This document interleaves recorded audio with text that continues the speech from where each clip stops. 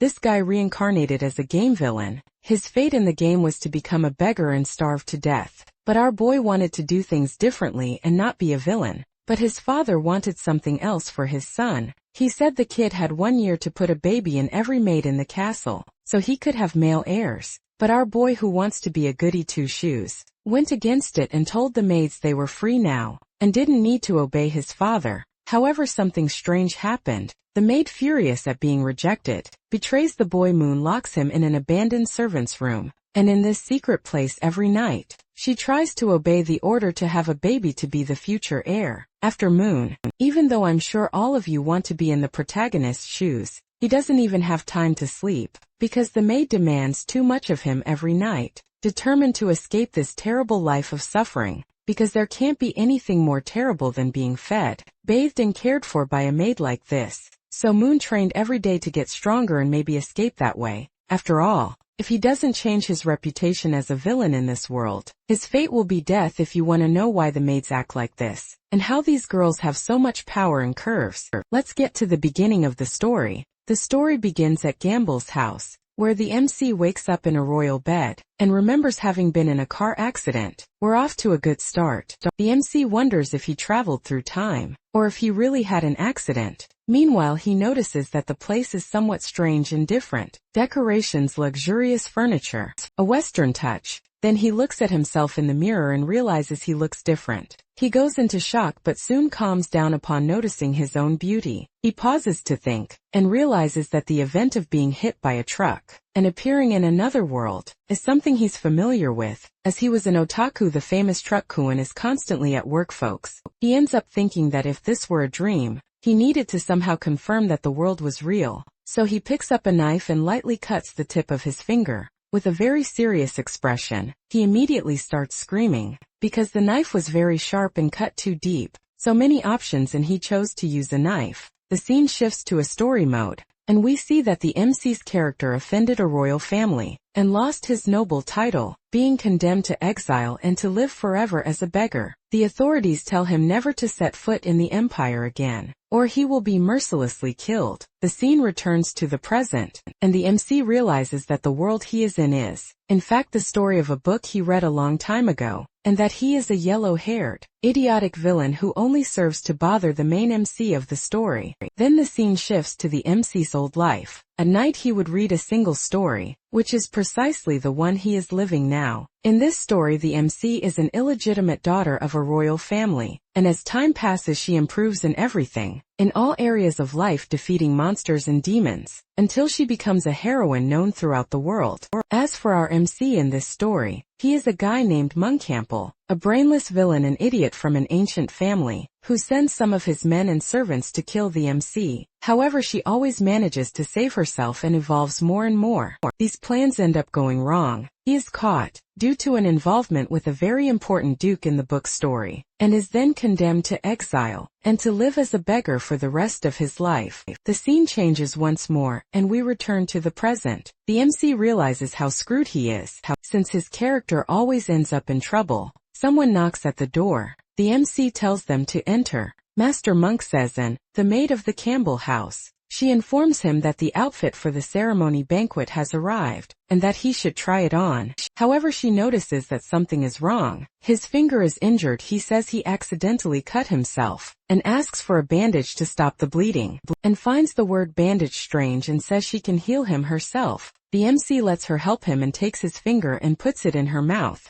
He is startled, but the bleeding stops. Apparently his blood is very valuable. She asks him not to hurt himself anymore. He nervously says he will. Remember that he thanks her and she leaves. He is overjoyed with Anne's special healing, but remembers that in the story there was a black-haired maid. Very kind and cute. He starts tossing and turning on the bed, very happy outside, and wonders, did Master thank me? Remember, folks, he is a villain back in bed. The MC thinks, why would a rich guy with servants bother the MC? He remembers that in the story, the villain is exiled, after putting a potent drug in the drink of the Empire's third princess during the ceremony. Now he realizes that he just needs not to provoke anyone, and everything will be fine. He knows he can change destiny, Then he asks himself, when will this ceremony be? He remembers that and just brought the outfit for the event. In other words, the ceremony is tomorrow. He stays in bed asking for help from a system, a voice in his head, and XP point, anything typical of an Isekai.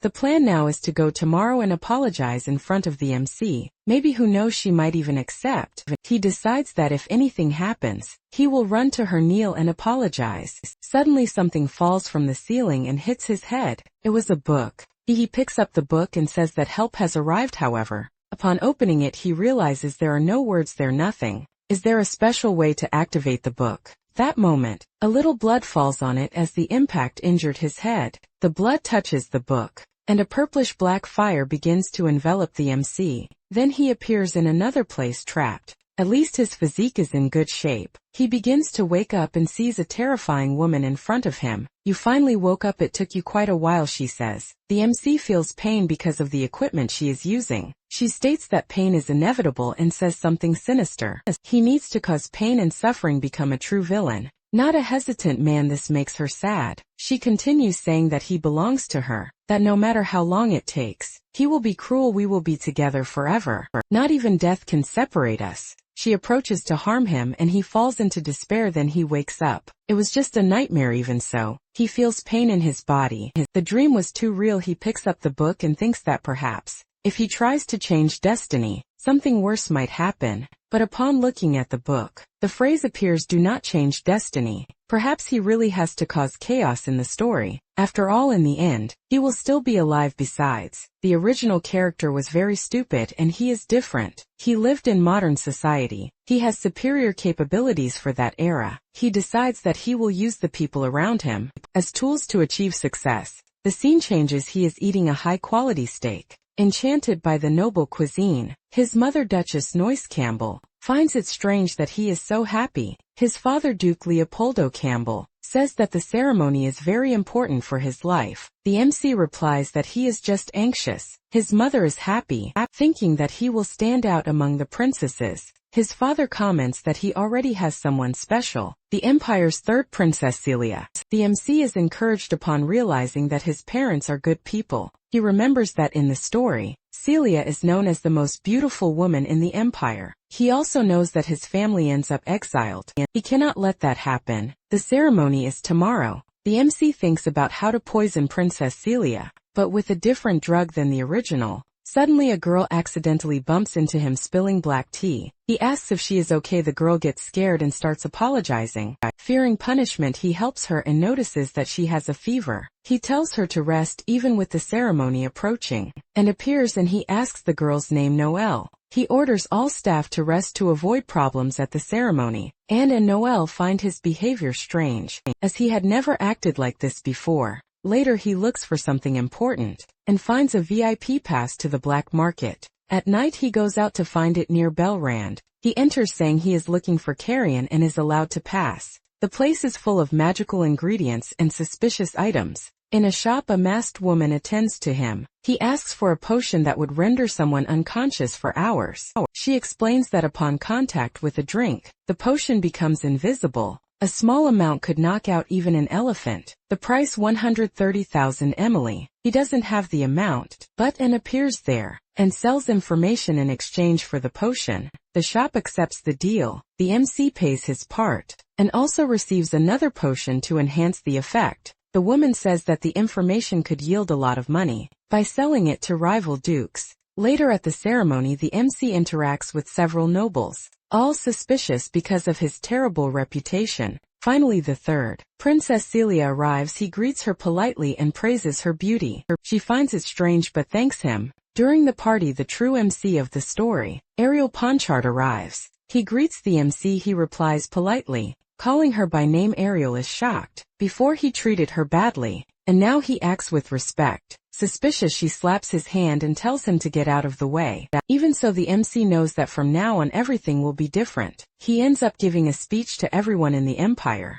and the speech finally concludes. Now he just needed to find Princess Celia. He quickly finds her and apologizes for leaving her alone. A man cannot do that to his future wife. He invites her to dance. Even though she found it strange since it was the day of the ceremony, Celia accepted. Everyone turns their attention back to the two of them. As they dance together, our MC praises Celia once more, saying that she has a lot of talent for dancing. She realizes that he has changed quite a bit. He wasn't like this before. He asks if he has changed that much. And Celia recalls that the last time he invited someone to dance, he said, "Woman, be happy for I Moon. Show mercy by granting you the right to dance with me." Celia imitates him perfectly and he becomes embarrassed. Moon asks her to forget that horrible past and focus on a new present. By his side in the middle of the dance, he asks her to go to his room after the music ends. He thinks they would have something more intimate, but that's not what he wants. He merely wishes to discuss their future,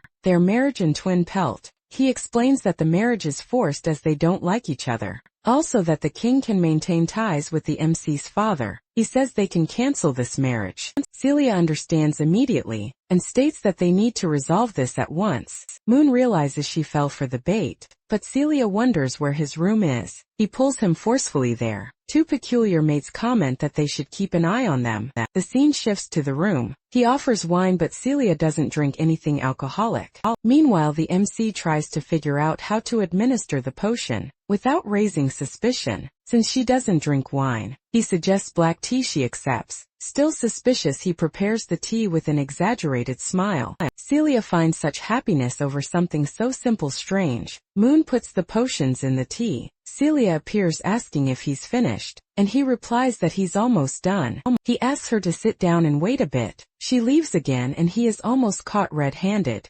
Luckily for him, part of the potion spills onto the floor. Even so, he decides to use what remained. He finally hands over the tea. Celia observes the drink with suspicion. "This tea is too red," he improvises. "It's a variation from my family's farms called Great Red Hop." "Then how about you drink first, Moon?" She teases. He says there's no reason for suspicion, and brings the mug to his mouth. Before he drinks, Celia takes the mug from his hand and swaps it for the cups. Then she finally drinks in seconds. She feels something strange. She calls his name and faints. Moon reveals that he put the potion in both mugs. Now he needs to prepare because in the original story, the MC would appear right after. He adjusts Celia's position to make it look more compromising. For some reason, he removes part of his own clothing and begins to wait. Time passes. He looks at the clock and realizes something is wrong. Ariel hasn't appeared. He remembers that in the original story, Ariel was going to the bathroom when someone spilled tea on her clothes. On the way, she heard noises in Moon's room and went in to investigate. But the one who spilled the tea was Noelle. Since he told Noelle to rest, he changed the course of history, which means Ariel will never come. Suddenly, Celia begins to stir. He realizes that perhaps he didn't need to use the potion. The atmosphere turns cold. He gets slapped across the face. Celia wants to fight. He tries to explain that it was all a big misunderstanding. However, he realizes that she doesn't want to kill him. In fact, she wants something even more unexpected. Moon tries to call for help, but Celia goes on the attack and hits him squarely. The scene cuts elsewhere in the mansion. We see Ariel with dirty clothes. Leah, her companion, spilled something on her in the hallway. Ariel looks for a bathroom but finds and says that area of the mansion is forbidden, and asks Ariel to go back. Ariel questions why and replies that it's a secret. Even so, noticing the dirty clothes, and uses magic to clean them. Ariel is surprised to see that magic can even clean clothes, and thanks her for the conversation, and mentions that a special cake will be served soon. Ariel loves cake. He thanks her and hurries off to secure her peace, and waves with a strange look. Ariel thinks that perhaps and smelled blood, as if something bad had happened, but decides not to get involved. The most important thing at the moment is the cake. The scene shifts to two maids talking in secret. They are on a mission and need to act fast. One comments that the magic monitoring the rooms detected something peculiar. Two people involved in something suspicious. They begin to imagine that the two are doing that. The scene changes once again and we see our MC thrown on the floor. The fight is over, but the real battle is just beginning. He knows he's screwed. She prepares to finish him off, and he needs to stop her somehow. Then he starts speaking dramatically, saying he should have valued her more, that he shouldn't have lost her. Oh, if only I had another chance. Celia almost kills him at that moment. She realizes how despicable he was. Moon tries to argue that he's not disgusting, but she loses her patience. More and more Celia states that if he truly liked her, he would have tried harder as a man perhaps. Who knows, she might have even fallen for him, but he chose the cruel path. He chose to poison her, something despicable and shameful. After that it's hard to defend. He tries to apologize but Celia tells him to shut up. She didn't want to hurt him, but she sees no other option. At that moment someone knocks on the door. Celia grabs him by the neck and tells him to go to the door and warn whoever is outside not to enter. She lets him go and says she'll spare him for now, until they finish that. Moon quickly puts something on and goes to answer, feeling that he could die at any moment. He opens the door expecting to see Ariel, but who appears is one of the new maids, bringing cake and tea to brighten the couple's special moment. Moon lets her in and asks her to put everything on the table. However, he finds something strange about her, and had already said that the new maid should only help with the banquet, not circulate through the mansion.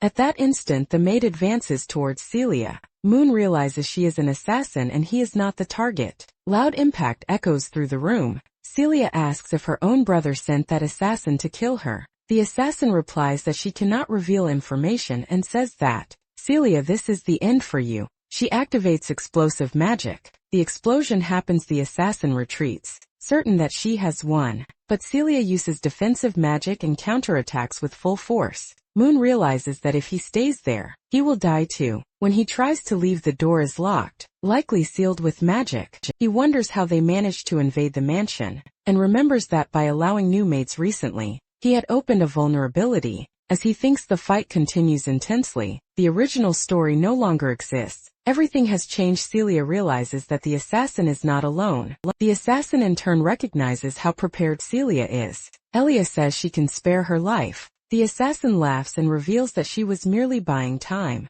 Outside, another magic is activated. The assassin pulls out a potion made with the blood of 100 children. The name of the ritual, Great Sun Sacrifice. Celia prepares to attack, but she is violently thrown against the wall. Even so, she remains alive. The assassin moves in for the final blow. Celia pulls out a short sword and tries to defend herself. The assassin realizes that Celia is at her limit, almost without life force. She can barely use magic now. It would be enough to break her completely. Even wounded, she remains standing strong, intelligent and determined. The assassin advances to kill, and then unexpectedly, Moon steps in front. The great Mun Campbell takes the blow. Celia is shocked, he is too. Earlier during the fight, the assassin had told him to leave as he was not the target, but he realizes that he cannot watch Celia suffer. He shouts at her, "What are you waiting for? Attack." The assassin raises her blade too, but Celia charges forward with everything she has, and strikes the enemy's neck. Finally it's over.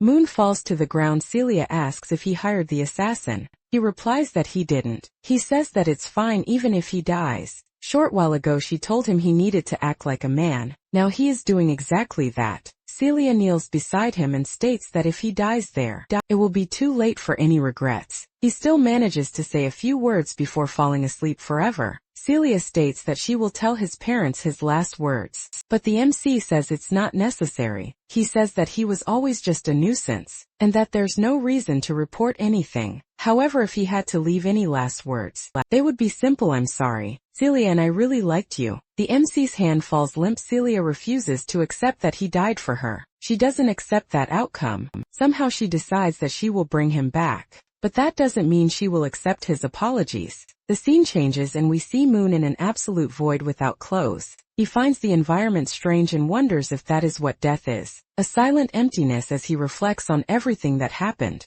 A black and purplish energy appears around him, just like before. He gets scared. Then strange messages appear before him. Arrogance progress 50, jealousy progress 99, and other similar indicators. What is this? He asked himself. The book appears open before him, revealing a phrase that encourages him not to give up. He gets annoyed, thinking that it could have appeared earlier to save him. The book begins to pull him as if absorbing him. The scene changes again. Now we are in Belrand. We see the other assassin running, complaining that she should have eliminated Moon earlier. To avoid problems, suddenly, an imposing figure appears before her, enveloped by a powerful aura with the symbol of a lion. It is Lom Campbell, the MC's father. He declares that no one should harm his son, that what happened will never be repeated. The assassin realizes that she will not leave there alive. We return to the MC's room, and is sitting beside the bed. When he finally wakes up, she shows both relief and concern,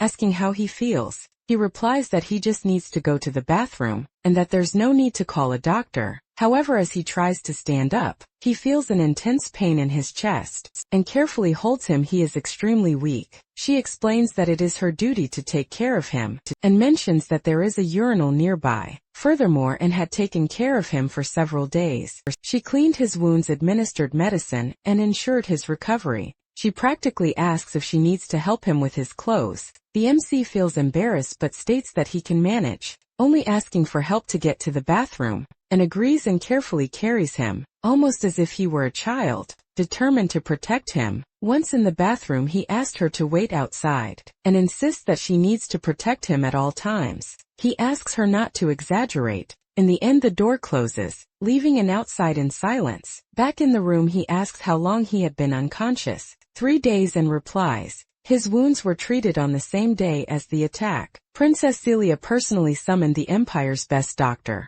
Due to significant blood loss, he remained unconscious for several days. He asks if Celia said anything after that, and replies that directly to him, she did not. The MC feels a certain relief, however, and reminds him that Celia spoke with the king. According to the information, the assassin's target was Celia, and the contractor came from the black market, which had desired her death for years. The king was furious and ordered the destruction of the black market, sending troops to arrest and eliminate its members. Despite the attack occurring at the Campbell mansion, nothing happened to the family. The MC's father was prepared to face the king's wrath, but it wasn't necessary. All families in the empire are under investigation, except for the Campbell family. The MC asks and to calmly repeat everything, as it is too much information at once, and approaches and asks in a suspicious tone if anything inappropriate happened between him and Celia that night. He immediately denies it, saying that if he had done such a thing,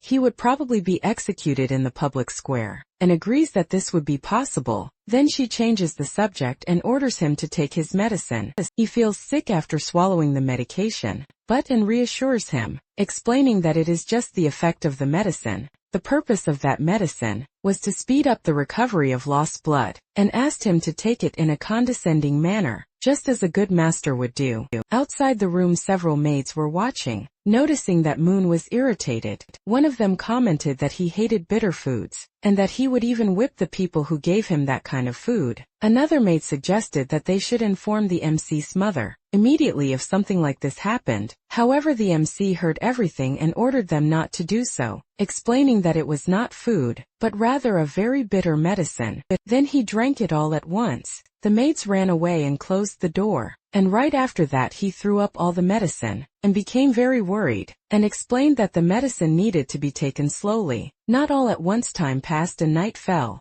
The MC thought that he now needed to prepare himself, as the story had changed completely, although his parents asked him to rest, since he had literally taken a stab to the chest. Moon realized that now, above all else, he needed to survive. To do this, he needed to set goals and become much stronger, both physically and with magic. In his notes he listed survive, avoid the torture ending with that crazy woman, become stronger, and do not trust the black book. We see Moon reflecting on everything. He wanted to know who that woman was, who wanted to love him in such a strange way. He did not know anyone who looked like her, which made him nervous. He did not understand how things had reached that point, and could not think straight. Frustrated, he threw himself on the bed, and came to the conclusion that overthinking would not help him at all. The important thing now was to get stronger somehow. He would figure out the rest later. The MC remembered that in the original story of the book, the villain spent a whole year at the Magic Academy to learn how to literally create a light on the ceiling, and that was all he learned. MC needed to become stronger so he could join Ariel's group,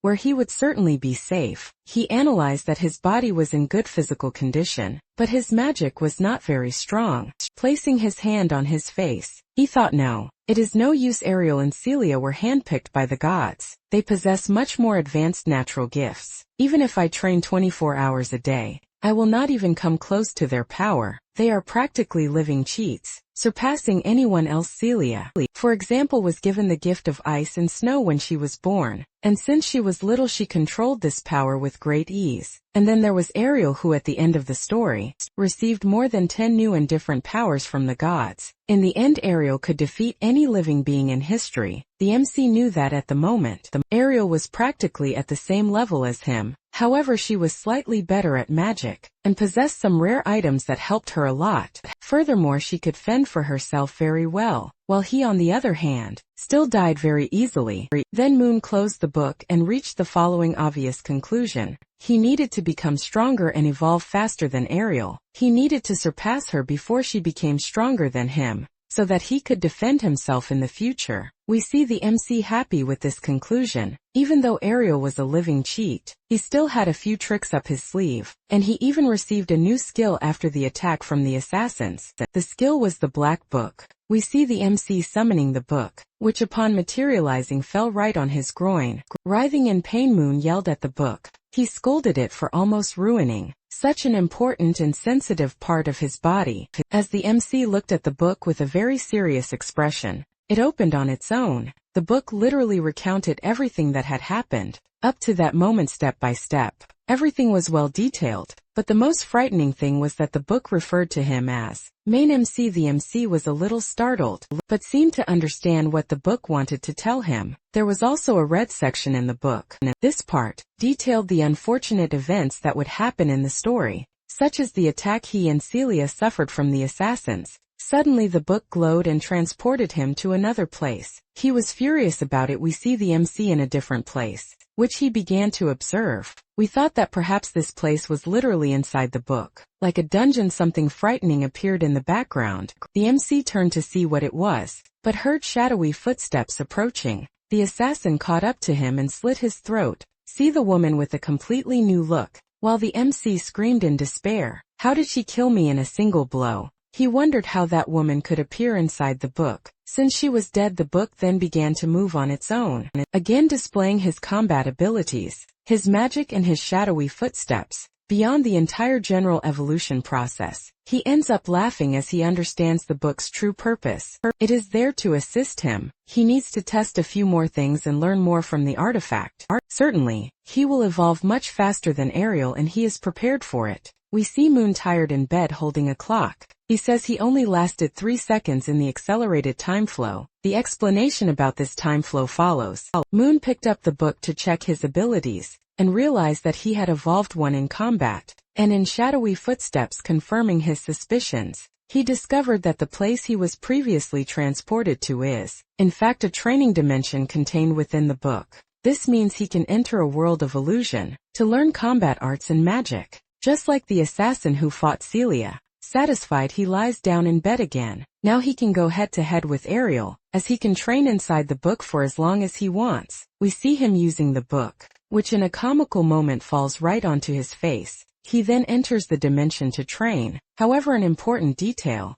as soon as the training begins, he dies multiple times, suffering various attacks. He is cut in half repeatedly. During one of these sessions, someone knocks on his door. As you might imagine, it's in bringing the medicine he needs to take. She opens the door and says, "Master, it's time to take your medicine." Our MC is in his cave mode, and remembers that he always did this since he was a child, and finds the habit cute and adorable. She uses a spell to preserve the medicine's warmth, and thinks it's not good to wake him, as he might be sleeping, and it wouldn't be right to interrupt someone's rest, and finally enters the room. And at that moment, Moon lets out a scream of intense pain. In the training dimension, the assassin's clone hit him in a vital spot. We see Moon completely furious with the assassin, as he didn't expect her to be so strong. He decides to try one more time, hoping that this time he can at least touch her, something he hasn't been able to do yet. Time passes and it's already daytime. We see our MC exhausted after trying to defeat the assassin 185 times.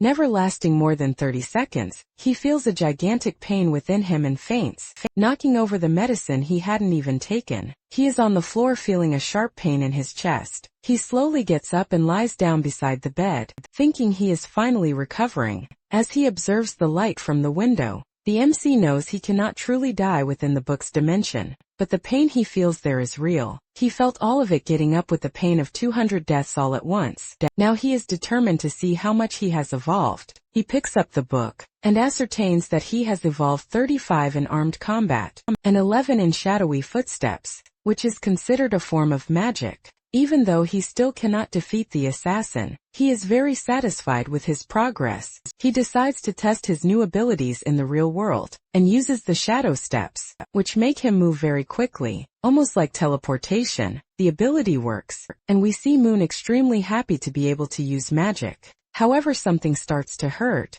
It turns out that the MC's foot became so hot from using the magic that it is now burning with pain. Lying on the ground, he realizes that he needs to practice much more. Until he gets used to it, he needs to find a better way to train, perhaps with a master to teach him. Soon we will discover that Moon will go to the Magic Academy. However, no one there will teach combat arts. He knows that magic is important, but if he learns both magic and combat arts, he will be ahead of everyone. While thinking about finding a combat master, he remembers that the strongest man, one of the most powerful warriors in the empire, known as the Fire Lion, lives in his own house. The most powerful master of all is literally the MC's father. Yes, the MC's father is the strongest warrior in the empire. The scene changes and we see the past. Many decades ago, there was a candidate to be the best warrior in the empire. This young man was only 15 years old, and became part of the emperor's royal guard. He led troops against civil wars and coups, in addition to preventing many conflicts with other nations and monsters. At 25 years old, he became a marshal of the imperial army, preventing hundreds of battles. He won hundreds of battles across the continent, even instilling fear in monsters, demons, and even great nations. Since that time, no one has ever dared to even face the empire. At 32 years old, he received the title of Imperial Duke. Due to his incredible record and his promotions, this man never lost a single battle, not against humans nor against other countries, nor against monsters. Yes,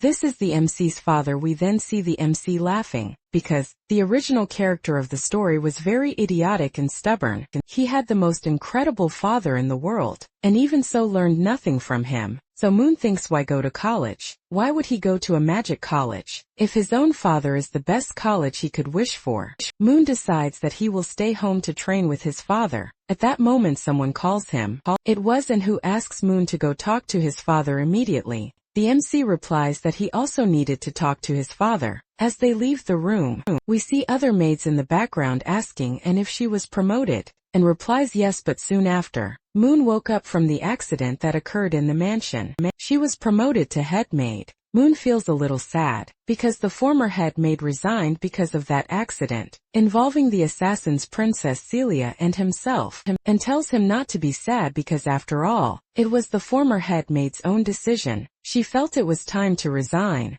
The scene changes and now we are outside with Moon's mother, hugging him very affectionately. His mother is very relieved that he is recovering, and asks him to call her mommy. Moon notices that his mother's hug is very strong. His mother then takes his head, places it on her belly, and asks if he noticed anything different about her. And then the revelation is made. The MC's mother is pregnant. If you thought that you were right, yes, she is pregnant. She discovered the pregnancy when the doctor examined Moon. On the day of the accident, the doctor ended up confirming that she had been pregnant for some time. RMC is very happy with the news that he will have a sister or a brother. His father appears at that moment and asks if he wants more siblings. The MC's mother says that they need to take it easy. After all, she is only one. Sometime later we see the family reunited. Suddenly RMC is startled. Apparently, his father will have to return to serve in the Imperial Army. RMC's father will have to go to the front lines. Later this afternoon, within a month, the MC's Magic Academy classes will begin,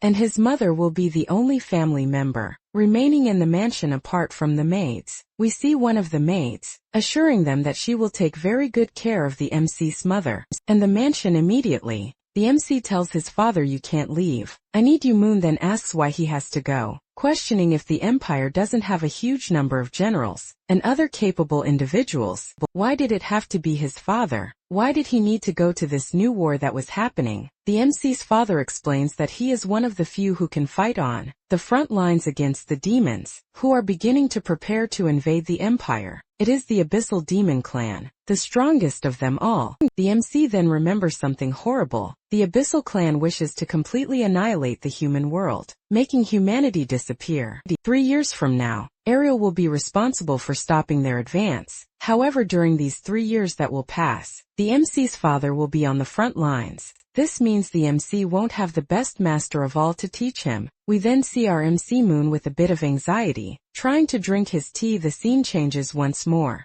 and they are arriving at an Imperial outpost. Moon is feeling terrible, very anxious about the whole situation, while his parents talk about the possibility of him having a new sibling. The MC's father calls him and says that he is a great son because he tried to save Princess Celia, even when he was close to death. Courage is something he does not lack. The MC's father is very proud to be his father, and states that as a man, it is his duty to protect his family and his country. The symbol of the Campbell lion represents what their family is. Sword that cuts down all enemies of the empire. Now that Moon has grown and become a man, his father wants to invest heavily in him, so that he becomes even stronger, the way he wishes to be, then advises him to simply do what he wants and to become strong. Moon is speechless, because his father's support was exactly what he needed. At that moment his father then hugs him, and encourages him to start his life's journey soon. In the background all this time, and watched them with a peculiar gaze, characteristic look. The MC's father then prepares to reveal something important, information that will completely change the story. The MC's father explains that Anne was hired when she was still very young.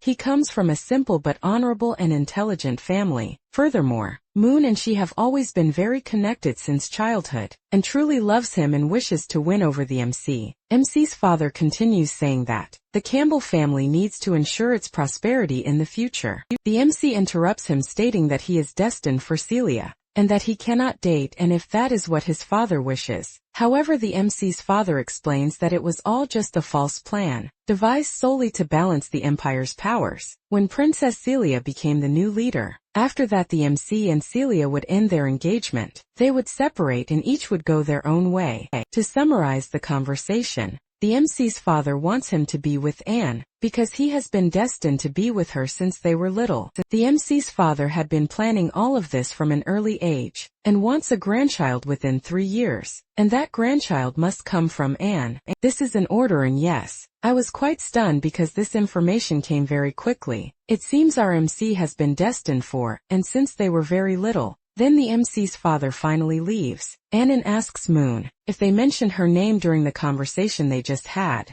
and if there's anything she needs to do. However, Moon replies to and that it was nothing much. He says that his father wants to bring them together, and even suggested they should have a child, to expand the Campbell lineage, and things like that, but that it was probably just an old man's joke, so there was no need to take it seriously. And just watched Moon say this. Moon touches Anne's shoulder and says that she is a maid, and has that role now, but that everyone will have their own path in life. He continues saying that she is an amazing woman, the best maid in his family, and that an amazing woman like her deserves an equally amazing man, not a good-for-nothing like him. Moon still continues, saying that if she ever falls in love with someone, she should let him know so that amazing person can be with Anne. He adds that someone who serves the Campbell family deserves to have a good person to spend the rest of her days with. He then touches Anne's shoulder again and tells her to pursue her happiness, to pursue who she wants. Then he finally leaves, very happy because he believes he has told Anne something sensational. He thinks that this probably made her very emotional, and that she must be almost crying.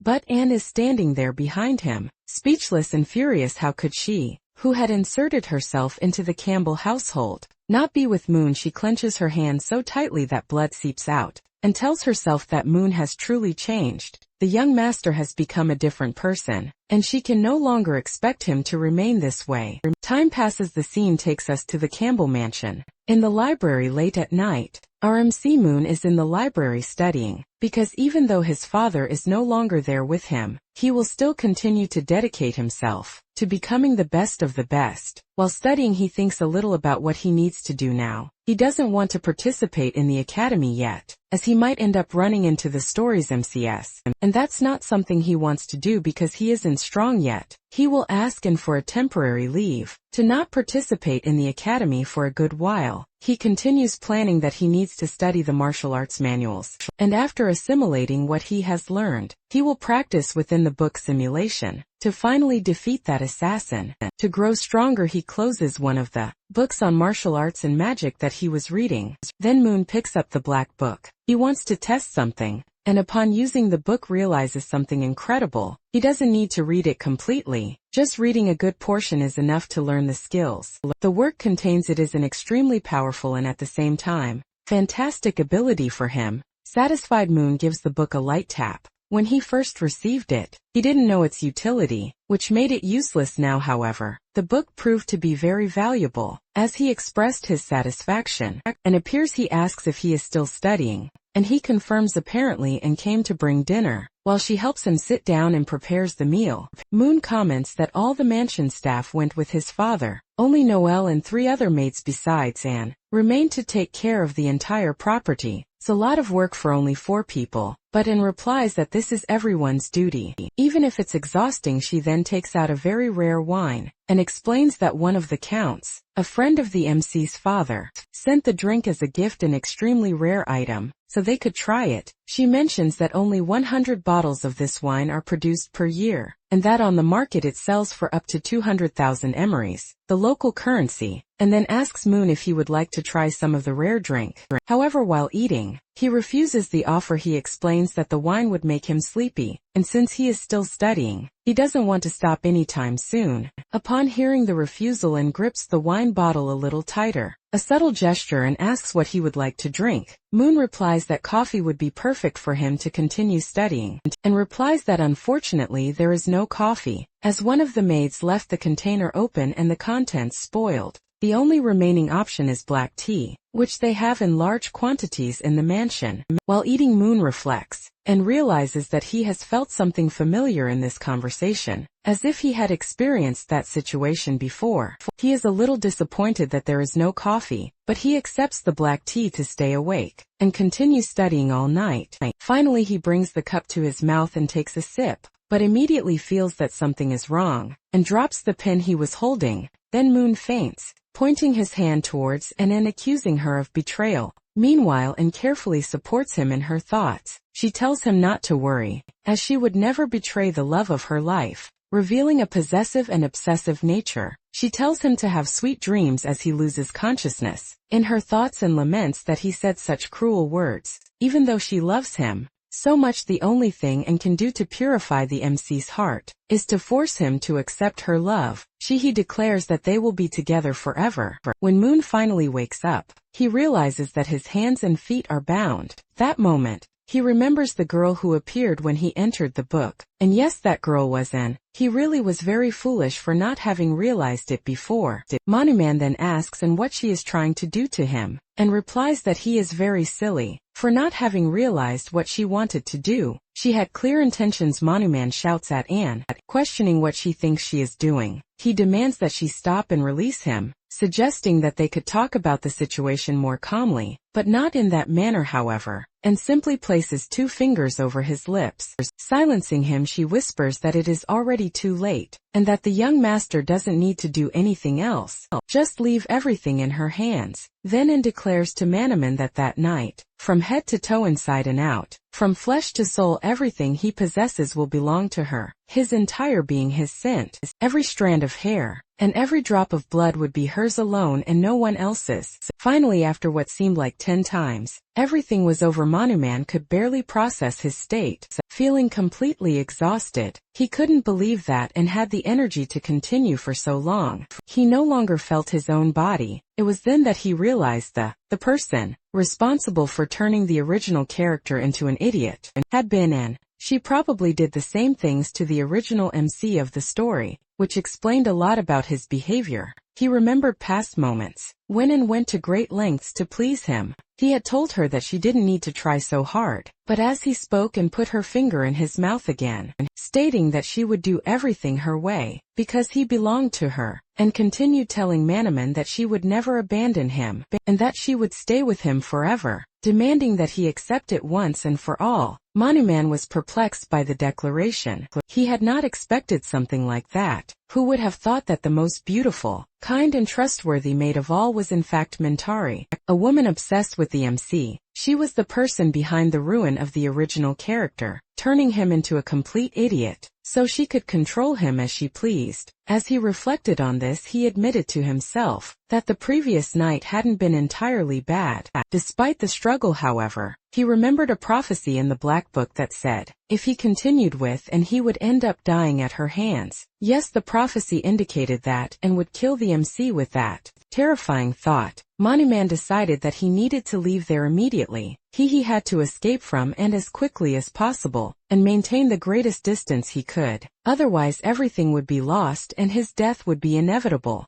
However, as he tried to move, and woke up, she asked what he was trying to do. Manuman, acting quickly, replied that his wrist was hurting, and he just wanted to move a little to relieve the pain, since he had been restrained for a long time, and however, completely ignored him. She said it was already noon, and that she needed to get ready to clean the mansion. As she dressed with Manuman still restrained behind her, she commented on how much it pained her to have to separate from him, even if only for a few minutes or hours. However, she needed to take care of the mansion's affairs, so that others wouldn't suspect anything. And as she finished dressing, she continued to talk to him. The young master Manuman belongs only to her while the other people are in the mansion. He thinks she should probably kill all of them, so they won't bother her and Manuman. The MC, shocked, yelled at her, "What do you mean eliminate? Are you going to kill them? They are good people at that moment," and finished getting ready. But Manuman continues yelling, saying that he will not allow her to do something like that. However, and approaches him, and says that if there is another maid who likes the young master,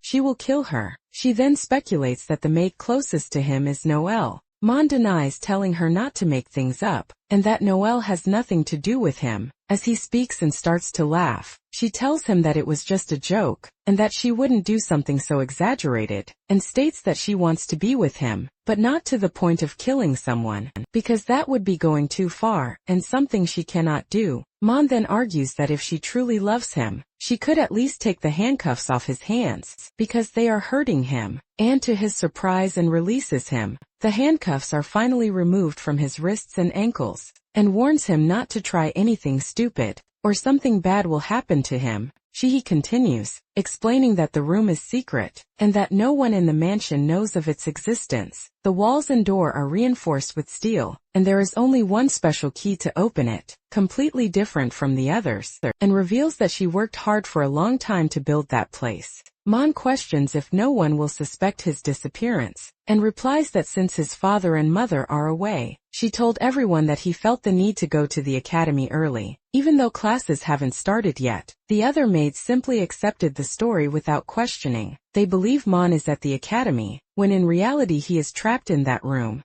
and approaches him again and reassures him, saying that no one will discover he is there. She promises to bring him 3 meals a day so he can eat well. She insists that nothing has changed, except that now she is entirely his, completely his, and claims to remain the same. As always, the most loyal maid of the champion family. As she says this, she places her hand on an intimate part of him, leaving Mon visibly uncomfortable, and then opens the door to start her work, telling him that while she is away, he should be a good boy and rest. Mon shouts, asking her to at least give him clothes since he is naked, but she simply closes the door, ignoring him alone. Mon reflects on the situation. He never expected and to be the dark figure of the prophecy. He refuses to remain trapped like this, be a mere object of pleasure for her. He thinks that what happened the previous night was in a way pleasant, but she forced him to repeat the act 10 times. If this continues, he realizes he won't die by stabbing or decapitation, but rather from pure exhaustion. Therefore, the most important thing now is to find a way out of that place and regain his freedom. He cannot remain trapped like this, and decides that he needs to try everything to escape as quickly as possible. His first idea is to try to force the door, but he knows that being made of steel, it probably won't budge. Even so, he runs from the back of the room and crashes into the door with all the force of his shoulder, hoping to break it or force it open. The impact, however, only violently hurts his shoulder, leaving him in agony, fallen on the floor. He realizes there isn't much he can do. The door is steel, and even the stone walls are reinforced with the same material. He thinks that if the Black Book could help him in some way, it would be a great advantage, and as if answering his thought without him realizing it, the Black Book materializes and falls right beside him. However, the MC has a disheartened expression. He tells the book that he didn't call it, even though he mentioned its name. He believes that even if he trains infinitely psychopathically within the book's simulation, he won't be able to defeat Thyan. After all, she is one of the chosen by the gods,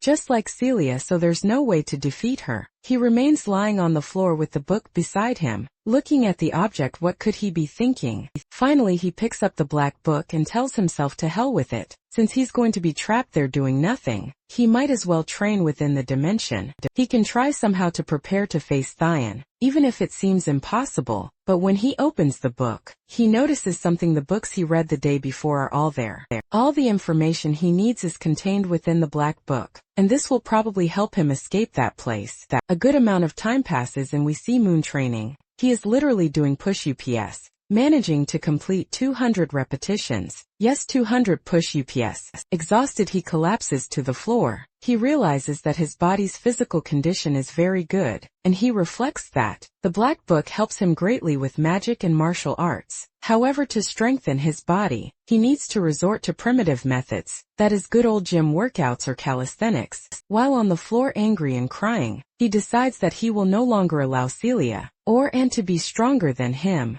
Now he will truly get stronger, and he is willing to do anything for it. At that moment, Anne arrives and says she is very happy to see the young master. With so much energy, Moon realizes that she has returned and brought some things for him. She lets out a giggle when he asks if she has finished her work, as it seems she has just arrived home, and finds this very cute, as if he were waiting for her. She tells him that she has prepared a delicious meal and a warm bath just the way he likes it so he can take a good bath. He replies that this is great, as it has been 2 days since he last bathed or eaten something so delicious. However, Anne has a suggestive air and asks what he prefers, to take a hot bath first and then eat, or perhaps eat something else. Moon replies that he wants to take a bath and eat the meal. He doesn't want to eat anything other than the food. While the MC is in the bathtub, he asks Anne if there is something wrong with the bath. He asks if the water temperature isn't good. He replies that he is no longer a child, and that she doesn't need to bathe him, as he can manage very well on his own.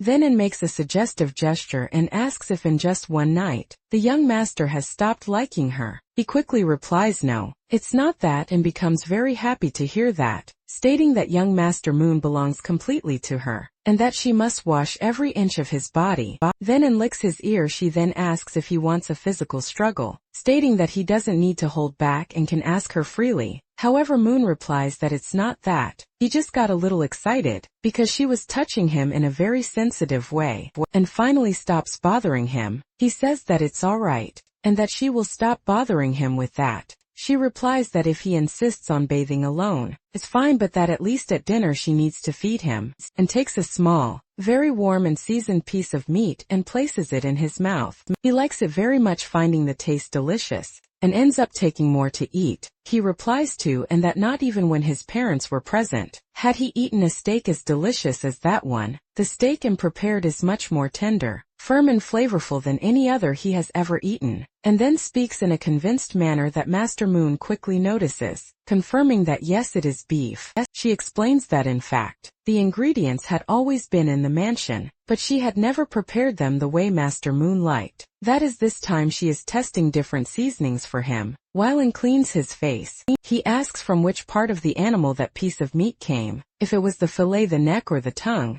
However, Anne replies to Moon that the flavorful part he ate is, in fact, a bull's penis. Moon immediately spits out the food, and continues explaining that it is not a simple bull, but but rather a more Krita bull, a truly special species, because when these bulls want to mate and there is no female around, they end up using a tree. The tree ends up full of holes, such as the force they apply. We then see Moon imagining one of these bulls in action. He simply throws up but and continues talking, revealing that it was not just the bull's penis in there. She also added the penises of other animals: tigers, goblins, trolls, dragons and many others, all from extremely rare species known for having very large genitals. He tells and that she is exaggerating, that it is impossible to eat all of those meats at once. She, however, replies that she has gradually been adding that meat to his food, so he would start getting used to the aroma and the taste. Moon becomes furious at this. He yells that he will not allow her to do that to him anymore, as it is something horrible. He accuses her of locking him up and keeping him trapped there, and on top of that forcing him to eat that kind of meat. He questions how she could do that to someone she loves, and continues yelling, asking how anyone could eat a bull's penis and call it food. Suddenly Moon starts feeling sick and faints, and holds him as he falls. She thinks to herself that just one dose of that medicine was enough to make him pass out, and that, if he needs to lose his freedom in order to be with her forever, then he shall lose it. He then tells him that she will take care of everything in his life, and that the price for them to stay together forever is for him to lose a little bit of his freedom. But a good amount of time passes and it is already night. We see Moon waking up and approaches, asking if he is just awakened. She reminds him that the night before, they only did that twice since he was quite exhausted, stepping closer to him, and asks if he is feeling any pain because of what happened. He, however, does not even answer her. Faced with his silence, she suggests that they could make a deal. Since he has been behaving so well over the last few days, she could grant him a small wish, and then she asks what he wants. He finds the proposal strange, asking what she means by a small wish. Without hesitating, he says that he wants his freedom. She, however, states that this is not negotiable.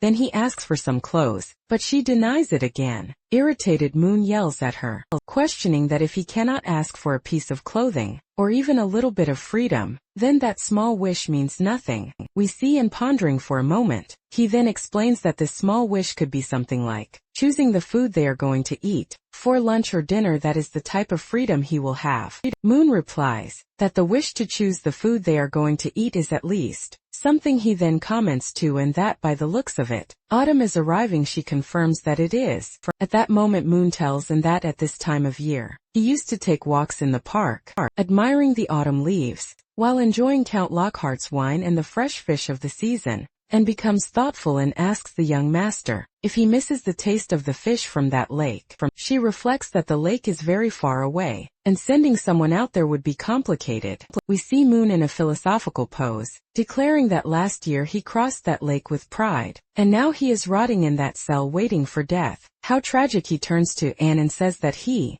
can no longer even taste those fish. What is the point of continuing to live if he cannot eat a fish as delicious as the one he used to eat this time of year? And becomes visibly worried about him, but he stares at her with a mischievous expression. She sighs and says that she understands. Immediately Moon runs towards her, and excitedly asks if she will really do that for him, and confirms that she will get a fish from that lake and bring it for him to eat, since he desires it so much. That is considered one of the freshest fish in the entire empire. He strikes a pose and declares that she is the best maid in the world, that there is no one like her, and becomes completely shy from the compliment. Moon continues, saying that he will wish her much strength on her journey, and that he will lovingly wait for her at home. Suddenly something happens, and runs towards Moon and kisses him as she pulls away to leave. She warns him that the lake is quite far, but that she will return before noon. Until then he must behave like a good and patient young master. As she walks away, and thinks to herself that she almost couldn't control herself, she realizes that the young master is,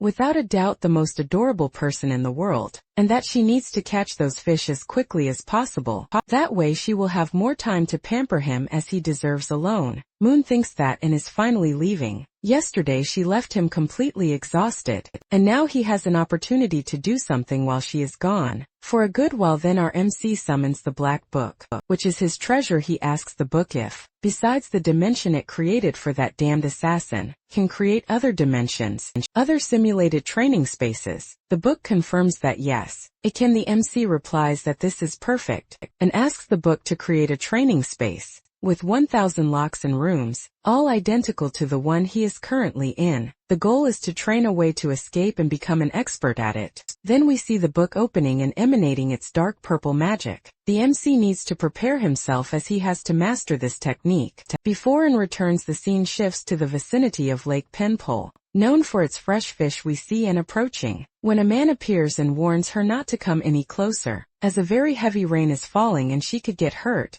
The man tries to grab Anne's hand, to pull her away from the dangerous spot, but she glares at him with a look of disgust and pierces his hand, all for the MC's fish. Anne then informs the man that only the young master can touch her body, and that the cut was just a warning. She threatens that if he continues to hinder her, she will cut him into tiny pieces and throw them for the fish to eat, and demands that the man explain what is happening, asking why the lake is so strange. Surprised, he calls her crazy for hurting him for no reason. He says that he only tried to stop her so she wouldn't die, because there is something very dangerous in the water. He reveals that the spirit of Lake Penpole has awakened. A group of adventurers sent a team to examine the location, and confirmed that it is a dominant level magical beast. Currently the P-level adventurer group is on a mission to exterminate the creature, and that is why the lake is closed. They are fighting the beast at this very moment, and ask surprised, dominant level, so all this rain and strange weather are because of this creature? The man confirms, saying he believes so. Everything strange happening is the creature's fault. However, he adds that if she gives him 300 gold coins,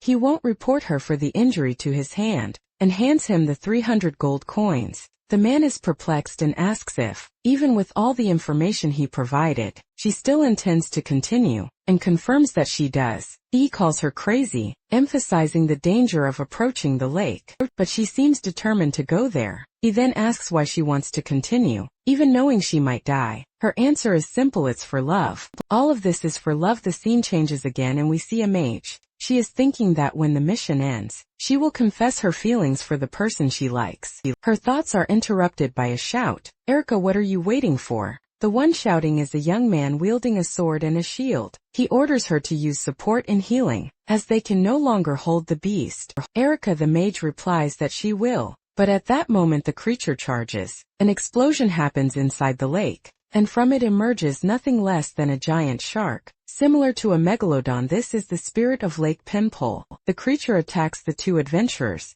firing what appears to be a large ball of water. Roach the warrior uses his magic shield to protect himself. The lake spirit attacks with full force, but the shield manages to withstand the impact. However, Roach cannot bear the pressure, and shouts for Erica to use her attack magic immediately, as he won't last much longer. Erica seems lost, not knowing what to do, but begins to prepare her attack magic. We see the mage preparing to use ice magic, but at that instant an explosive spell hits the creature, burning it from the inside out. The other mage, Tia, shouts for Roach to attack at that exact moment, as it was the opening they needed. Roach charges with everything he has towards the lake spirit. He leaps onto the burning creature and prepares for the blow, striking its head squarely. The impact causes the beast, still on fire, to retreat back into the lake. We see that Roach is very tired and a little injured, but even so he displays a victorious smile. He turns to the two mages and says that it's finally over. Then he addresses Tia specifically. He says that she fought very well, and that her fire attack was perfect. In the background, Erica watched the scene, visibly sad. She felt that Tia was stealing the attention of the person she loved.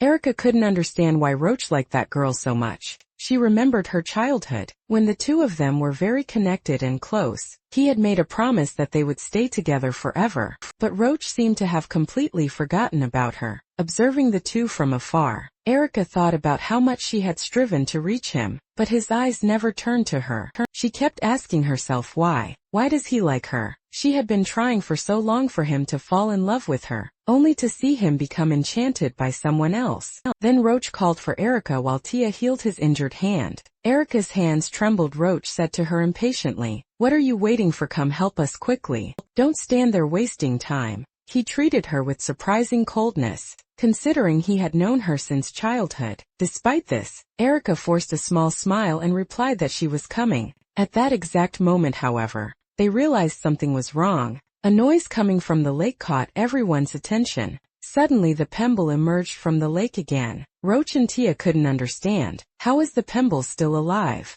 It had been severely wounded, set on fire and hit in the head by a sword. It was then that they saw a second Lake Pemble spirit. There wasn't just one, and this one was much stronger than the first one they faced. In other words, they were in a terrible situation. Immediately Tia used her explosive magic, but the attack, which hit the stronger spirit's head directly, had virtually no effect. The Pemble Lake spirit prepared to use destructive magic, and with a single strike, it shattered the entire ground where they stood. In the last second, Erica managed to pull Roach away from the attack. Roach told Erica to get away, warning her that it was too dangerous, and that they wouldn't be able to defeat that creature. But Erica retorted, "What about you? You need to stay alive too." Roach replied that he had brought Tia into the team, and it was his responsibility to ensure she stayed safe. He said this with unwavering determination, willing to save Tia even if it cost him his own life. Erica was completely shocked. He was willing to die for someone he barely knew.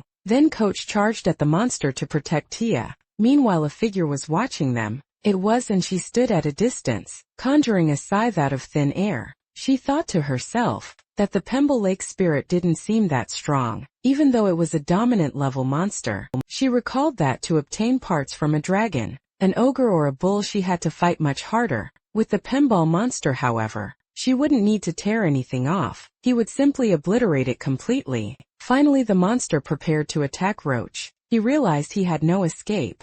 He wouldn't be able to escape in time with Tia, and prepared to die, knowing that such a blow would be fatal. However, and used protective magic. And what followed was an immense explosion. The explosion occurred very close to Roach, right behind him, leaving him bewildered by what had happened. Looking back, he saw that the Pemble spirit was completely immobilized. Erica was also shocked. The Pemble Lake spirit had been completely contained. Then An approached, asking Erica if she was all right. Erica replied that she was, and asked who An was, and then introduced herself. She said she was happy to have saved them, but now she needed to kill the Pemble Lake spirit, asking Erica and her friends to protect themselves, and then used magic that created several weapons out of thin air. Swords, scythes, and axes. He used this entire arsenal to attack the Pemble Lake spirit. Erica was left speechless, and had literally created weapons from scratch, and they moved on their own. Next, and used another spell, creating liquid metal that penetrated the Pemble Lake spirit's flesh,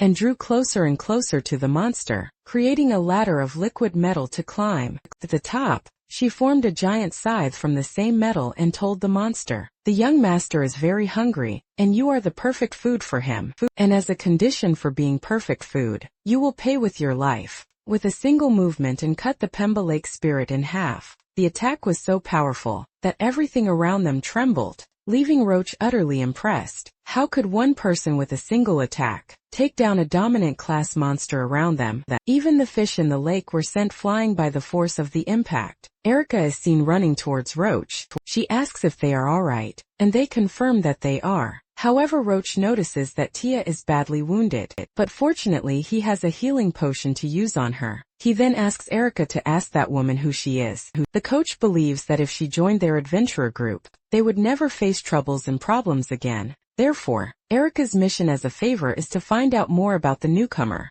The scene shifts to and who is inside what remained of the lake. An important detail: there is no more water. The fish are all flopping in the mud. When the Pemble Lake spirit died, transformed into two fish, one blue and one red, both extremely toxic, and lamented to herself, saying she was a terrible maid, as she didn't even know the taste or type of fish her young master preferred. At that moment Erica approaches. She explains that the two fish and is holding are in fact edible, but require proper treatment to remove their toxins. They have a horrible smell and are extremely poisonous, and stands up and asks Erica if she knows about fish. Erica confirms that she does, explaining that the village where she lives is right next door. Her family constantly comes to fish in this lake, and sells the fish to the nobles. He adds that the fish from Pinpole Lake taste extremely good, which is why they are sold for such a high price, and then asks if Erica could teach her how to prepare the fish. And Erica readily agrees. 10 minutes pass, and Anne is carefully writing down the entire recipe, and the step-by-step instructions that Erica provided her on how to prepare the two fish, and thanks her for the instructions. But Erica says there's no need for thanks, after all, and literally save them, so a fish recipe is nothing in comparison. Erica then asks for permission to ask a question, and Anne allows it. And Erica asks, why did Miss Anne come from such a distant place just to fish here? Was it because of a special person? And replies that it was because of her future husband, who wanted to eat two fish from that lake. That's why she came all the way here to catch them. Erica comments that Anne must be a very loved person to have a husband like that, and that this man must be very lucky to have a wife like her. That moment, Anne has flashbacks of what she was doing with the MC on those nights. As she picks up the bucket, she realizes that what Erica said is true. However, her husband still hasn't understood all the love she feels for him, and tells Erica that she needs to leave, as she has to return to Kemple Manor. Erica, however, loudly asked her to wait a moment. The young woman explains that she has a doubt about matters of the heart, and would like to hear Anne's opinion, as she seems to have much more experience. As she places the bucket on the ground, and replies to Erica, she says that matters of the heart are a type of problem in the world that has no single right answer, as everything is very variable. But as a way of thanking her for the help with the recipe, and agrees to help Erica with her experience. Then Erica begins to open up to Anne, saying that she has a very close friend who has been completely in love with a man for a very, very long time. The problem is that the man she likes so much is very distracted, and ends up treating everyone with the same kindness, and asks so he's a flirtatious man, the type who spreads charm everywhere but doesn't commit to anyone. Erica confirms that yes, he is exactly that type of man. She continues explaining that this friend of hers was already ready to show the love she feels for him. Right at that moment another woman appeared, and questions if this is a love triangle, and Erica confirms that it is. Lately this close friend has been having many doubts and thinking about giving up on this man, because he treats her in a way that hurts her, and says that she understands the concern that Erica's friend feels regarding him, and then states that she will be direct, without beating around the bush, and asks Erica directly, how long have you loved this man? Erica becomes completely startled and denies it, insisting that it's not her but her friend. However, it is obvious to everyone that it is Erica herself, placing her hand on her head in a gesture of surrender. Erica finally gives in. She says that it's fine, that she will tell the truth. He truly loves him very much, ever since they were children. That has been more than 10 years now, and then asks Erica if she loves him to the point of giving her own life for him. Erica replies that yes, it's obvious, and continues, what else would you give for him? Erica replies that she wouldn't just give her life, she would give everything she has, literally everything, to be with him, and then tells Erica that she already has the answer she needed for her doubts. Erica doesn't understand and then asks why, if her love is so deep, she still needed to clear up any doubts. She already knows the nature of her own love. Still confused, Erica asks Miss and what she means by that, and advises Erica to follow her purest desire, to give her heart for him, to do everything for the one she loves and not to regret her choices.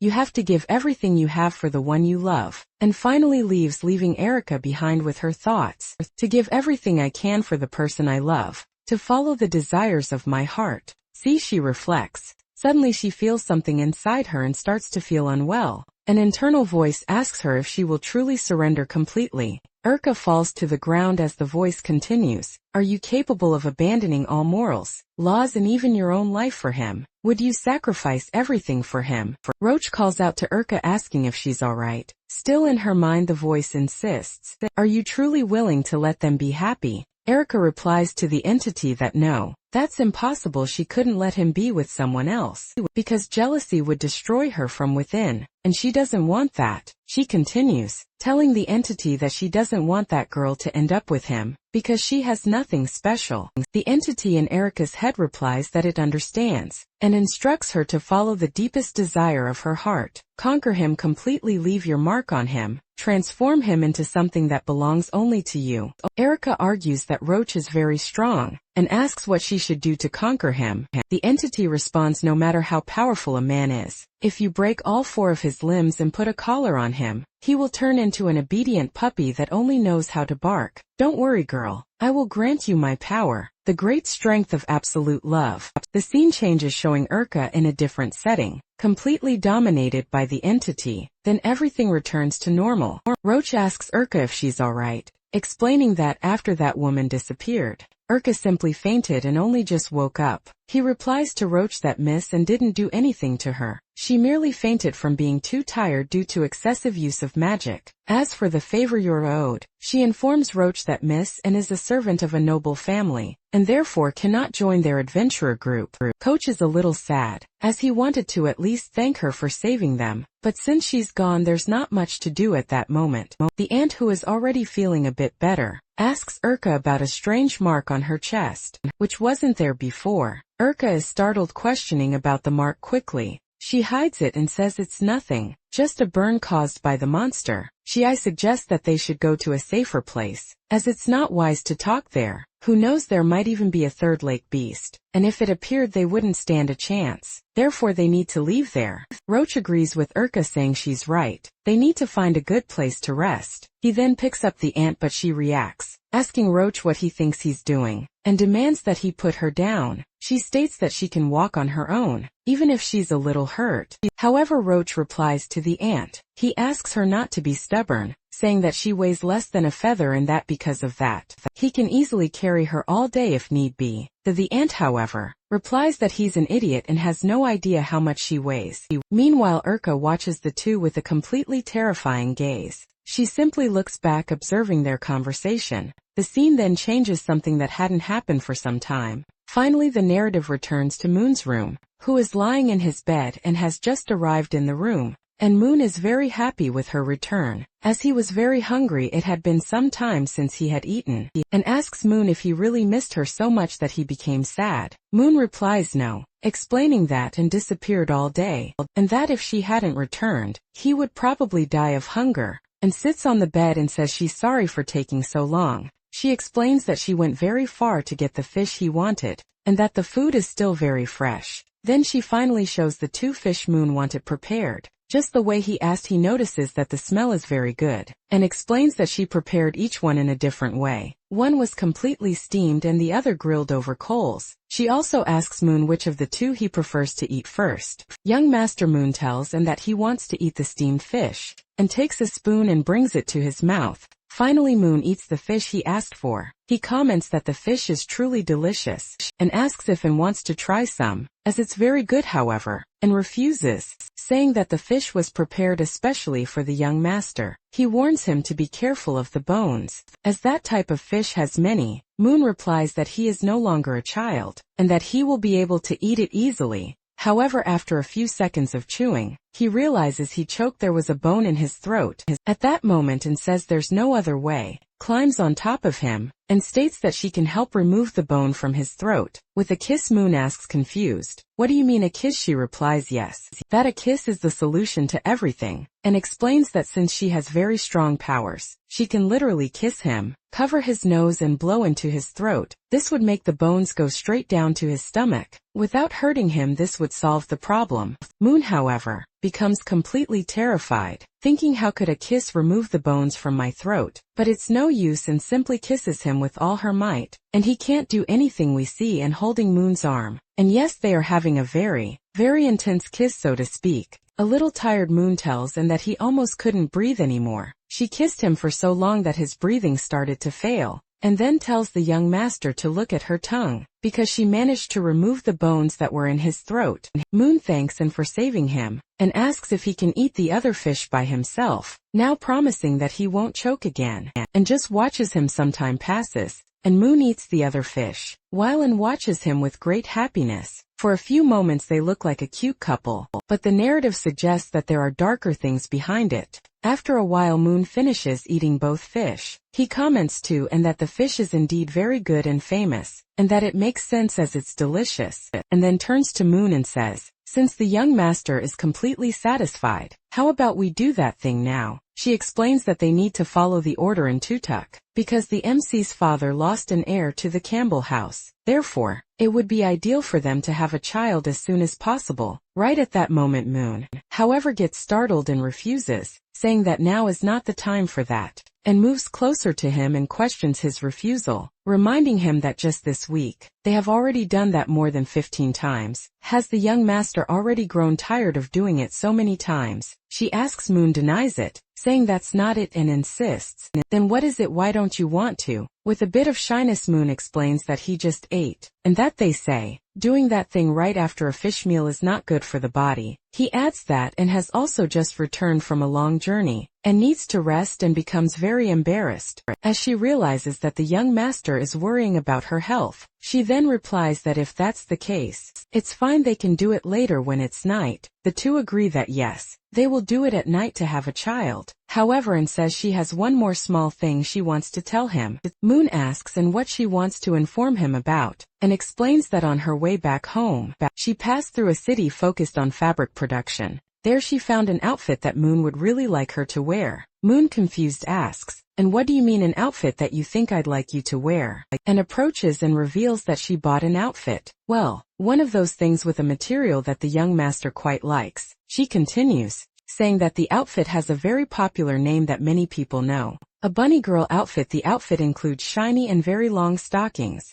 as well as some additional parts. At that moment we notice that Moon's nose starts to bleed, and he is very impressed by the revelation. However, Moon wipes his nose, and tells him that she doesn't know if he likes that kind of thing. He argues that he is a knight, a noble, and cannot like such nonsense, and however, replies that he is very silly. She reminds him that she has been by his side all these years, and knows that in his closet, there are some things related to this peculiar taste. She then asks if he never noticed that since childhood, she has worn black stockings just because of him, because she knows he loves that kind of item. Surprised, he tells Anne that he always thought it was her personal choice to wear those clothes, never imagined that she wore them just for his sake. Finally he admits defeat and truly knows that he likes black stockings. She laughs, commenting that she finds it very cute when the young master talks about things she already knows. She finally and bids farewell to start her work in the mansion. She warns that she will spend the entire day cleaning, and will only return at night.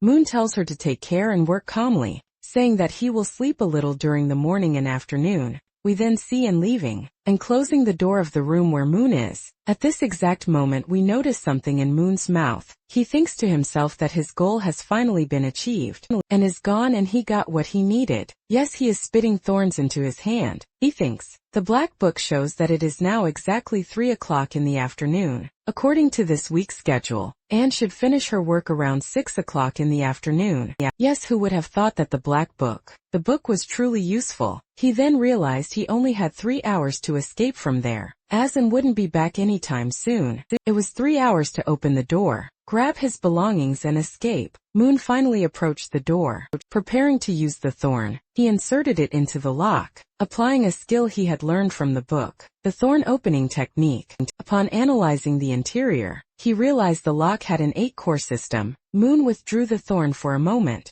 incredulous at the size and complexity of the mechanism. There were 8 internal mechanisms he would need to unlock. He reasoned about how the lock worked. Upon inserting the thorn, he would need to align all 8 cores simultaneously. If he missed even one and tried to force it open, all the other cores would return to their initial position. In other words, the situation was extremely delicate. Furthermore, he knew that the thorn he was using was very fragile. If the recoil force of the mechanism was too strong, could easily break it. He could end up losing several thorns, and consequently his chance to escape. The others were neither long nor sturdy enough. However, breaking a thorn was the least of his problems. The greater risk was that, and would probably know, she would realize there was something wrong with the lock, and when that happened, she would never allow Moon any kind of freedom again. It was now or never. This was the only chance he would have to escape that room. Moon tried to open the door repeatedly, but without success. Frustrated, he threw himself onto the floor, swaying from side to side, lamenting that only 3 mechanisms remained for him to succeed. While he was there, he realized that an hour and a half had already passed. Time was running out and he was about to lose his opportunity. He even commented to himself that, ironically, he should thank the blacksmith who made that door, as it truly wouldn't open at all. As he stood up, the black book appeared before him, this time of its own accord. Moon picked up the book, which showed him the current time, 5:30 in the afternoon. Only half an hour remained until and returned. He also realizes he only has one more fish bone. Moon has practically memorized the first 10 mechanisms of the door, with only 3 more to go. This is his last hope, so he decides to try one more time. In this attempt he uses a technique he learned from the book, the Thorn Aperture, the ultimate power. Yes, that is the name of the technique. However, the scene changes. Now we are in the kitchen with Anne and Noelle. They are making fish soup, and Noelle, upon tasting it, realizes it is very good. The fish came from Lake Paintball, brought by Anne herself. Noelle loves the soup, stating it's the best she has ever tasted in her entire life. In her thoughts, Anne thanks Noelle. Yes, in her thoughts, because it was Noelle who encouraged her to finish work early. With the soup ready and the mansion clean, and will be able to return to Moon's room an hour earlier than planned. While Anne is lost in her thoughts, Noelle begins to speak. She realized that since it's just the two of them in the mansion, ever since the MC's mother left a few days ago, and has been preparing new dishes she had never made before. Furthermore, she is taking the leftover food somewhere, and Noelle is very curious to know where. As she speaks, Noelle seems to reach a conclusion about the reason for Anne's actions. Playfully, she asks if Anne is secretly raising some kind of pet in the mansion, perhaps a kitten, and is speechless, simply listening to the speculation. Noelle pauses for a moment, thinking while and remains silent. She then remembers that Moon never tolerated animals, which is why there aren't any in the mansion. Therefore it's unlikely that Anne is secretly raising a pet. Even so, the doubt persists. Where does she take all that food? And gives a slight smile as Noelle continues to speak. A young woman theorizes that despite Moon's aversion, and probably is indeed raising a hidden animal, she believes that, and being a very kind person, would be doing this in secret, as revealing to everyone in the mansion that she is harboring an animal could jeopardize her status as head maid, since it is technically forbidden. Noelle then asks directly if she's right, if that's exactly what Anne is doing, in her characteristic way, and asks if Noelle can keep a secret for her. Noelle replies that yes, she will keep the secret without a problem because she loves kittens. Excited, Noelle asks if she can see the kitten and is taken care of. However, Anne replies that it won't be possible for now. She explains that the kitten is very afraid of humans, as it was mistreated in the past. Therefore it's better for her to take care of it alone for now, and perhaps in a few weeks she can show it to Noelle. Noelle understands and asks Anne to take very good care of the kitten, as it is an animal that deserves a lot of love. The scene then changes, and we see Anne opening the floor to enter the secret room she built. As she does this, she reflects that it was good Noelle didn't insist on entering with her to find the room, because if she had, and would kill her, she feels relieved that Noelle didn't persist, and then considers that Noelle's idea isn't bad. It would be interesting if the MC got a pet to keep him company. In her thoughts, and imagines that Moon must be very bored, locked alone in that room. Meanwhile, we see Moon trying to force the door open as quickly as possible, and remains lost in her thoughts, remembering that she is pregnant. She still doesn't feel anything from the baby in her belly, as she knows it's a process that will take a few months. Besides thinking about the pregnancy, the fruit of her relationship with Moon, she also considers bringing him some more books, since he enjoys reading so much. The scene intercuts with Moon, who continues trying to open the door. We return to Anne's thoughts as she heads to the secret room. she concludes that a kitten would indeed be a good option, and even thinks that probably her Chovy Moon would like a black kitten just like her. This reveals a romantic side to Anne. She then decides that the best option isn't to keep imagining, but rather to ask Moon directly. However, she notices something terrible, and drops the food she was carrying onto the floor. The door is open. Moon has escaped. The scene changes and now we follow him. Moon is finally free, escaping. He realizes that the cell and built is in an underground sewage passage, and that he needs to follow the airflow. He feels the wind blowing in a specific direction, which is the path he is following. Probably that's where all the mansion's sewage drains. He almost falls to the ground, realizing that the place is very dark and he can barely see. Besides the darkness, there is a lot of dust and dirt, making vision almost impossible. However, he remembers something he learned inside the book dimension while practicing a light magic spell. Moon is proud of himself for having learned to create a light spell. Although simple, it is extremely useful in moments like this. However, while Moon is happy with his achievement, something whizzes past him very quickly. It's a knife. Moon looks back incredulous. He had walked a considerable distance,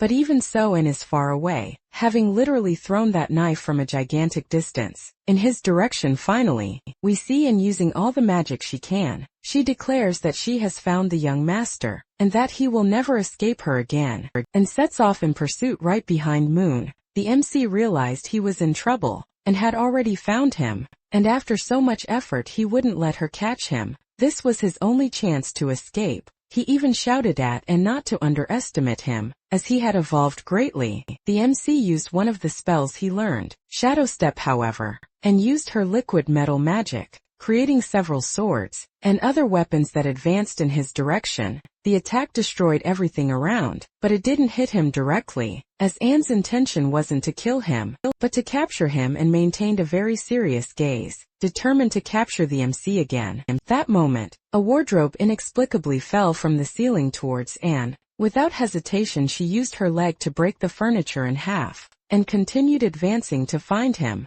However, when she looked ahead, she realized there was no one there anymore. Where could the young master have gone? And began to think that he had probably learned shadow steps at school and hadn't told anyone, which would explain why he managed to escape so quickly. Little did she know that our MC had learned the technique just by observing the necromancer. She was certain she had sealed all exits when she destroyed the surrounding environment, but even so the young master managed to escape. Meanwhile, the MC was hidden inside a wardrobe, observing her, and hadn't noticed his presence. She admitted to herself that she had greatly underestimated the young master, as he had evolved significantly. However, even with this evolution, she was certain he wouldn't escape. She would find him. Then she spoke aloud, promising that if the young master appeared, she would forget everything he had done, and they could calmly return to the secret room. At that moment, in a gesture of frustration, she broke a nearby wardrobe with her hand. Fortunately for the MC, it wasn't the wardrobe he was hidden in, because if it had been, the situation would have become complicated. The MC felt a pang of sadness for running away from Anne. After all, she was someone who truly cared a lot about him, giving him food and looking after him. She was a very beautiful girl, but her affectionate side was a bit complicated. And at that moment analyzed the scene. He noticed there had been no change in the airflow, which meant he was probably still nearby, and was worried about the possibility that he might have escaped without her noticing, even with the airflow seeming normal. Determined, she decided she would find him no matter what, and ran off to search for him. 10 minutes passed and the MC remained inside the wardrobe. He thought he had almost had a heart attack, as everything happened so quickly in those 10 minutes. He imagined Anne must already be outside the mansion, looking for him somewhere. However, when the MC finally went to open the wardrobe door, he realized something terrible, and was there watching him. She attacked the furniture, completely breaking it, leaving nothing behind. In reality, it was all just Anne's imagination. It wasn't the young master there. It wasn't the MC. It was just an illusion. It was a good thing it was an illusion. Otherwise, the story would end here. We see Anne going somewhere else to look for the MC. It turned out that in the wardrobe next door, that's where the MC was actually hidden. He was very close to her when she broke the other piece of furniture. MC is literally sitting inside the wardrobe, thinking it's better to go far away from the mansion. If Noelle and the others found out what Anne was doing to him, she would probably kill everyone, and he doesn't want that to happen. After a while it started to rain inside. The MC waits a few more minutes before he can leave. Suddenly the black book magically appears and falls on his head. The black book seems to enjoy doing that. The MC thanks the book as the impact woke him up. He was so tired he almost fainted with the book. MC realizes that 30 minutes have passed, and Anne is probably still outside looking for him. However, he needs to leave now, if he stays hidden there any longer, and will start to suspect that he's not upstairs. But downstairs it's time to go. The MC uses shadow steps to quickly leave the area. Finally the MC manages to get out, pushing the wardrobe away from his hiding spot. He is free. He feels so relieved that he almost screams for having managed to escape. However, he restrains himself, knowing that if he screams, Anne will come after him with fury. Therefore it's better not to celebrate now, and instead run away as fast as possible. The MC flees the capital as fast as he can. He knows that if Anne finds him once more, the Black Book's prophecy in which she kills him will come true. Therefore, he needs to stay as far away as possible from everyone he knows, and find a new place to restart his life. 2 days pass. We see a field in the barren plains, the same region as the city the MC visited when he was at the black market. He is near that place and completely exhausted, as he has been walking non-stop for 2 days. Finally he managed to get out of the capital's reach. In other words, the MC is far away from Anne. He is almost falling asleep. As mentioned, he has been running and walking non-stop for 2 days, but he knows it's not time to let his guard down yet. If Anne magically appears nearby, he will have no way to escape. Therefore the further away he is, the better. The MC realizes he only has 2 ways to escape, and once and for all. The first is to return to his family's Campbell territory and hide somewhere. However, this isn't a good idea because Anne could find him after some time. The other option was to go to St. Mary Academy, and Moon realizes it's more worthwhile to take this path, as there he would be safe. Even if Anne discovered his location, he would be protected by the presence of the teachers and the other students, and most importantly, his parents would know he is at the academy, which would prevent Anne from doing anything against him. With great determination our MC stands up again. Now that Moon knows exactly what to do, the best course of action is to go straight to the academy, to finally get away from Anne. However, at that moment, we notice 4 people in the background. 3 of them who are together are apparently mugging a girl. So we discover that these 3 are in fact bandits, and they want to steal any valuable object the girl is carrying. They threaten to hurt her badly if she doesn't cooperate. And this girl is none other than Urka. Yes, the same Urka who appeared a short while ago. Urka herself. Urka then states that she is an adventurer, and that if they try to rob her, they will suffer considerable consequences for it. She warns them that they will get a beating. Apparently, the bandit leader replies that they already know she is an adventurer. He assumes she is probably a mage, but claims they are not afraid of her. He explains that because she is too close to them, she won't be able to use any magic. Furthermore, she is alone, and if she runs out of mana, there's not much she can do without any companions to help her. Urka argues that they are mugging her in broad daylight, not at night, and that other people will probably pass by and help her. He suggests that some kind of hero might even pass by and hurt them badly. The leader starts to laugh, saying that a hero will never appear. He explains to Urka that she hasn't realized it yet, but they are professional bandits. When he says the word professional, the 2 bandits behind him perform a small demonstration, showing their meticulous planning and foresight. They explain that they have already planned their escape route and a way to prevent her from escaping, stating that this is what it means to be a professional bandit. The bandit leader draws a sword and tells Urka not to try to go too far, because if she backs away even a little, he will cut off her hand. Erika finds herself in a difficult situation, as she needs distance to be able to attack. The leader emphasizes that there is no hero around here, because the area she's in is a place where virtually no one passes throughout the entire day. Therefore no one will help her. But suddenly someone shouts from afar telling them to stop. And guess who it is? It's our MC Moon. However, one of the bandits comments something upon seeing him. One of them comments that it's probably a blonde mermaid, comparing our Moon to a mythical creature, simply because he emerged from the lake magically. Then our Moon, with an imposing demeanor, confronts them. He says that 3 men are fighting against a single girl, and challenges them, if you truly have courage, come and attack me. The 3 bandits reply that they will indeed attack him. With a somewhat surprised expression, Armin thinks to himself that they accepted the challenge too easily. Bandit leader turns to the mage Katina and tells her she can leave, as they found someone much better to rob. They declare that now the target is our Moon. However, Armando Moon claims he has nothing to be stolen. He explains that he only possesses the rags he's wearing, not a single coin. He then makes a proposal. If they want to rob him, they can do it later. Once he reaches the academy, he will offer 2,000 coins for each of their heads. The bandit leader interrupts him. Drawing his sword, he tells Moon that they don't want money, clothes, or anything of the sort. He says they encounter many men every day, but that our Mano Moon is special because of his blonde hair and blue eyes. He continues explaining that if our Mano Moon were a woman, they wouldn't care as much, but the fact that he is a man makes the situation much more interesting. The leader then turns to his companions and announces a change of plans. The goal now is to capture Armando Moon.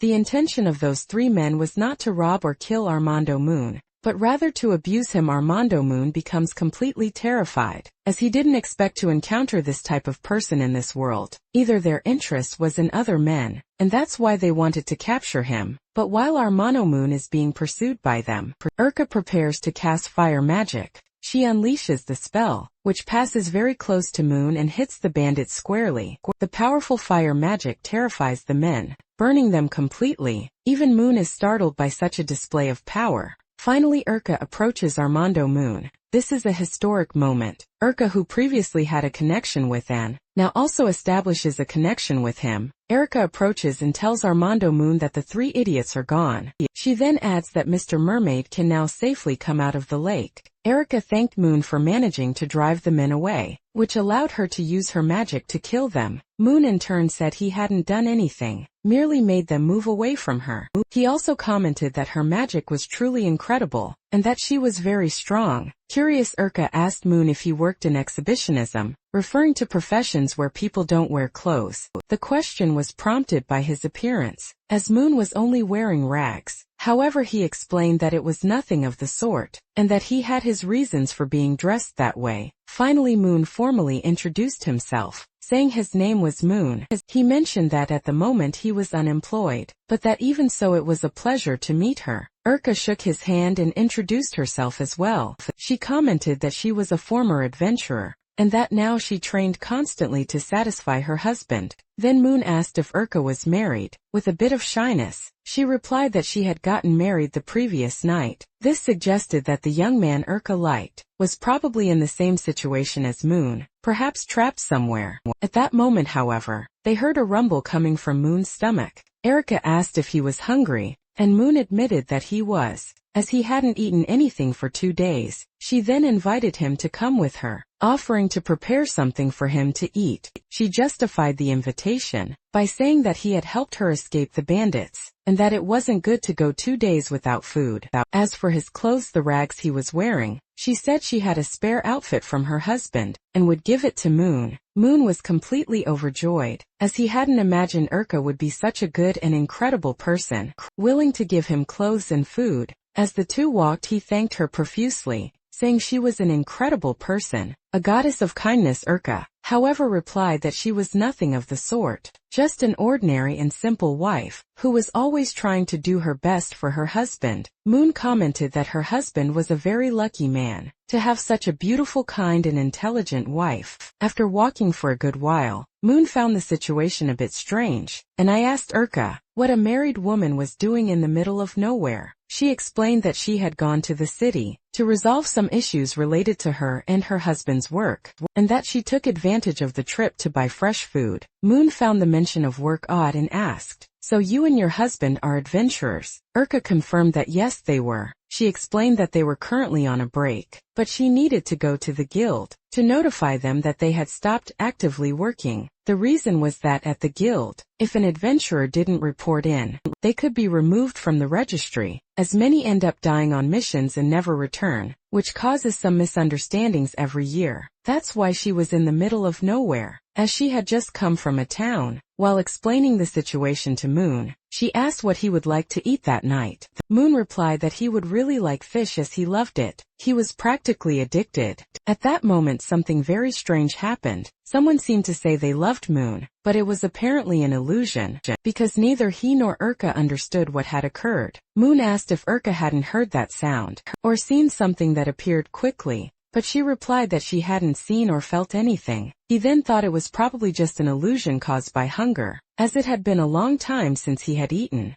After a long walk they finally arrived at the village where Urka lived, and found her house, which was a temporary residence belonging to the mayor. Moon was impressed by the size of the house, but Urka explained that the residence wasn't hers, and that she was only using it temporarily, as it belonged to the village head. However, Moon found one thing strange, and asked Urka about something peculiar. He had noticed throughout the entire journey, they hadn't seen anyone on the street, no one in the houses, no one anywhere. He asked if the villagers weren't afraid of being robbed, since all the windows and doors were open, which would make it easy for bandits to infiltrate. Urka replied that everyone was somewhat busy. She then asked Moon if he knew Lako Paintball. He confirmed that he did. He had been there before and loved the fish the place offered. Urka explained that Lako Paintball was nearby, a few kilometers away, and that the autumn harvest was ready to begin. Since the lands hadn't been fertile this year, the village depended entirely on the lake to sell the best quality fish to the nobles, and thus pay their bills. Erica continued saying that her husband, one of the strongest adventurers in the village, was helping to transport and protect the loads of fish that would be sold. Practically, the entire village was at Lako Paintball carrying out this work. While they didn't return, Eriko was the one taking care of everything, acting as a temporary guardian.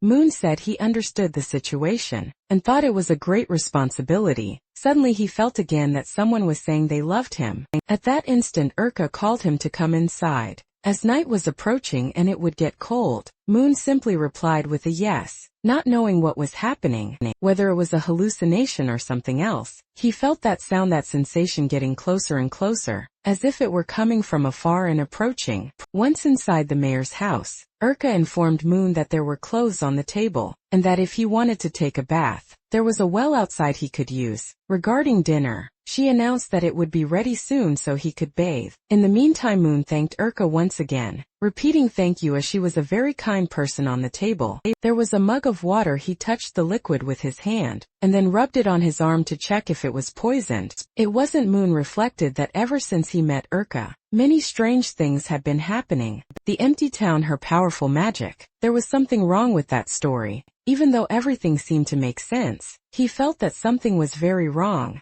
After a while, Moon had already had dinner. He ate fish again and thanked Urka once more, saying that she had prepared a delicious dish. It was the best fish he had ever eaten in his entire life, and he stated that she would certainly be an exceptional wife to her husband. Moon even commented to Urka that not even his maid had made fish as delicious as hers. Upon hearing this, Urka became a little curious. Not everyone had a maid, so she began to think that he was probably a noble. However, he was a rather strange noble, as he possessed nothing but a rag he used as clothing. Urka then asked if Moon was in fact a noble person, and he confirmed that he was. He affirmed that he was noble, and said he had a very important favor to ask her. Next, Moon formally introduced himself to Urka. He asked if she knew the Campbell family, one of the 4 great families of the empire, and revealed his full name. He also mentioned his father's name, Duke Ronell Campbell, leaving Urka incredulous at the revelation that he was, in fact, the son of a duke. Moon explained that he was being pursued by a very dangerous person, and that he needed Urka to rent a horse. She should go to the Campo lands, and immediately inform the duke that someone dangerous was hunting him. Additionally, Moon asked to stay in her cabin for a while, until the situation calmed down. However, Urka started laughing at Moon. She didn't believe he was a real noble because in her view,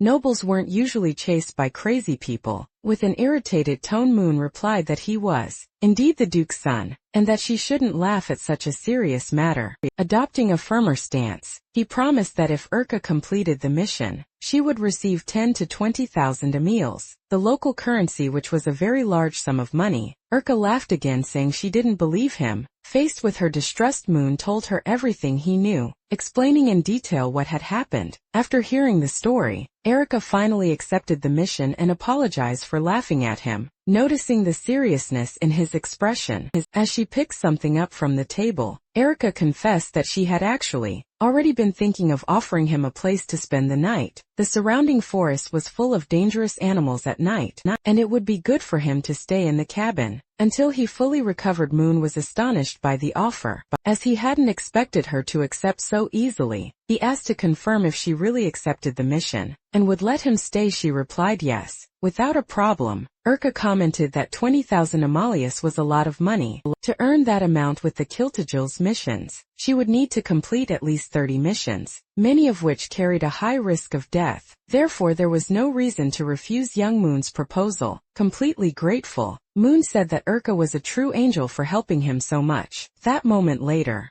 already at night, Moon was heading to his room. Erika explained that the bathroom was outside, so it would be better if he didn't leave the house to use it, waiting until the next day. Furthermore, he wasn't allowed to open the other doors in the house, as even she couldn't do that. Erika pointed to a specific door that he should never open. Curious, Moon asked what was so important inside. Erika replied that there was animal meat drying in the open air, and that if the door were opened, the smell of blood would contaminate the entire house, which wouldn't be pleasant at all. Moon affirmed that he had understood perfectly, and that she didn't need to worry, as he wouldn't touch anything. Then Urka wished Moon to rest well and have an excellent night. He returned the wishes, telling her to rest as well, since she had worked hard and that a new day would begin tomorrow. Moon closed the door and Urka whispered, "Until tomorrow." At that moment, she thought to herself that it was a pity because unfortunately, Moon wouldn't see the dawn. Then we see the fire magic that Urka obtained. When she decided to proceed with her plan,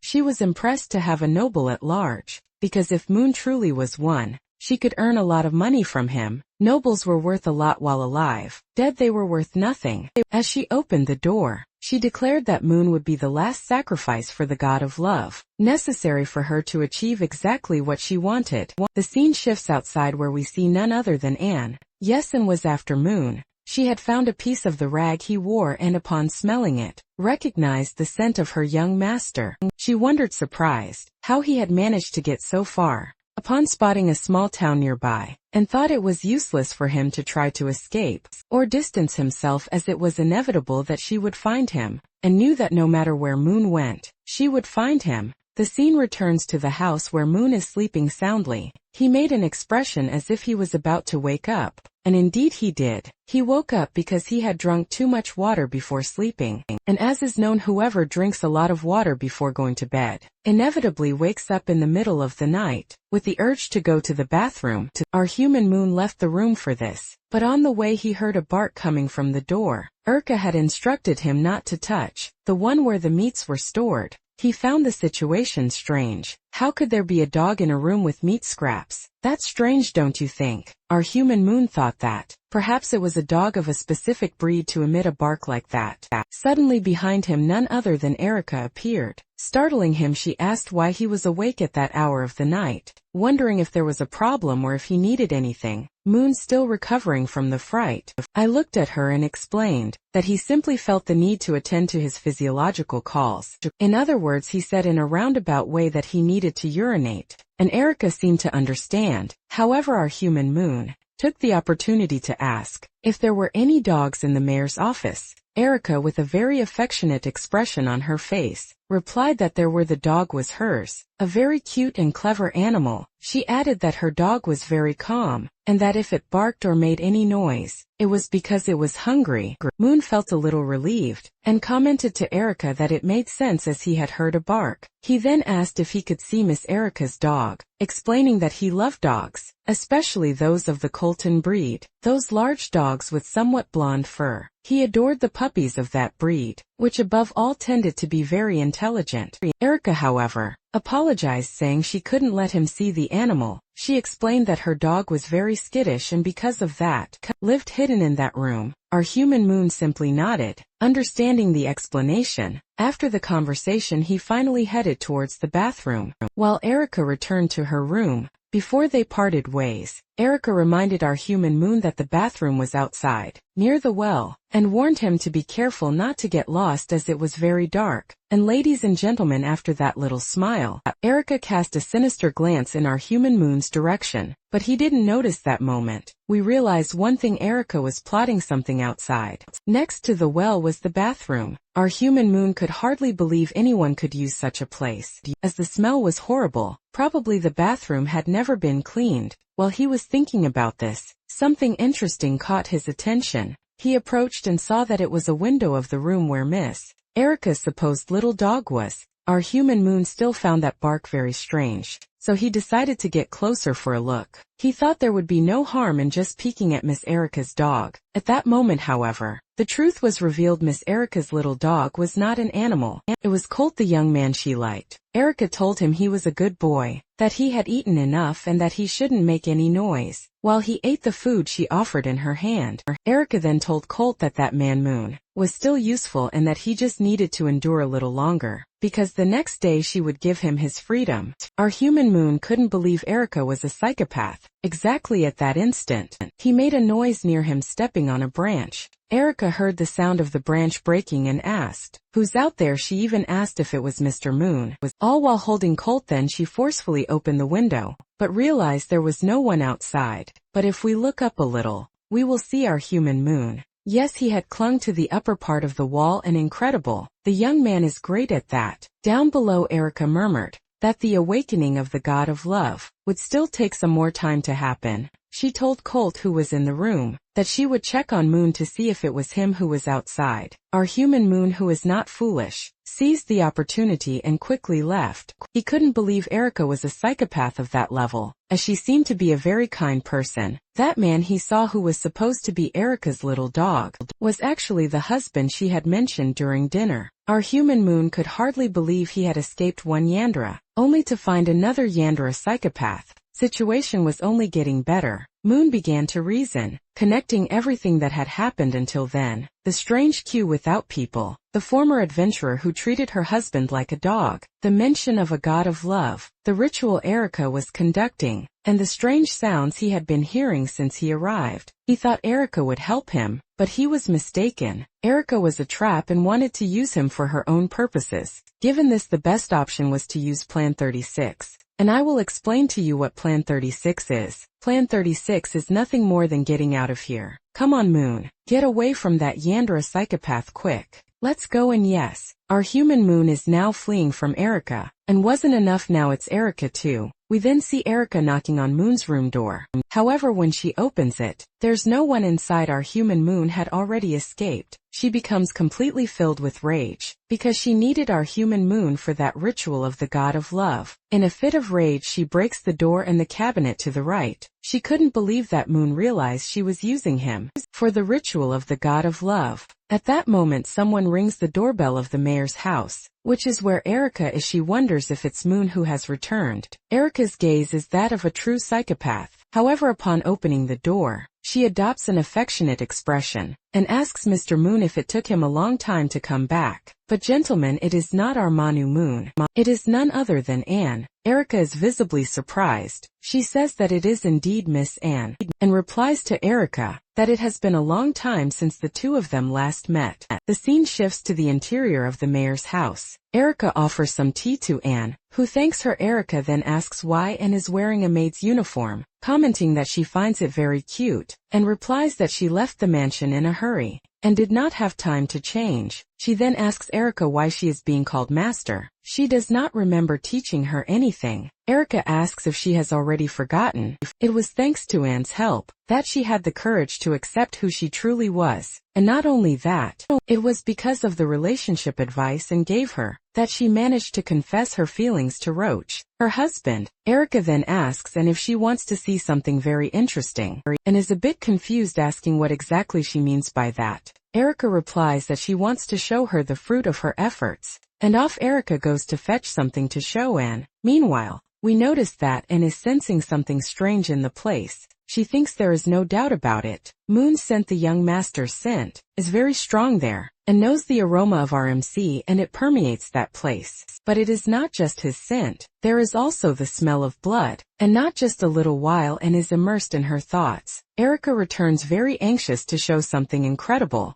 and is impressed by what she sees. Erica introduces her husband Roach, and asks him to greet their guest. In response, Roach starts making dog sounds. Erica asks Roach to give his paw, and he continues to behave like a dog. She even pets him on the head, telling him he was a good boy, while Anne just watches the scene, and thinks to herself that she did not know couples had this kind of role play. She finds it very interesting, assuming it to be something normal. A detail to note, and does not know that Erica is also a Yandere, so it is two Yanderes meeting each other, and tells Erica that she did very well, and that she is very proud of her. Erica becomes shy at the compliment, telling Anne that most likely as her master. She went much further in these romantic matters. She imagines that Anne's husband must belong to her body and soul. Erica comments that she is still very far from achieving that with Roach, however, and replies that Erica was much better than her, and explains that due to a lack of attention and overconfidence, she let the young master manage to escape. Erica asks, intrigued, if her beloved is the young master, Mr. Moon, and is shocked by the question. Feeling a slight sense of dread, she confirms to Erica that yes, her beloved is the young Moon, and then asks Erica if Moon has been in that house. Erica confirms that he has, and still worried, asks where he is now, wondering if he was not just there. Then Erica shows Anne what supposedly happened. She says that when she was returning home, she found Mr. Moon completely worn out and brought him inside, gave him food and offered him clothes. Erica explained that she offered him a place to stay, but when she went to check on him after he used the bathroom, Moon had already escaped. He simply left without warning, and then asked Erica how long ago he had left. Erica replied that it had not been more than 2 hours, that everything had happened recently. An important detail is that Erica, in fact, planned to kill Moon as part of a ritual for the god of love, a plan of which Anne had no idea. And Anne is the Yantari, and one should never mess with a Yantari's husband. Erica told Anne not to worry, as she had recently learned a tracking spell. She intended to use it to find Moon's tracks, arguing that in the darkness of the night, he probably wouldn't have gone very far. If they were quick, they could still catch up to him in time. However, Erica commented that she needed to get something before casting the spell, and replied that she would wait for her before leaving. Erica warned Anne that the house wasn't hers but the mayor's, and that it would be better if Anne waited in that room, without prying into the other rooms, and agreed, saying she understood and would wait there until Erica's return, and sat on the bed thinking about Moon. She picked up the pillow and lay down, feeling sad that he had fled 3 cities just to get away from her, and began to wonder if she was taking good care of him. Perhaps she should let him be a little looser, more free. Apparently, the young master hated her very much, and she still didn't understand why he simply wouldn't accept her love, since she wasn't a bad person. Perhaps if Anne hadn't tried to put him in a cell, and feed him the meat of a strange creature,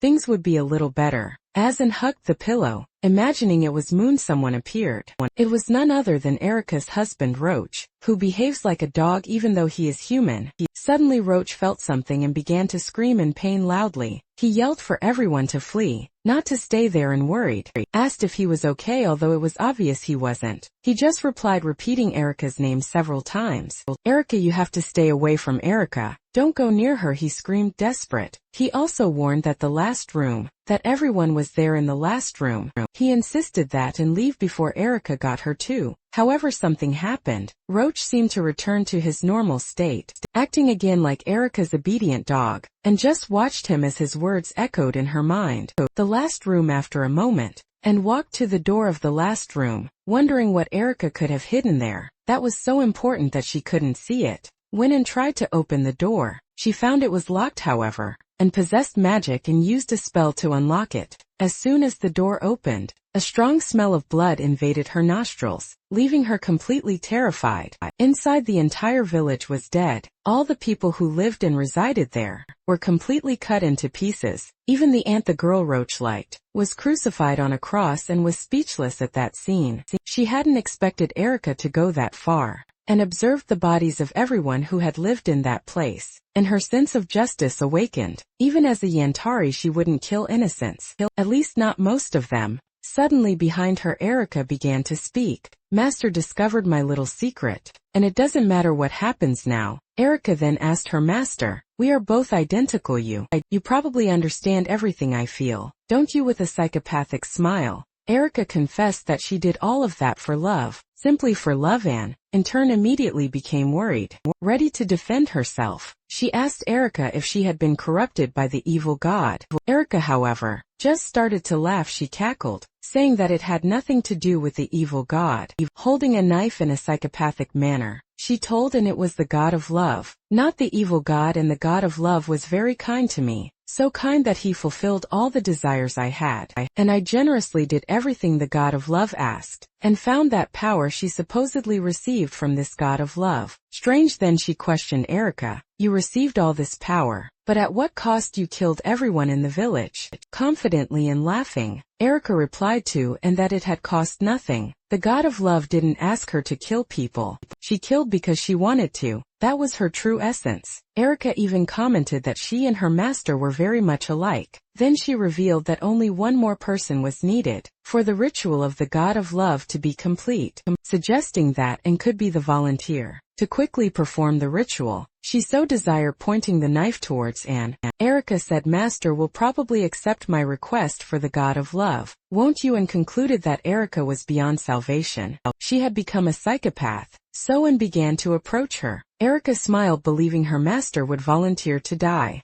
Erika said she was very happy her master understood her. She also told Anne not to worry, as she would cut her throat very quickly, so she wouldn't feel much pain. However, Anne used the iron rope, one of her liquid metal spells, and cut Erika's neck instantly. Blood gushed everywhere as Erika fell to the ground, and said she felt sorry for her, but she couldn't allow her to continue hurting people. Erika, dying on the ground, replied that she hadn't hurt anyone. She had only given her love to everyone, and even asked if there was anything wrong with loving that way. Killing certainly is not the best form of love, and grew angry and told Erika to stop talking, because what she was demonstrating was not love but slaughter. In her last breaths, Erika asked, "This isn't love, then what is?" As she looked at and Erika said it was her master herself, who taught her to take everything for herself a long time ago, and had told Erika that she should conquer what she wanted, and follow her heart's desires. And that's exactly what she did, and left apologizing to Erika.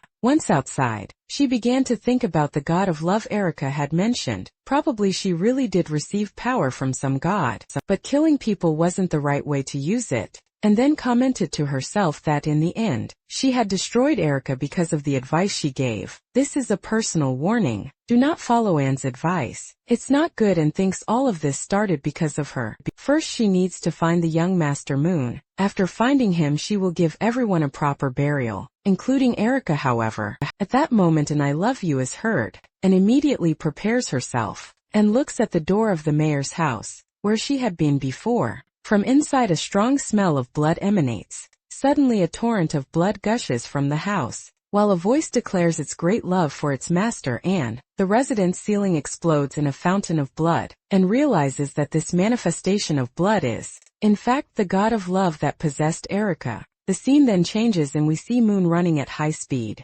Almost like Sonic, he is very tired. He has run a great deal until now. He thinks he has run for so long that probably no one could follow him. Not even Erika. But as he was thinking this, we see Anne being thrown from afar, from the mayor's house to his current location. He narrowly misses Moon, almost killing him, and he is left without understanding what is happening. What was that? He notices smoke near a tree and spots a person flying. He even wonders if it's a meteor shower. However, he hears a human voice coming from that direction, so he decides to go take a look. As he approaches, he realizes the voice is Anne's. Yes, the two met this way. He notices that she is very injured, and in turn, is happy to have found the young Master Moon. But she knows that this is not a safe place for them to stay. Even though she is badly wounded, she is still very happy to have found him. Moon, full of worry, asks what is happening. How did she get so hurt? Who was she fighting against? He also asks if she can stand up, and replies that she cannot, and says that now is not the time for explanations. I must get out of there as quickly as possible,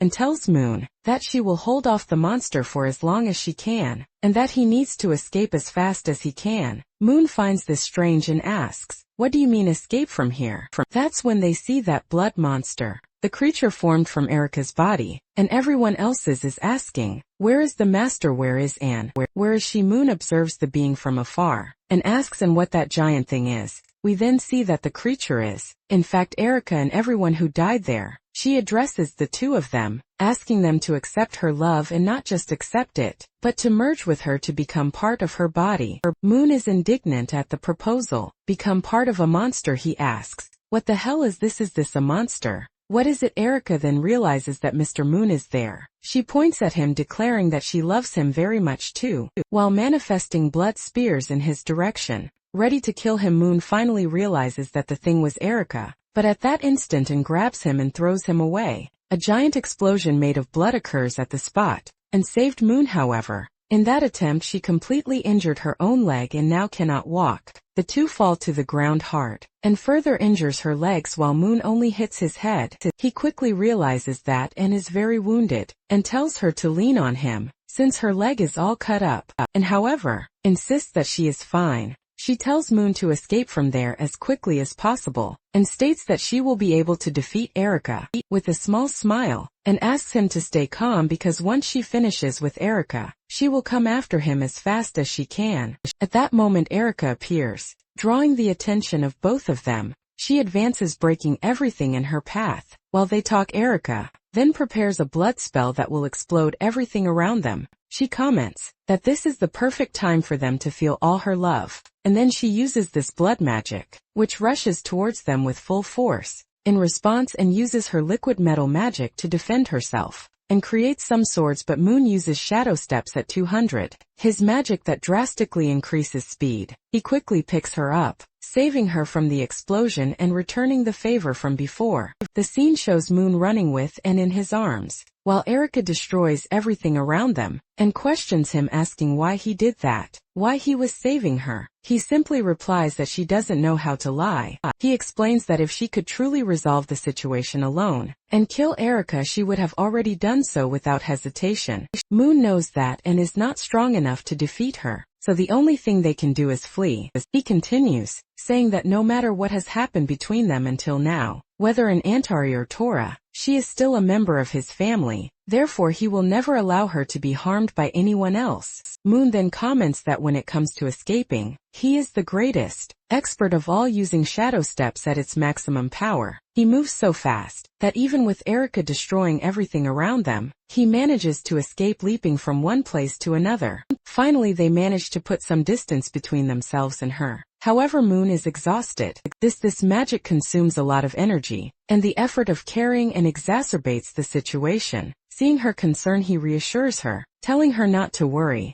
as they will soon be at a safe distance from Urka. However, their escape was not enough. Urka is already approaching again. Completely furious, he doesn't understand why the two of them simply won't accept the love she offers. Moon quickly tells and to hold her breath tightly, before she can fully understand what he plans to do. He leaps into a nearby river, precisely as Urka's hands were about to grab them from behind. As they fall into the water, Moon reasons that Urka's magic, being made of blood, would not remain cohesive in water. His theory proves correct. When Urka tries to reach them in the river, her blood hands begin to dissolve. Moon's plan worked and Urka can no longer catch them underwater. However, looking back, Moon notices an unexpected problem. and cannot hold her breath underwater for very long. He is surprised by this, and who seems to be good at everything struggles with something so basic. Realizing that he is the only one of the two who can stay submerged longer, Moon has an idea he doesn't like, but which is necessary for her survival.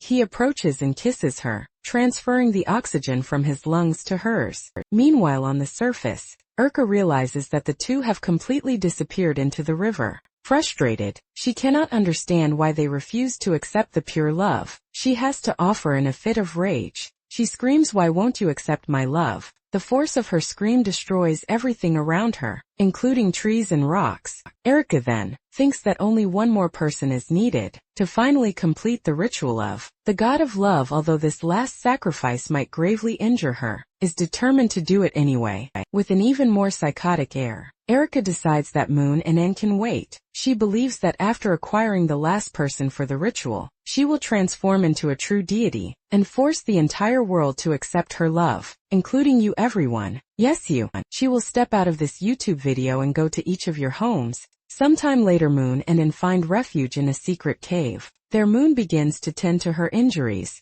and being a Yantari and having feelings for him, becomes visibly sensitive and embarrassed by his touch on her leg. Moon comments that the injuries seem light, but insists that as soon as they return to the city, they will need to find a doctor to examine her thoroughly. And still in that vulnerable position, tells him there's something she doesn't understand. Moon asks what it is, and then finally questions why he saved her. She recalls everything she did against him, how she imprisoned him and tried to keep him only for herself. She continued commenting that he must hate her greatly for all of it. After all, at the moment he saved her, he could have simply left her behind. Moon replied to Anne, asking if only now she had realized she was making a mistake, and admitted her mistake, and also commented that a long time ago, when she went to catch a fish for him in Pinball Lake, that was when she first encountered Urka. She explained that Urka only became a follower of the evil god because of the guidance she received from her. In that guidance, and taught Urka everything she herself did to Moon.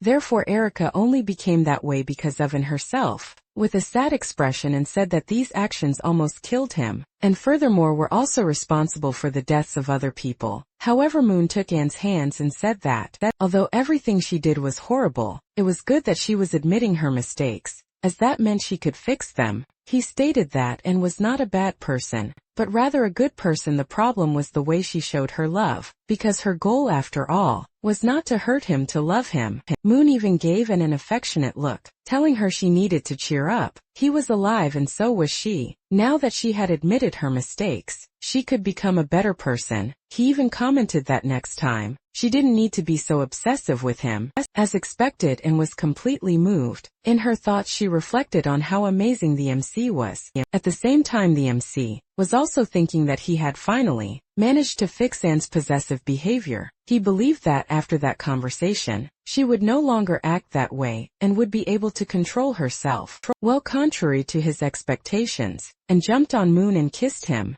Then she hugged him and said that he was very sincere and kind, still the same as always. She admitted that she was wrong to think he had completely changed, and also confessed that trying to modify him, forcing him to follow her ways and desires, was a gigantic mistake, and she promised that she would never do that again. Then Anne stood up, and declared to Moon that she had completely recovered her energy, and that she would now finish off Urka. However, at that moment, she felt a gigantic pain in her leg and fell onto the MC. Moon commented that she had lost a lot of blood, and was therefore weak, so she shouldn't think she was so strong yet, and agreed, saying that she was very weak, and wished she were a little stronger at that moment, to be able to defeat Urka. Moon, in turn, announced that he would take a look around the cave, to ensure that Urka hadn't found them, allowing them to rest a bit. He went out and noticed that there was no movement outside, confirming that they were safe there. Upon returning, Moon looked at Anne and asked about what she had said, that Urka was a follower of an evil god,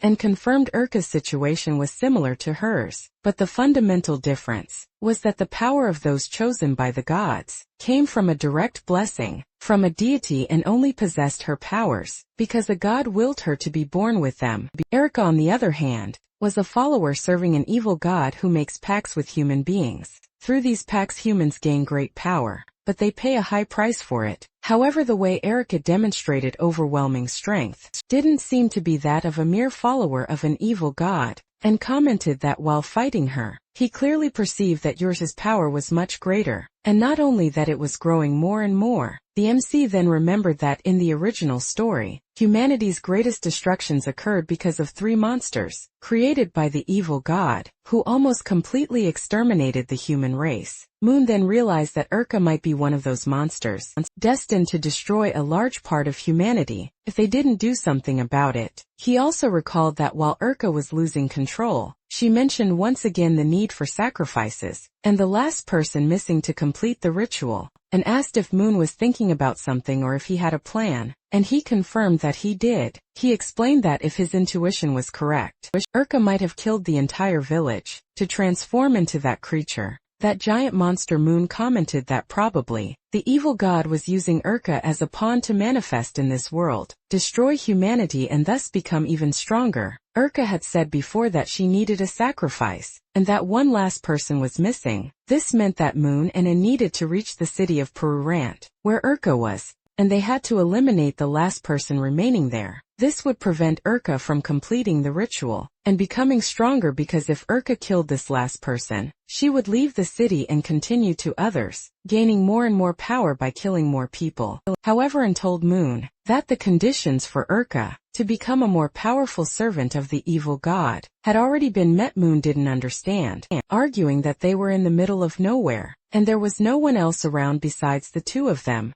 It was then that Moon realized something he hadn't thought of before. Besides him, and there was one more person in the nearest village. This person was none other than Erika's husband. He was the last sacrifice needed for her to complete the ritual, and become an even more powerful servant of the evil god, and stood up and told Moon that the time to stop Erika was now, because when Erika killed the last person needed for the ritual, she would become immensely stronger, and added that it was all her fault, that Erika only became like this because of her. Therefore the responsibility to resolve the situation was hers. Moon said he would help her, but An refused when he asked why. She replied that the young master couldn't accompany her, as it would be too dangerous. However, Moon stated that he wasn't going because of An, but because of Erika, to prevent her from killing more people. He tells An that he feels Erika isn't a bad person. He explains that when he first met her, before she started plotting anything, he felt kindness in her heart. She treated him very well and even helped him. To him she isn't completely evil, and because she's a good person who once helped him, he will assist in saving her, or if it comes to that, in killing her to prevent her from taking more lives. That is his final decision. And however yells at Moon, saying that it's not a matter of will or friendship. She continues, asking if the young master hasn't realized the situation they are in. They are far from everything, without tools and with no one to help them. The chance of them stopping Erika is minimal. Even if An unleashes all her powers, she won't be able to defeat Erika, nor even protect Moon. Desperate, and hugs him. Moon thinks he understands what she's trying to tell him. Chance of victory is very low, and starts to cry, repeating that everything happened because of her, and that she doesn't want Moon to get hurt or die because of her. She would never forgive herself if that happened. Moon looks at her and hugs her back. However, as he hugs her, he looks over her shoulder and notices something small on the ground. It was nothing more than a small coin, an unlike the local currency. He then realizes that behind the first one, there were many other coins, and asks why he's looking behind him, and Moon in response, uses an illumination spell he had learned. They end up discovering something incredible that made a lot of sense. A treasure with a large amount of gold coins and even weapons. The place they were in was, in fact, a cave that served as a hideout for bandits. Moon deduced this from the cave's entrance, which had blade marks, and other signs that people had stayed there for a long time. After a long time searching, our MC Moon managed to find a perfect sword for himself. He then asks if An is ready. We see that An had gathered all the swords she found, and transformed them into liquid metal. Since her leg was injured, she created a metal harness that allowed her to fly, enabling her to fight without needing to touch the ground. A demonstration of An's genius. The 2 were determined to face Erika, whether to save her or to kill her. Moon then comments that they were ready for the rescue. The scene changes, showing Moon and An completely prepared to confront the creature. In the distance they spot Erika, a giant monster. As Moon observes the scene, we get a closer look at her. Urka was immense, with several arms and various other monstrous features. She asks where her husband is. We see Moon watching her as she declares how much she loves Roach. Moon then comments that and was right. Urka's power kept growing and her body was getting bigger and bigger, at least 10 times larger than before. A monster of that level was truly unstoppable. Moon takes a deep breath, thinking it was a terrible idea to try and save Urka, as he would probably end up being thrown far away, or taking a very strong hit. Strength was overwhelming. He even thinks that the time Celia almost killed him in his father's mansion was a much better situation than this one. But he quickly dismisses these thoughts, concluding that it didn't matter. He couldn't just run away and leave him behind, as she wouldn't be able to handle Urka alone. Then with great determination, Moon declares that it didn't matter if she was a god, a Yandere or a psychopath. He was going to try and save her. He calls out to Urka from afar shouting, "Hey Urka!" She notices Moon calling her and he shouts even louder, "Hey, I'm here. Look over here." Urka finally recognizes him, saying that Mr. Moon would finally accept her love. However, Moon replied that he would never accept her love. The reason because he was a parachutist. Yes, a parachutist. And no, this wasn't a joke. He really said he was a parachutist. Completely random declaration. Moon then leapt from the giant iron pillar he was on, gaining a lot of speed. As he shouted that he was the best parachutist in the world, we see Urka looking at him and using magic that advanced towards him. As he fell, moved towards RMC. At the exact moment he jumped, Moon commented that everything had happened exactly as he had thought, exactly as he had predicted. Who would have thought the MC would be so clever? In these chapters, the scene rewinds to a few minutes before the confrontation. Moon was instructing Anne, telling her that she needed to follow his plan to the letter first. He explained that after Urka was corrupted by the evil god, she probably didn't die. If she had died, she wouldn't have control over the monster. Therefore Urka was still alive. He commented that their goal wasn't to kill her, but to find a way to eliminate the evil god's contamination from her body. There was probably some item from the evil god controlling her, such as a ring, a necklace, an accessory, or some kind of amulet. He also added that the rules of that world didn't allow such great power to be used out of nowhere, which reinforced the theory that the evil god had placed something in Urka to grant her so much power. We see and listening attentively, as Moon explained that she needed to clear a path for him to reach Urka. The plan was for Anne to attack the creature, allowing him to use his mobility to get close and find the source of the contamination. They would need at least 10 minutes. However, Anne argued that even if she could attack Urka with metal, she might not be able to contain her for several minutes, so they would need to act fast. Moon told her not to worry, as he would easily get Urka's attention, and Anne should attack right after, and refused the idea, saying that the young master couldn't serve as bait. Even if Urka hadn't become a complete evil god, she was still very strong, and it would be horrible if the young master got hurt. But Moon merely smiled as she spoke.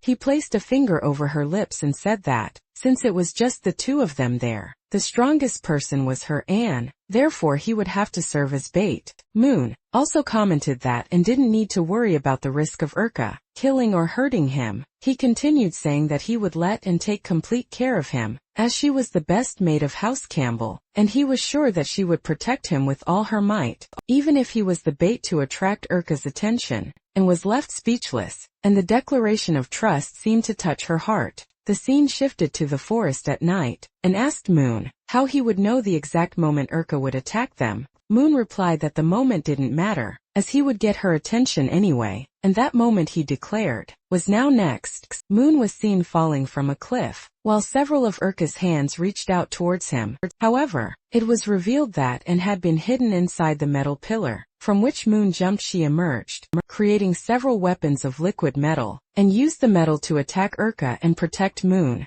The liquid metal transformed into several small swords that flew towards Urka. Even though Urka tried to defend herself, the attacks hit her with full force, leaving her body full of holes as if she had been shot, and managed to pierce her, opening a large hole in her belly. Urka whispered softly, "Mistress," with a small smile. She said that Anne had returned and that she was very happy about it. With a serious look, and confirmed, "Yes, I'm back, Urka." The two stared at each other, as Anne's liquid metal weapons continued to pierce Urka's, and then declared that she had returned to save her. After a few minutes, the fight between Urka and Anne continued. Urka was growing larger and larger, while An attacked her incessantly from all sides, and created a giant spear and hurled it with all her might, hitting Urka squarely. Smoke began to emanate from Urka's body. As An watched, Urka commented that liquid metal weapons were very effective against various types of demons and monsters, but against her they didn't work. She claimed to be practically an evil god.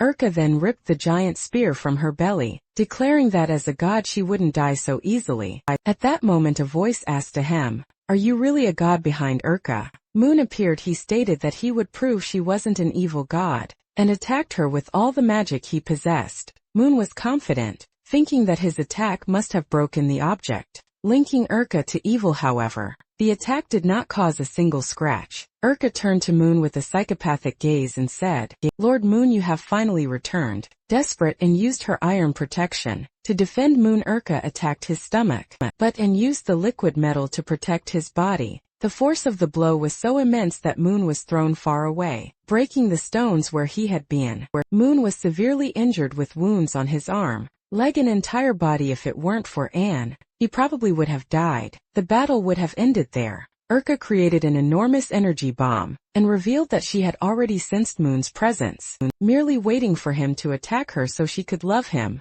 With a psychopathic smile, she said, "Come, Lord Moon, come and accept me once and for all." She launched the attack, screaming for Moon to completely accept her love, and tried to save him, shouting his name and running towards him. With a serious look, Urka pointed her hand at Anne, ordering her to stay where she was and not interfere. Urka then summoned one of her giant hands, made of blood, to trap Anne and hurl her to a distant place, and fell to the ground bruised all over. The worst, however, was her thought. She believed that Moon had probably died in that attack, and that she had failed to save him. Suddenly Urka realized something was wrong. She felt an interference, and asked where Anne had hidden the person she loved, where she had hidden Roach, her husband. Before Urka could ask anything else, and attacked her with everything she had. She was furious and screamed, asking how Urka dared to hurt her beloved young master. So enraged, she promised to turn Urka to dust, reducing her to insignificance. Meanwhile, Moon sat at a distance, partially injured, watching the fight. He coughed due to his injuries, when someone placed a hand on his shoulder, telling him not to move too much. This person placed a healing potion in his mouth, instructing him to drink it all at once as it would help him. Moon realized that the person helping him was none other than Roach, Urka's husband. Apparently, the spell that had turned him into a puppy was broken, and Roach had returned to his normal form. After literally 1 minute, the potion took effect. Moon felt 100 recovered, as if he had never been injured. Moon thanked Urka's husband, confessing that he thought that would be his last day alive. The two watched the fight between Urka and Anne from afar. Hidden in the bushes, the man introduced himself to Moon, saying his name was Roach, but that Moon could call him Eighth. Then he asked the human's name. Moon introduced himself as Moon Campbell of the Campbell family. The two continued to observe the fight from a distance. Moon asked what was happening. Roach replied that Miss Anne and Miss Urka were engaged in a fierce battle, but it seemed that Miss Anne wouldn't last much longer. Moon then questioned Roach, assuming he would know everything, since he had been there from the beginning. The MC also asked if Roach had seen any item that had made Urka completely evil. Roach replied that he didn't know exactly when Urka acquired the object, but he knew it was all his fault. If he had noticed her feelings earlier, he could have dated her and prevented everything that happened, all the deaths and the battle unfolding now. He commented that all of this was his responsibility, and that because he truly liked Urka, he wanted to try and save her. Moon stated that he and Anne thought the same way, and also wanted to save Urka. However, they couldn't let her leave, because if she went to another city or village, she would become much stronger and many more people would die. Moon insisted, asking Roach if he had seen any object consecrated by the evil god. With Urka, Roach denied having seen any object, but admitted to having felt an evil aura coming from her. Moon found that impossible and asked Roach to think carefully. As Urka had killed the entire village, where did all that sacrifice go? All the magic that came from those people. The evil god must be in her body somehow. Roach, however, reaffirmed that there was no consecrated object, as he had witnessed all of Erika's actions, and the consequences of the murders. From beginning to end, however, Roach mentioned that he saw something on Erika's chest. Perhaps that thing was the evil god's item. What he saw was the same symbol that appeared in the episode, where Erika accepted Anne's advice and interests. That mark on her chest was the item the evil god used to control her body, and that granted her so much power. The scene returned to the fight between Erika and Anne. Erika screamed that she only wanted everyone to accept her twisted love. She attacked Anne while saying she didn't understand why people rejected the love she offered. Confidently, Erika declared that Anne would be the last sacrifice needed for the ritual since Moon and her husband were not there. Suddenly someone called Erika's name, leaving her confused. It was Roach, her husband, who was beside Moon, seemingly healing him. Roach announced that he had brought Moon as a sacrifice for her. In truth, Moon and Roach were devising a plan to defeat her. Erika became shy and embarrassed, happy that her husband had brought Moon as a gift, and on the other hand, was completely terrified, unable to believe that Moon was dead. She charged at Roach with everything she had, shouting that she couldn't believe the young master had died. However, Erika delivered a giant punch in her direction, and tried to create a magic barrier and even succeeded. But Erika's blow was so strong that it pierced through the protection, and threw her to the ground. In a cold manner, Erika said that it was finally time to reunite with her husband, and that she no longer needed her master, and had become dispensable. Erika approached Roach saying that she knew he truly loved her. She was impressed not only that he had returned, but also that he had brought Mr. Moon as a gift. Praising his obedience, Erika moved even closer, saying that when God Tamar descended, everything would return to how it was before, and the two of them would be together for eternity. She then commented that she had forgotten about the mind control spell she had placed on Roach. I told him not to worry, as she would undo it once the ritual was complete. At that moment, Roach said a phrase that terrified Erika, because she realized that the mind control was no longer working. He simply agreed with her. "You are right, we will be together forever, for eternity," crying. Roach commented that it was all his fault. If he had realized earlier how much she liked him, none of this would have happened, but now it no longer mattered. With a sword he struck her right in the heart, saying that he would bear all her guilt, so she wouldn't have to hurt anymore. The scene flashed back to moments before, when Moon and Roach were planning how to approach Erika. Without her killing them, Roach explained to Moon that the only way to get close to her was by appealing to her emotional and romantic side. Any other approach would result in both their deaths. They needed to think of something that involved her feelings. Moon was impressed by Roach's observational skills, who, in a short time, had completely analyzed how Erika's mind was working. Roach replied that it was nothing special, as he was an adventurer. His mission, as an adventurer, is to analyze the entire context of the environment in a short time, because if he takes too long, he could die in the middle of a fight. Roach then commented that he would be the bait. He explained that he was the only person who could get close to Erika, since if Moon tried she would kill him. Continuing with the planning, Roach detailed that he would approach Erika, and Moon should attack her from behind. He swore by his family's name that if Erika tried to attack Moon, he would step in front to save him. Roach affirmed that all of this was his fault, and that he didn't want Erika to hurt anyone else. However, Moon interrupted him, asking him not to say such things. He guaranteed that both of them would survive, and they exchanged a punch on the shoulder, symbolizing the strong friendship they shared. The scene returned to the present. With the sword plunged into Erika's chest, Roach shouted to Moon, urging him to do what needed to be done. Moon immediately used shadow steps, appearing behind Erika ready to retrieve the item in her chest. The item was her heart. Moon attacked with all his might, tearing Erika's heart out in one swift motion. This was the artifact through which the evil god, the god of love, was controlling Erika and granting her power. As he withdrew his hand, Moon realized that Erika's heart was in fact an item of the evil god.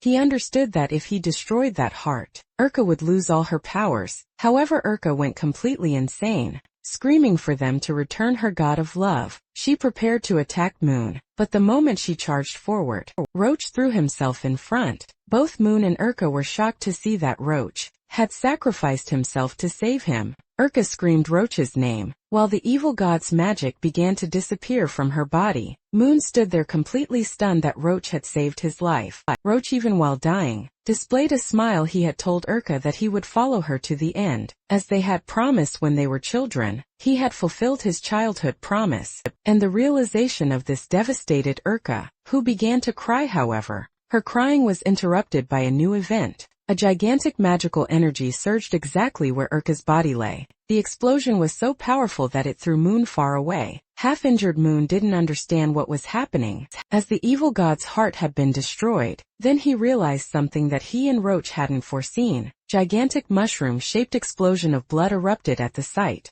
Moon understood that the ritual was complete when Urka killed Roach. She offered the last necessary person, the final sacrifice, and at the center of the evil god's transformation was Anne, who had been inside Urka's body. Moon used his shadow steps to their maximum capacity. To try and save her, he leaped into the midst of the transformation, grabbed Anne's hand and tried to pull her with all his might, but he couldn't move her. He shouted that he wouldn't let the evil god devour the best mate of his family. However, as Moon struggled to save Anne, the evil god's ritual finally completed, he realized he could do nothing more. His options had run out, but he still had one last card up his sleeve. He shouted the name of the Black Book. Yes, the Black Book. However, as he called out for the book, he was pulled into the ritual along with Anne. After a few moments, Moon woke up in another place. He was naked for the second time in history, and realized that this was probably the Black Book space. Although it looked different from the last time, the Black Book then appeared, and Moon asked if it was the one who had brought him there. He questioned if the book had any way, any means to save him, Anne, Urka, and also Roach if it was possible. The Black Book uttered a phrase yes. The book spoke for the first time. Immediately after, it began to float up and down as if wanting to show Moon something. Moon asked if the book wanted him to look up, and what was so important to see. Upon raising his gaze, he was met with nothing less than a gigantic eye staring back at him. Indignant Moon stared at the creature and exclaimed, "What the hell is that? A giant infernal eye." He noticed that the gigantic eye emanated a suffocating pressure, with a gaze that burned with flames. Before Moon could think of anything, the gigantic eye did something to him, paralyzing him to the point where he couldn't even speak in his mind. Moon understood that this thing was, in fact, the Lord of the Crimson Sun, the one who incinerates all existence, the god who punishes worlds, annihilating all beings, the final cataclysm that brings ruin. The corrupted King Moon turned to the book and began to argue with it, complaining that the object had brought yet another evil god nearby. Yes, that entity was another evil god, and Moon was furious with the book. He had asked the book for help, not for it to bring another dark deity. Moon believed that the Black Book, in fact, wanted to help him become a monster, just like Urka, so that he could face her. This seemed to be the book's idea. However, while Moon argued with the object corrupted king, the evil eye continued to observe him. The eye then perceived that Moon was a human. Immediately Moon adopted a soldier's posture and replied, "Yes, I am a human," stuttering. He continued, "Ah, corrupted Lord, great corrupted God, what do you desire from this mere human servant?" But the eye paid no attention to Moon's trembling. In fact, the entity perceived that the human desired power. Several other smaller eyes manifested around the main one, all focused on Moon, who with a foolish expression replied, "A power for what?" He looked back, and asked the Black Book if that was truly the plan to save him, and commented that the book was useless. However, the Black Book had hit on one point. One can only defeat magic with magic itself. So perhaps the only way to defeat Urka was, indeed, with the power of another evil god. The idea is very dangerous. But Moon, even trembling slightly, thinks to himself that in the end, who doesn't like power at that moment? The Black Book tears out one of its own on pages. Moon wonders what the book is doing. The page floats towards the giant eye. The corrupted king, the entity, reads what is written on the page, and Moon is terrified, realizing that the eye did not like what it read, even though it's just an eye. Moon clearly notices that the corrupted king is irritated by the message. Despite this, the eye tells Moon the deal is done. Moon is confused. "What do you mean, the deal?" The eye then says, "My power. I can lend you my power without any cost. But will you truly accept it? Will you accept the power of what humans call an evil god?" Moon thinks he needs to save Anne and everyone else, so he doesn't have many options. He is willing to accept this power, because outside, there is a beautiful maiden with voluminous breasts and long legs, who not only adores him but loves him deeply, and on top of that wears any outfit he desires. Because of her, Moon finally accepts the corrupted king's power. asking him to unleash all his strength upon him. The eye, which is the manifestation of the corrupted king, replies to Moon, "Interesting, even if you are human. I will make the pact, but let's see if you can endure it or not." The king then explains that everything will depend on Moon's ability to withstand the pain of the entire transformation he will receive. The corrupted king literally throws all his powers at Moon. The way this energy is transferred, however, is brutal. He simply sets the MC's body ablaze. Moon is burning alive. He realizes that he won't pay a price in soul to the entity, but he will feel excruciating pain in the process. However, the pain doesn't matter. His only goal is to save and in everyone else, so he is willing to feel pain to the point of death for her. Moon endures as much as he can, while his body is consumed by the flames. Almost completing the transformation, he thinks to himself that as a young master, he will never lose to that woman. To that mere evil god. The scene shifts,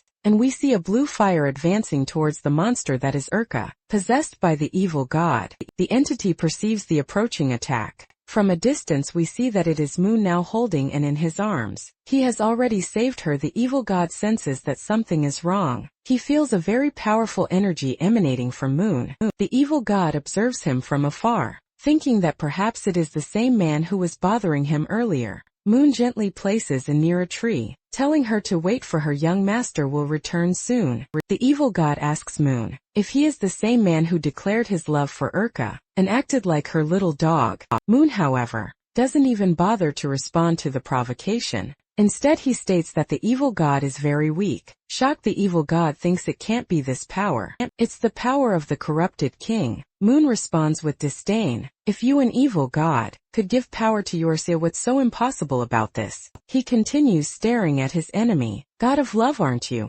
You're a joke, quite a joke." And your joke ends here as the corrupted king watches him from above. Moon prepares his magic, concentrating a large amount of energy. He unleashes it and the attack covers a giant area, hitting the evil god squarely. The entity screams in pain and despair as the magic begins to vaporize it. Moon was impressed. He hadn't expected the corrupted king's magic to be so powerful as to defeat the evil god with a single attack. However, the entity wasn't completely dead. A final breath escaped and Moon realized the fight wasn't over yet. The evil god spoke, its voice weak, saying it found it incredible that all its plans had been ruined by an insect like Moon, and on top of that, an insect who had made a contract with the corrupted king. The entity continued saying, it was a pity as it was impossible for the corrupted king to be content with merely observing a human for long. Looking at Moon, the evil god warned him to remember it, for it would return next time to hunt Moon Campbell. Moon was paralyzed, not knowing what to think or say, and complete panic seized him. He hadn't expected to make a god reveal its full name. The entity might have been defeated, but it could return in the future, and if it did, it would probably come after him. In a desperate attempt, Moon shouted to the evil god that his name wasn't Moon, but Ariel, trying to deceive it. After a few moments, the smoke dissipated from the spot where the evil god had been. What remained there wasn't the entity but Urka's body. Moon, however, didn't even notice this. He was consumed by the fear that the evil god would appear in the future to hunt him. He reassured himself by thinking that the black book had always helped him, and that if the entity returned, the book would help him again. Of this he had no doubt. Suddenly, someone called out to Moon. The one calling him young master was none other than Anne, who was running towards him. She was crying as she had thought Moon had died, in tears, and told Moon that she couldn't believe it, that she truly thought he was dead, and that she felt she wouldn't be able to do anything else with her life. Moon, however,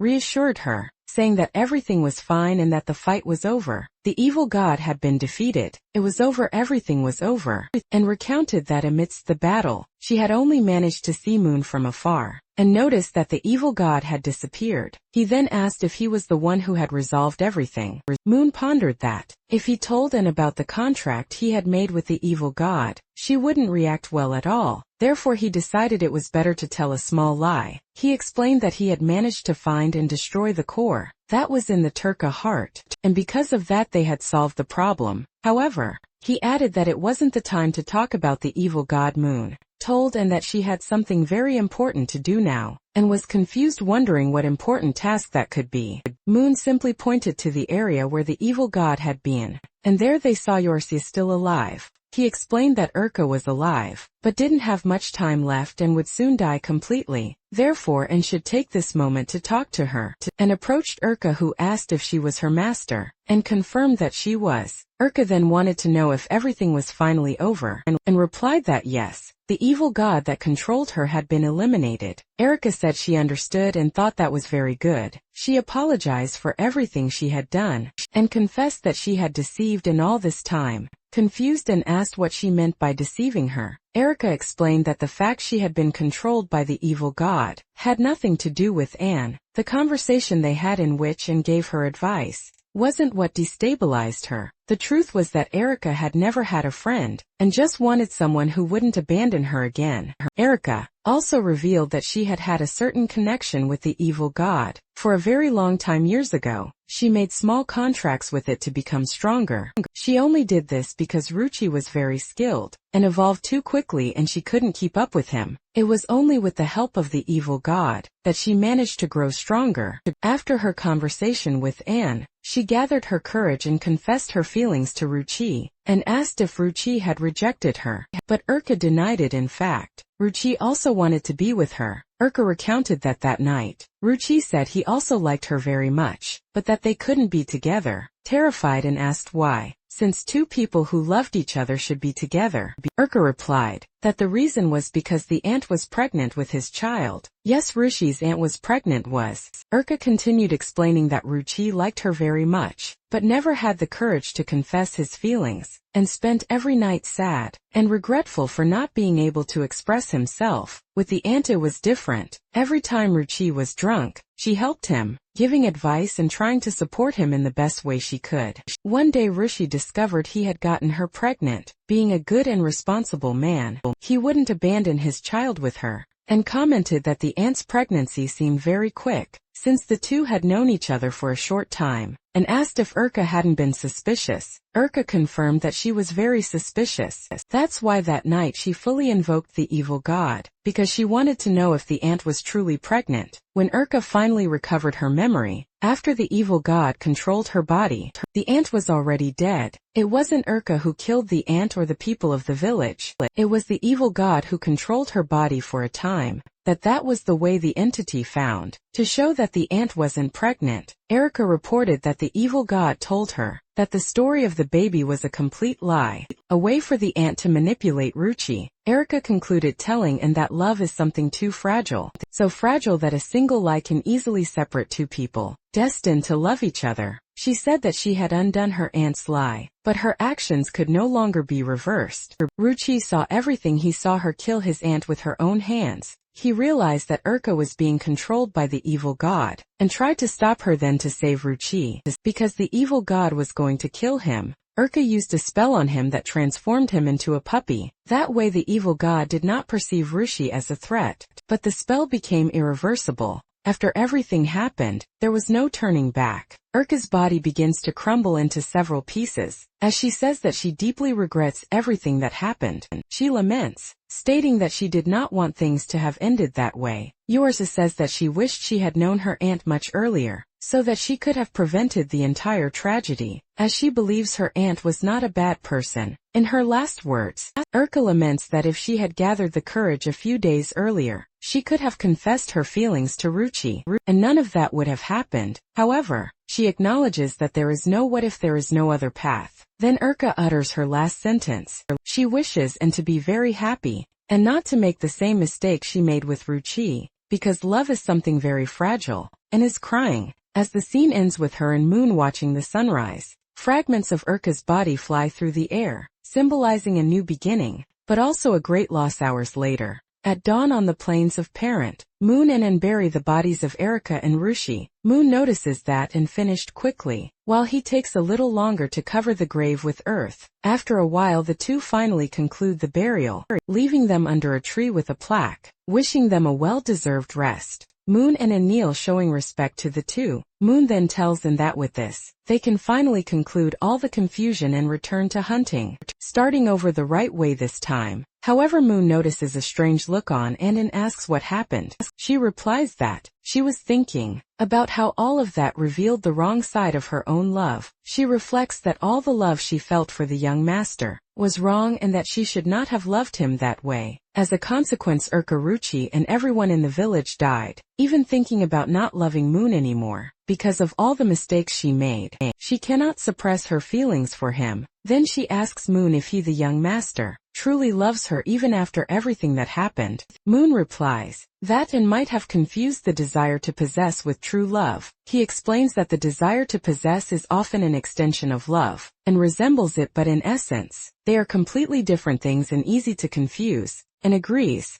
saying that she probably confused the desire to possess with love. However, Moon thinks to himself that in truth, he is not sure about that. He reflects that each person is different, with their own unique way of loving, and that only Anne can know exactly what she feels. Ponders that since Anne is no longer an Eontori, they can try to make the relationship work. This time Moon looks at the sun, thinking about what love truly is, what it means to love someone. While Moon is immersed in his philosophical thoughts, and interrupts him with a question, she reminds him that when they were in the basement, he had said he wanted to have a normal relationship with her, without her being an Iantari. Given that she suggests they could start over, the word start over echoes in Moon's mind. He asks Anne to wait a moment as he wants to clarify a few things before proceeding. Moon then asks if her intention is to take him back to the mansion, or imprison him there, and replies that she wants them both to return to the mansion, because that's where they live. She emphasizes that it's the only place she grew up, therefore the mansion is also her home. She assures him that she has no intention of imprisoning him again, and continues explaining that she wants to start from scratch, not as Moon's girlfriend, but as a simple maid who will attend to his wishes. She hopes that little by little they can build a normal relationship. She becomes a little shy, and asks Moon if she can truly serve the young master once more, questioning if that would be possible. Moon then holds Anne's hand tightly, leaving her confused. He replies, asking if she really needs to ask a question like that, and states that he wishes for her to continue serving him, and attending to his desires. Even though she is no longer the Yandra, he still wants her. Moon feels like a missionary. He then tells Anne that they should go home immediately, as they are very tired. Anne, with a mischievous smile, agrees, given that Moon reasoned that if he managed to make a Yandra stop being a Yandra, then he was an incredible person. After all, most men who tried that in other stories did not survive. Moon thinks that now that Anne has returned to normal, that horrible fate the Black Book predicted, that he would one day be murdered by her, probably no longer happen. In his head, Moon believes everything is resolved. However, 2 days passed in the story. They returned to the Campbell mansion, but when Moon arrived home, he ate and suddenly everything went dark. The dizzying sensation was familiar to him, as was the ceiling he was seeing. And yes, it's exactly what you're thinking. Moon was back in Anne's small room. All that progress was for nothing. He thinks to himself, where did I go wrong? Probably, some inevitable force of the original story forced him back to Anne, and perhaps to her semi-Yandra version. Suddenly the handcuffs on his wrists opened, followed by those restraining his feet. A voice calls him young master. As you might imagine, it was none other than Anne. She had returned, and explains to Moon that he fainted from exhaustion after eating, upon arriving home, and that she wanted to play with him a little. The only place where the maids would never find them was her small room. Moon is terrified. He doesn't understand why and took off his clothes and handcuffed him again and apologizes, explaining that she thought that upon waking up and seeing the room, the young master would get scared and try to run away once more. To prevent that from happening, she temporarily restrained him. But Moon asks one more thing. Why did Anne bring him here? She replies that the young master probably doesn't remember, but that night before he ran away, she was going to show him something he really wanted. Moon then recalls what Anne wanted to show him before his escape from the mansion. If you remember, Anne was going to show him an outfit, but he ended up escaping using the spikes he had placed on the door. As Anne puts on a bunny outfit, Moon remembers everything. She comments that she is adjusting the outfit as it is quite tight. Soon after, Anne announces that she is ready. She is finished getting dressed. She says she knows the young master likes black, and the sensation of soft alcohol, so she bought that lingerie to wear for him. And yes, we see Anna in the bunny outfit. She even asks Moon how he feels seeing her dressed like that, and if he liked it. He is just processing. But soon after, a little blood starts to trickle from his nose. He probably didn't just like it. He loved it and lies down near Moon, saying that she hadn't considered the young master's feelings the last few times, and that was her mistake. Now she will always consider his feelings. She gets closer and closer, while blood continues to trickle from Moon's nose, and asks him if today they can do it. However, the young master wishes he can do anything with her. Then An lies down waiting for any command from Moon. I hope you understand that I cannot show many details of these parts, as the situation gets quite intense. I know how you are, so I'm only showing a little. The scene changes after these events. It was very good. It could have even continued a little longer. And is waking up. She barely opens her eyes and already says, "I'm sorry, young master. I ended up falling asleep. By this time we should already be." Before she can finish the sentence, she realizes that Moon is not there. She shouts the young master's name. Meanwhile, she is without. She is not wearing. That's right. You understood. And after a little while, and is already dressed, and while still getting ready, she hears a drawn-out meow. Noelle then asks if An is already awake. Yes, the newcomer's name is Noelle. At this moment we see Noelle, a little girl accompanied by several kittens and another maid. She asks if An is feeling well, and is confused and asks, "What do you mean, how am I?" Noelle then replies. She explains that this morning, the young master said An had a bit of a cold and was feeling unwell. Therefore it would be good for her to rest in her room, and he asked that no one disturb her so she could have a good sleep. As they talk, we notice that Noelle is holding a short-haired kitten, and asks whose kittens they are. And Noelle replies that the young master bought them this morning at the market. From little Wine, Noelle begins to tell more about her. Wine is a simple girl from the city, whose neighborhood works with shoes. In her free time outside of school or home, she usually takes care of stray kittens. Besides caring for them, she also fed them. However, Wine's parents were allergic to cat fur, and absolutely did not allow the animals inside their house. Furthermore, Wine's classes would begin soon, and she would need to study at a boarding school, meaning she would live at the school. Because of this, she would have neither the time nor the means to care for the kittens. So she sought out several noble families, hoping someone would adopt the animals. After much searching, a man appeared at the market. It was none other than young Master Moon, and he bought all the kittens she had. Wine recounted that Moon even gave her 200 mainwormo, the local currency, to cover her studies. He concluded by saying that he was a very kind man, and began to realize that everything now made sense. However, she reasoned that 3 kittens were already quite a lot. Noelle whispered into Anne's ear that there were actually 4. Initially, the young master only wanted 1, but little Wine said that if he were to adopt, should take the entire family, meaning the kitten's mother, as the family should remain united. Young Master Moon found Wine's condition very fair, and ended up accepting bringing all the kittens with him. Wine then asked Monica, the other maid, if she could see the kittens from time to time. Monica replied that the young master said Wine was always welcome at the Campbell household, and could see the kittens whenever she wished. Wine commented that young Master Moon was an incredible man. After this conversation, and asked Noelle where the young master was. Noelle replied that he had returned from the market a short while ago. A short while later, Anna knocked on Moon's bedroom door. He replied that the door was not locked and that she could come in. Anna slowly opened the door and noticed Moon playing with the kittens. Moon explained that he had seen her very tired, and didn't want to disturb her, which was why he let her sleep in.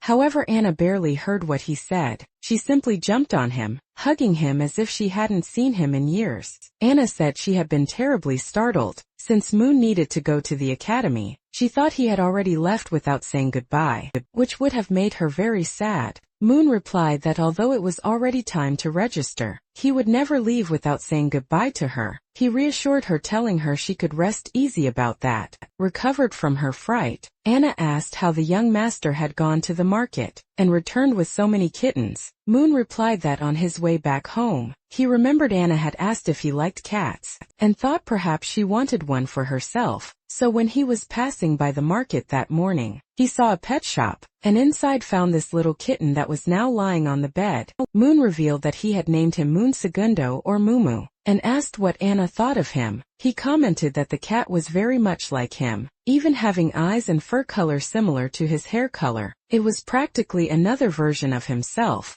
just in kitten form and very adorable. Picking up the kitten, Moon offered it to Anna, saying it was a gift for her, a miniature version of himself. He commented that when the academy began, he intended to return as quickly as possible. He knew Anna would probably like to go with him, but the institution's rules did not allow it. Furthermore, Anna's role during this period was to take care of the Tutuki family's affairs at the mansion. Therefore, while Moon was at the academy, he would leave little Moo to keep her company, as she would miss him greatly. He then asked if she liked the gift. It was clear that Anna found the idea incredible. She said she adored Moo and promised she would take very good care of him. Many hours later, already at night, Moon lay on his bed deep in thought. He reflected that his dark assassination techniques had risen 3 levels was excellent. However, he had not gained any magical benefits from the fight he had with Urka. Despite this, in that confrontation, he had achieved something very important, making Anne return to normal, pulling her out of the apathetic state she was in. Moon also thinks about the prophecy that Anne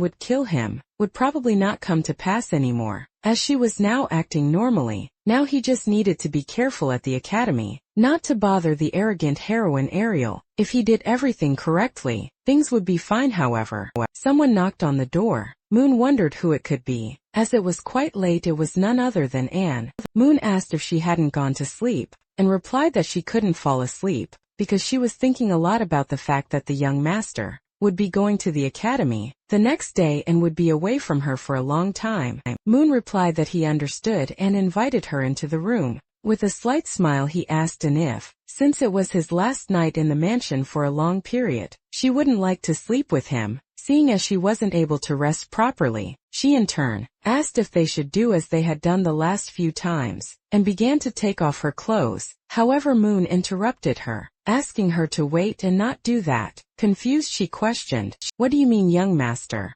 With a smile, Moon explained that tonight they would do something completely different, and repeated, curious. Moments later, the two were lying in bed side by side. No, they did not have any intimacy, they were just lying there talking, and asked if Moon was enjoying just lying there in bed, without doing anything. He replied that this was also important, as love was not just about physical intimacy, love was also about talking, having an emotional connection, and knowing the essence of the person you care about, and moved closer to Moon, saying that she didn't want to be separated from the young master. After everything they had been through just now, that things had been resolved, they would have to be apart for a while. Moon replied that a semester at the academy only lasted 4 months, and that at the end of that period, the holidays would arrive and he could return to Mansenberg, and with a sad tone retorted that 4 months was a long time, and that she didn't want him to leave. He then suggested that if she missed him, she could write letters, and he would make sure to answer them immediately, and called his name once more. And he asked, "What is it, Anne?" She replied that she was feeling the warmth of the young master's body, so close his breath, and confessed that she could no longer hold back,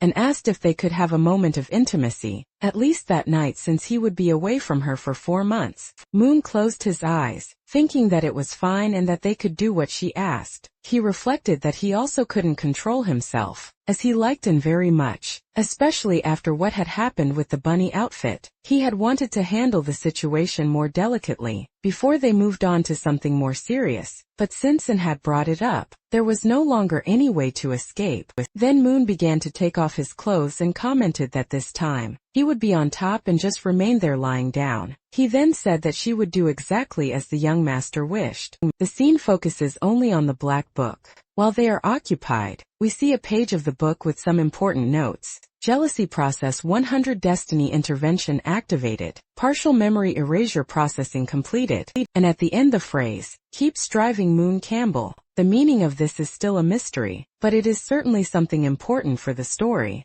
that will be discovered later. The scene then shifts to St. Mary's Academy, a completely different place. This is where Moon will study for the next 4 months. We see the academy's pool and then a person's foot. It's none other than Ariel announcing her return. Finally, a secondary character from the beginning of the story reappears. Ariel jumps into the pool, splashing water everywhere. She is very happy as it was worth arriving a week before everyone else, to have the academy's giant pool all to herself and her sister. He asks if Leah is enjoying the pool. Then we see Leah, Ariel's sister, who looks completely different from the beginning of the story, having grown quite a bit. Leah replies to Ariel that even though classes haven't started yet, there are already some teachers at the academy, as they arrived a week early. She fears that if they make too much noise in the pool, they might get into trouble, but Ariel tells her to relax, explaining that she already asked most of the teachers, and they all allowed her and her sister to stay in the pool until later. Suddenly Ariel rushes towards Leah in the pool, startling her, unsure what to expect. Then to Leah's surprise, Ariel squeezes her bust. Ariel comments that, even though only a month has passed since they last saw each other, her sister's breasts have grown much larger. She continues to fondle them while asking how long they've been so big.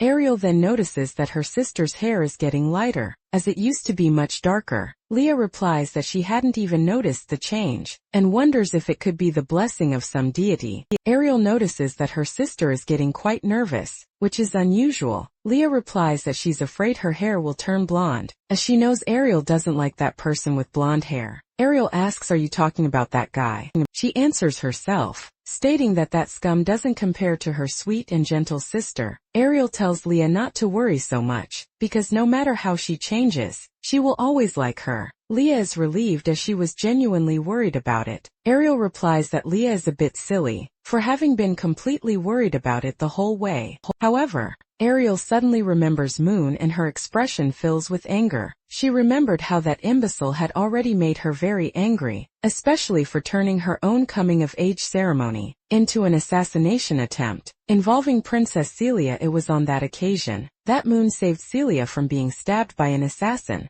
Ariel continued saying that he almost hurt Celia in the process. She then told Leah that it would be better for her to stay far away from that guy to avoid unnecessary trouble. However, Leah replied that the assassination incident involving Celia was not Moon's fault. According to the official statement from the royal family, it was thanks to Moon that the princess managed to survive that day. Leah continued explaining that after that incident, it was Princess Celia herself who called her to help with Moon's emergency treatment. Ariel then realized that was why Leah had disappeared for a whole hour, and Leah confirmed it. She spent an hour taking care of Moon, as she needed to wait for the royal physician to arrive, and did everything to keep him alive until help arrived. Leah added that he risked his own life to save the princess, and at least on that point, she thought young Moon was a very brave and righteous man. But Ariel interrupted her saying, Hey, don't say that guy's name. He's not young or anything. He's just an imbecile." Ariel continued, admitting that she didn't deny he had the courage to save Celia. However, she didn't like him as a person. To this day she couldn't understand how Moon's parents,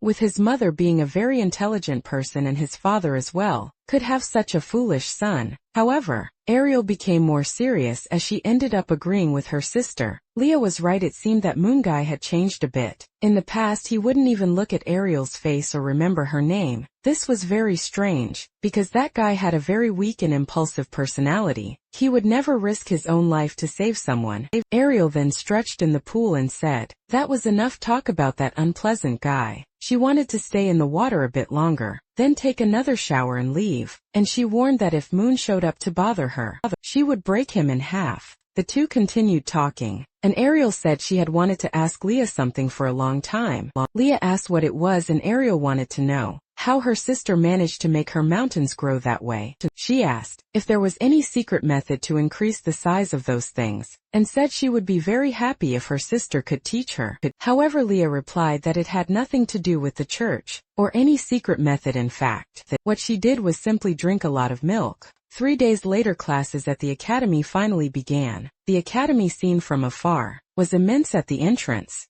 there was a statue of 2 knights, and students were already entering through the gate. It was then that Moon arrived, very well dressed. He was surprised by the size of the Empire's Magic Academy, which was much larger than he had imagined. While Moon was immersed in his thoughts, while the other students rushed because they were late. Moon walked calmly. He thought that he shouldn't provoke the arrogant heroine Ariel, and that the academy would probably be a completely safe place for him. Speaking of studying, it had been over 10 years since he had done so he even felt a little excited about the idea. He was determined to be the best in that academy. However, Moon noticed that a group of people in the center of the courtyard was attracting a lot of attention. Everyone was commenting about a show, which made him curious.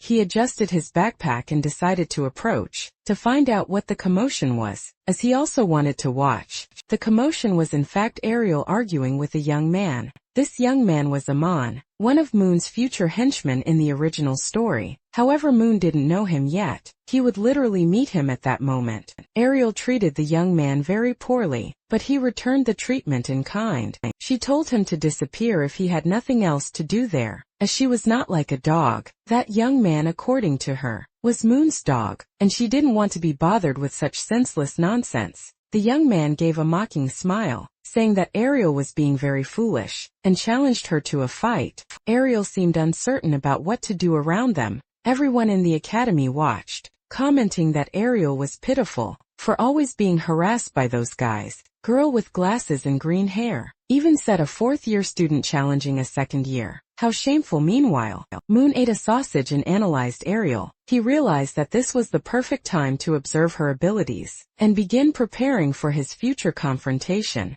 Ariel, for her part, was very calm, as those young men had challenged her many times before and always lost. Probably this time would be no different. Eamon spoke, saying that last time it was a mistake to send someone like Crew to attack her. He admitted that he hadn't expected Ariel to be able to defeat Crew, but that this time would be different because he, Eamon the Madman of Campbell, would attack and completely crush Ariel. Upon hearing the title Madman of Campbell, Moon realized that this young man was one of his future allies. Ariel replied that it was fine if Amon wanted to fight, as she would make him fall to the ground once more. If that were the case, however, Iman clarified that it wasn't he who would fight her. The one who would face Ariel would be Moon Campbell. At that very moment, everyone around turned and looked at Moon, who was left without understanding what was happening. He realized that his future ally was an idiot. Moon had just arrived and didn't even know about the situation. I thought that young man was truly very stupid. Everyone observing the scene realized that it was the real Moon Campbell. They couldn't believe he actually existed. Rumors about Moon were incredible. The girls whispered that just by looking into his eyes, there was a chance of getting pregnant by him. What kind of rumor was that? How could someone get pregnant just by a look? Another girl replied that if Moon Campbell took her home, inappropriate things could happen during the night, and the situation wouldn't end well for her. Moon's reputations were truly impressive, and the rumors continued. Some girls said that he had been involved with so many women in the past, that he could fill an entire class of 40 female students. Moon then realized that the original character of that story was a terrible person. The reputation he had at that academy was that of a complete womanizer. Suddenly Pessam and Ariel entered the scene, assuming a combat stance. Ariel turned to Moon and said that she already knew he would appear. She then replied to Moon, "What is it? You're still the same as always. You have no talent and just send your street dogs to attack others. Don't you? You're still as useless as ever." Moon realized how harsh Ariel's words were. Ariel continues, "Oh, you think that was harsh? That's exactly what you deserve. You idiot." Another sharp retort. Many people around began to gather, expecting a fight. After all, the young master of the Campbell family was known for being troublesome. The crowd wondered who would emerge victorious, if Moon would destroy Ariel or if Ariel would tear him apart. Going against expectations, Moon shouted Ariel's name loudly so everyone could hear. The shout startled even Ariel herself. Then, to everyone's shock, Moon apologized, saying he didn't want to bother her. The crowd was left speechless. After all, he was known for causing a lot of trouble and hurting others, and now he was apologizing. Even Ariel was perplexed, as Moon had never acted this way towards her before. Iman appeared and interfered, saying that young Moon couldn't apologize to an idiot like that, because he belonged to the noble Campbell family. Moon turned to Iman and asked what he thought he was doing, putting on such a spectacle. Iman, along with two other subordinates of Moon, replied that because of the public humiliation, They must destroy Ariel. They argued that Moon was being demeaned in front of everyone. With a serious expression, Moon asked if anyone had given Iman the order to do that, as he hadn't asked anyone to hurt Ariel. Iman was speechless. He stammered, and ended up replying that the idea of hurting Ariel was his own, that no one had forced him to do anything. Moon then stated that such behavior, picking a fight without receiving orders, deserved a good scolding afterwards. He dragged Iman to a corner to talk in private. Moon told Iman never to make a scene like that again, as he had an important plan in mind. He instructed Iman to take some men, and offer sincere apologies to Ariel. After the apology, Iman was to take the money Moon was offering him, and lead the men to buy something delicious at the canteen. Before all that, however, Iman needed to help him disperse the curious onlookers, who had gathered. Moon also commented that it was all his fault, and that Iman had ended up getting the worst of the situation. To his subordinates' surprise, Moon apologized, calling him brother. The gesture touched Iman deeply. His master had not only given him money to buy food, and taken full responsibility for the mistake he had made, but it also called him brother. A few seconds later, Iman and Moon's two other subordinates approached Ariel. She prepared for combat, ready to finish them off if necessary, and asked what they were trying to do. To everyone's astonishment, the three bowed and apologized to her. Their actions shocked the crowd. Everyone thought they would attack Ariel, that they would beat her up, but none of that happened. Even Ariel was visibly startled, as it was something she hadn't expected either. Afterwards, the three told the crowd to disperse, announcing that the show was over. Moon stood beside Ariel, who stared at him and asked what he was up to, and what he intended to do. He apologized once more, insisting that he never meant to hurt or bother her, and then began to speak. Moon explained that he wanted to seek her out privately, to sincerely apologize for the foolish things he had done in the past, but he feared that, perhaps seeking her out alone might cause misunderstandings. Now at this very moment, a perfect opportunity had arisen for him to apologize to her publicly. With so many people as witnesses, Ariel ended up asking if he was serious. Moon was a little confused, and questioned how she wasn't realizing that he was speaking seriously, and sincerely he asked if that wasn't enough for her,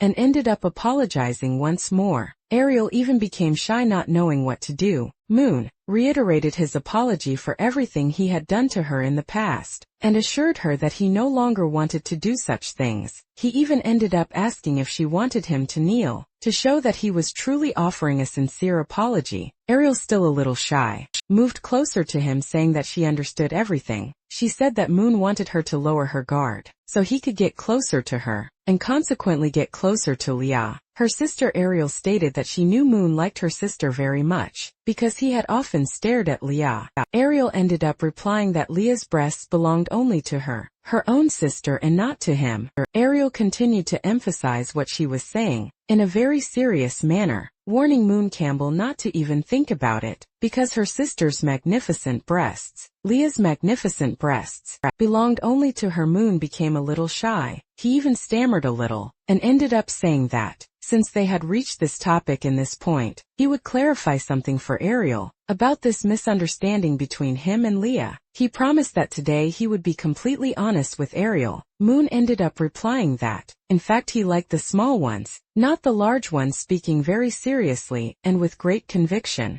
Moon replied that those that were soft and large didn't even fit in his hand, and because of that didn't interest him at all. He said he preferred those that were small and normal. The ideal for him would be something completely flat. Ariel reacted by punching him right in the face. She was visibly shy and ended up saying that she knew him very well. In the past, he had mistreated many girls with ample breasts, and never approached a girl with small breasts, and now he was saying such nonsense. She questioned how he could say such a thing. Ariel continued to argue that he was probably saying this just to mock her, and that it showed he hadn't changed much at all, remaining the same as always. However, Moon ended up replying that what he said was just a joke, and that Ariel shouldn't be angry. He emphasized that it was true and apologized sincerely. Moon even commented that regarding Leah and Ariel herself, he would not touch them, nor did he intend to do anything bad to them. He assured them both that they could rest easy in that regard, because he would order his people not to lay a finger on them. Moon ended up standing up and revealed that when he returned to school, he thought about preparing a gift as a way to apologize to her. but before concluding he ended up speaking.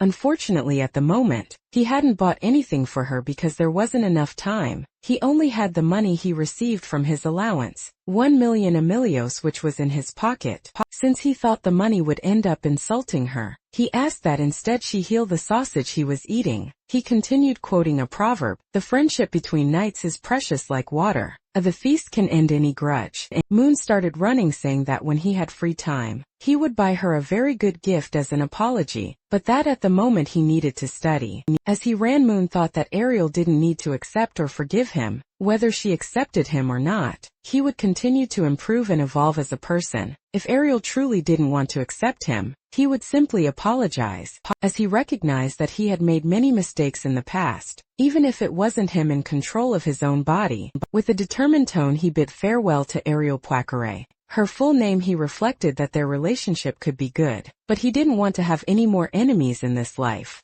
Ariel stood still, not knowing what to do and understanding nothing. Suddenly, she realized she was still holding Moon's sausage and screamed. Not knowing how to react, then she yelled for Moon to wait. Calling his name, Moon, who was still running, looked back and saw Ariel coming at him at full speed. The scene focused on a girl's leg positioned in a high place. In the distance, conversation between Moon and Ariel could be heard. Ariel said that the gift Moon could give her could be money, stating that she found the 1,000,000 coins he had in his pocket. Very interesting. Moon, however, told her not to come any closer, refusing to give 1,000,000 coins as an apology, because it was too much money. The girl who was observing them was revealed. It was the same one who sold black market potions to Moon. Who would have thought she would appear here? She thought it was crazy for Moon to be apologizing to Ariel. Using money, she noticed that after the incident where he saved Celia, Moon had become a completely different person, as his behavior had changed a lot. With a malicious smile, she noted that Moon was a golden child of the Campbell family. He was quite naive but rich. She wondered if she should bother Moon a little to be with him. She reflected that there would be no problem, as she believed Celia would also end up with him, and that Celia probably wouldn't mind if she got to him first.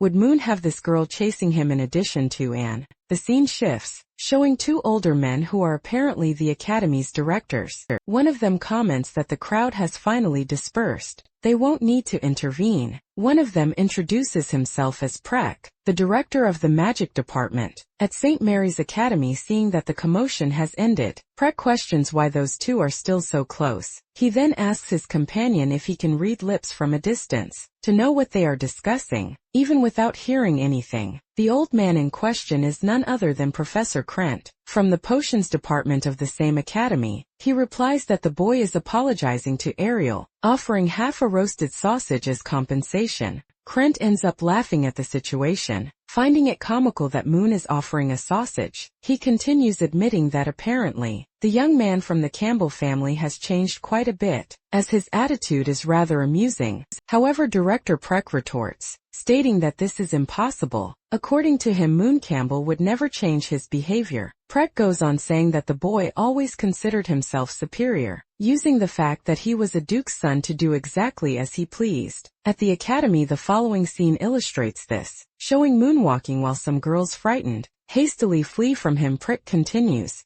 telling the professor that Moon Campbell has caused many disturbances in the past. He emphasizes that he doesn't believe Moon apologized to Ariel, as he always heavily criticized her for being the illegitimate daughter of a wealthy and noble family. However, Professor Krent from the potions department insists. He states that from his lip reading, Moon truly said something that seems to be true, indicating he is being sincere. Director Prek, however, reacts with great anger, saying that all of it is nonsense. He declares that if Moon truly changed, he would be able to eat the entire table. The other professor comments that it's clear he really dislikes Moon Campbell, but the director replies that it's not a matter of liking or disliking. He states that the young man is a disgrace to St. Mary's Academy. The reason for this is that last year, Moon took an entire year to learn nothing more than a simple illumination spell, a basic light spell, which is unacceptable for an academy of such high prestige. However, Professor Krent comments to the director that, as the head of the magic department, he could simply dismiss Moon, but they cannot do that so soon because Moon needs, at the very least, to have a chance to show that he has changed and improved. If he were to leave, they could use the justification that the boy is not good at magic, but rather at fighting just like his father. Moon's father is very skilled in combat, not magic. The director,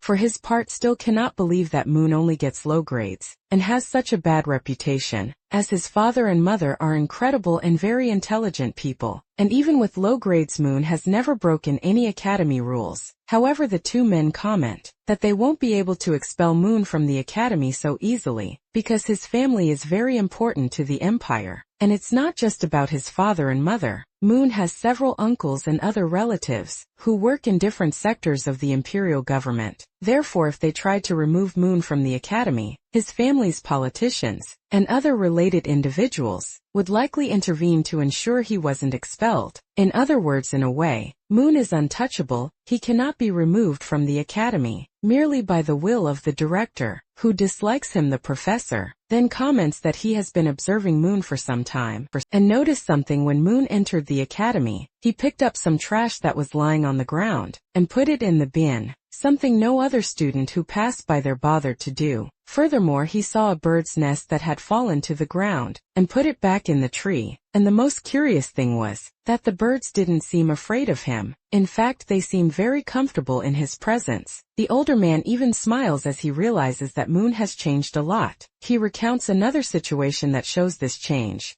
When Moon entered, he found a crying girl and offered her a handkerchief to calm her down. However, the girl was startled to see that it was Moon Campbell and fled, as he has a terrible reputation among the students. Despite this, the professor observes that Moon is doing something very different. He notices that he was doing nothing more than making a reference to the statue of the academy's first founder. Director Prek becomes completely startled because in recent years, no one had made any reference to the founder's statue. Then CRMC Moon, thinking that he needs to be a much more polite person to improve his reputation. Therefore, he was doing something he knew would please many teachers. However, Moon notices that the statue has a mark on its neck. This was because the statue's head had fallen off the previous year, when the MC was at the academy, and the one who made it fall was none other than Moon himself. In his past life, he was also the one who put the head back in place. Moon then offered a kind of prayer, promising himself that he would never do those horrible things again.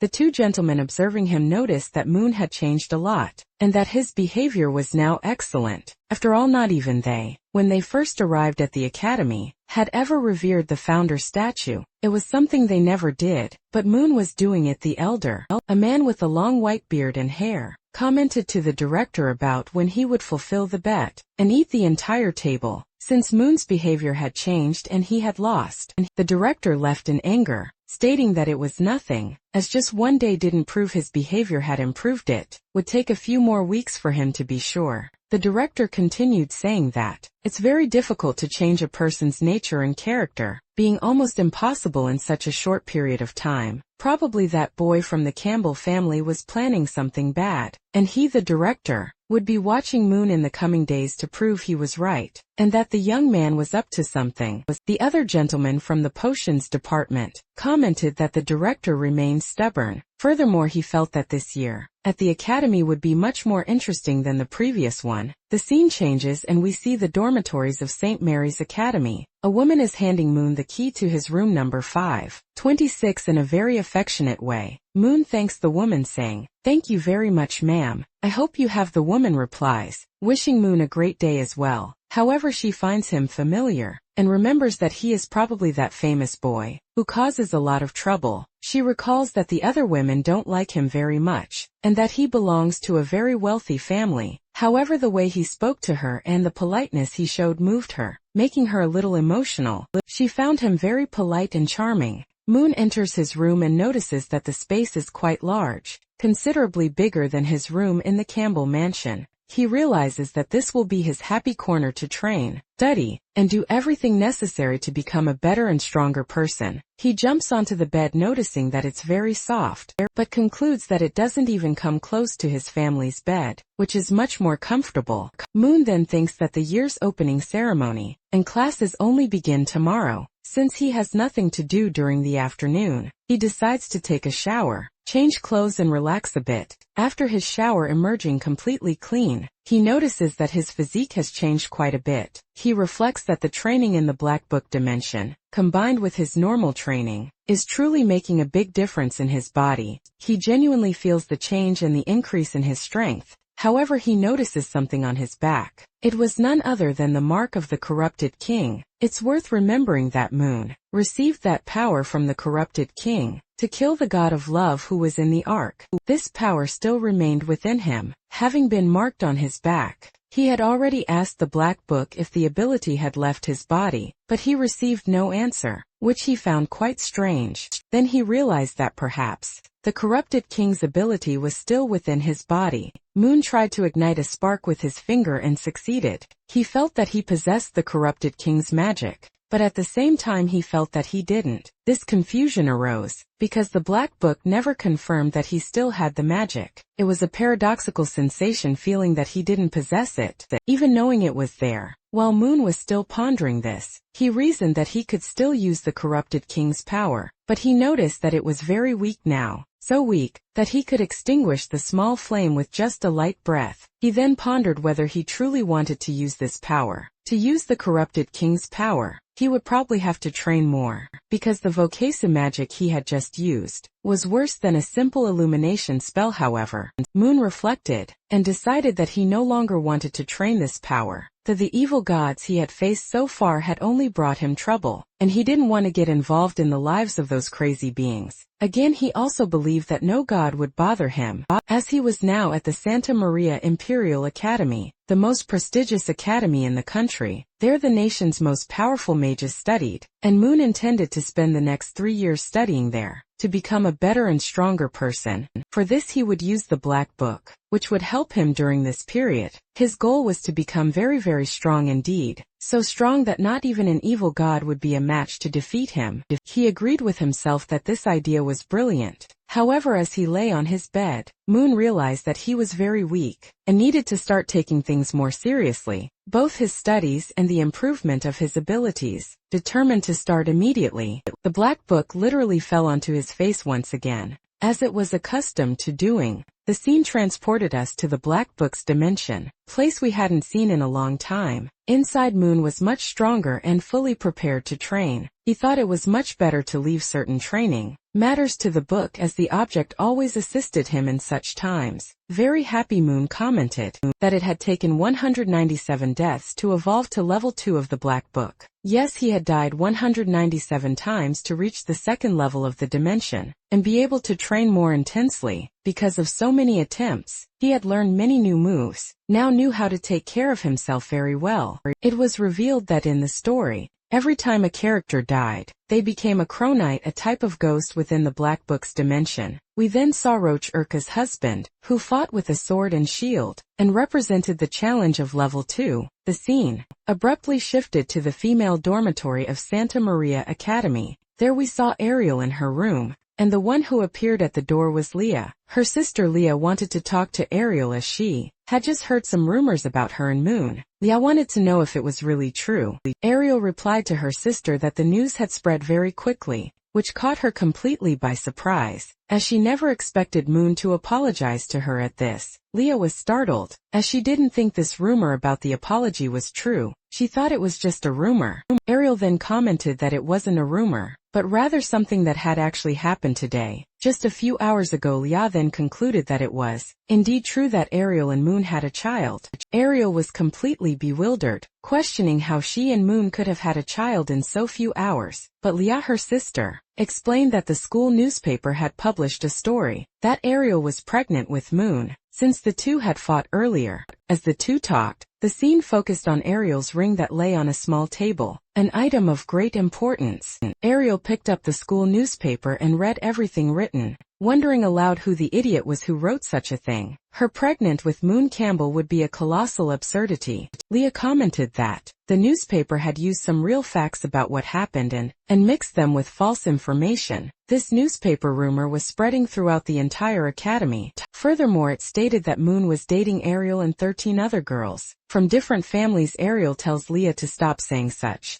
absurd things and states that tomorrow she will walk right in front of the room of the people who made the newspaper to have a very close conversation with them. There's no way she will allow them to spread rumors that she is pregnant with Moon, or that she is his ex-girlfriend or the mother of his child, and things like that. Leah corrects her, saying that the rumor isn't about being an ex-girlfriend, but rather an ex-girlfriend with a child. Ariel replies that her sister is very silly, as that's not true, and asks if Leah is mocking her. Then Ariel jumps on Leah in a playful manner, and she calls her sister a damn funny one, and asks if her breasts have grown a bit more today, commenting that she loves her sister's breasts. Ariel continues asking if Leah will still dare to keep joking with her. Leah starts laughing and asks her to stop, saying that she gives up and won't do it anymore. After the playful moment, Leah comments that it's a good thing. Ariel wasn't too bothered by the facts, as tomorrow is the academy's opening ceremony. She says she's going back to her room to sleep, as the next day will be very important.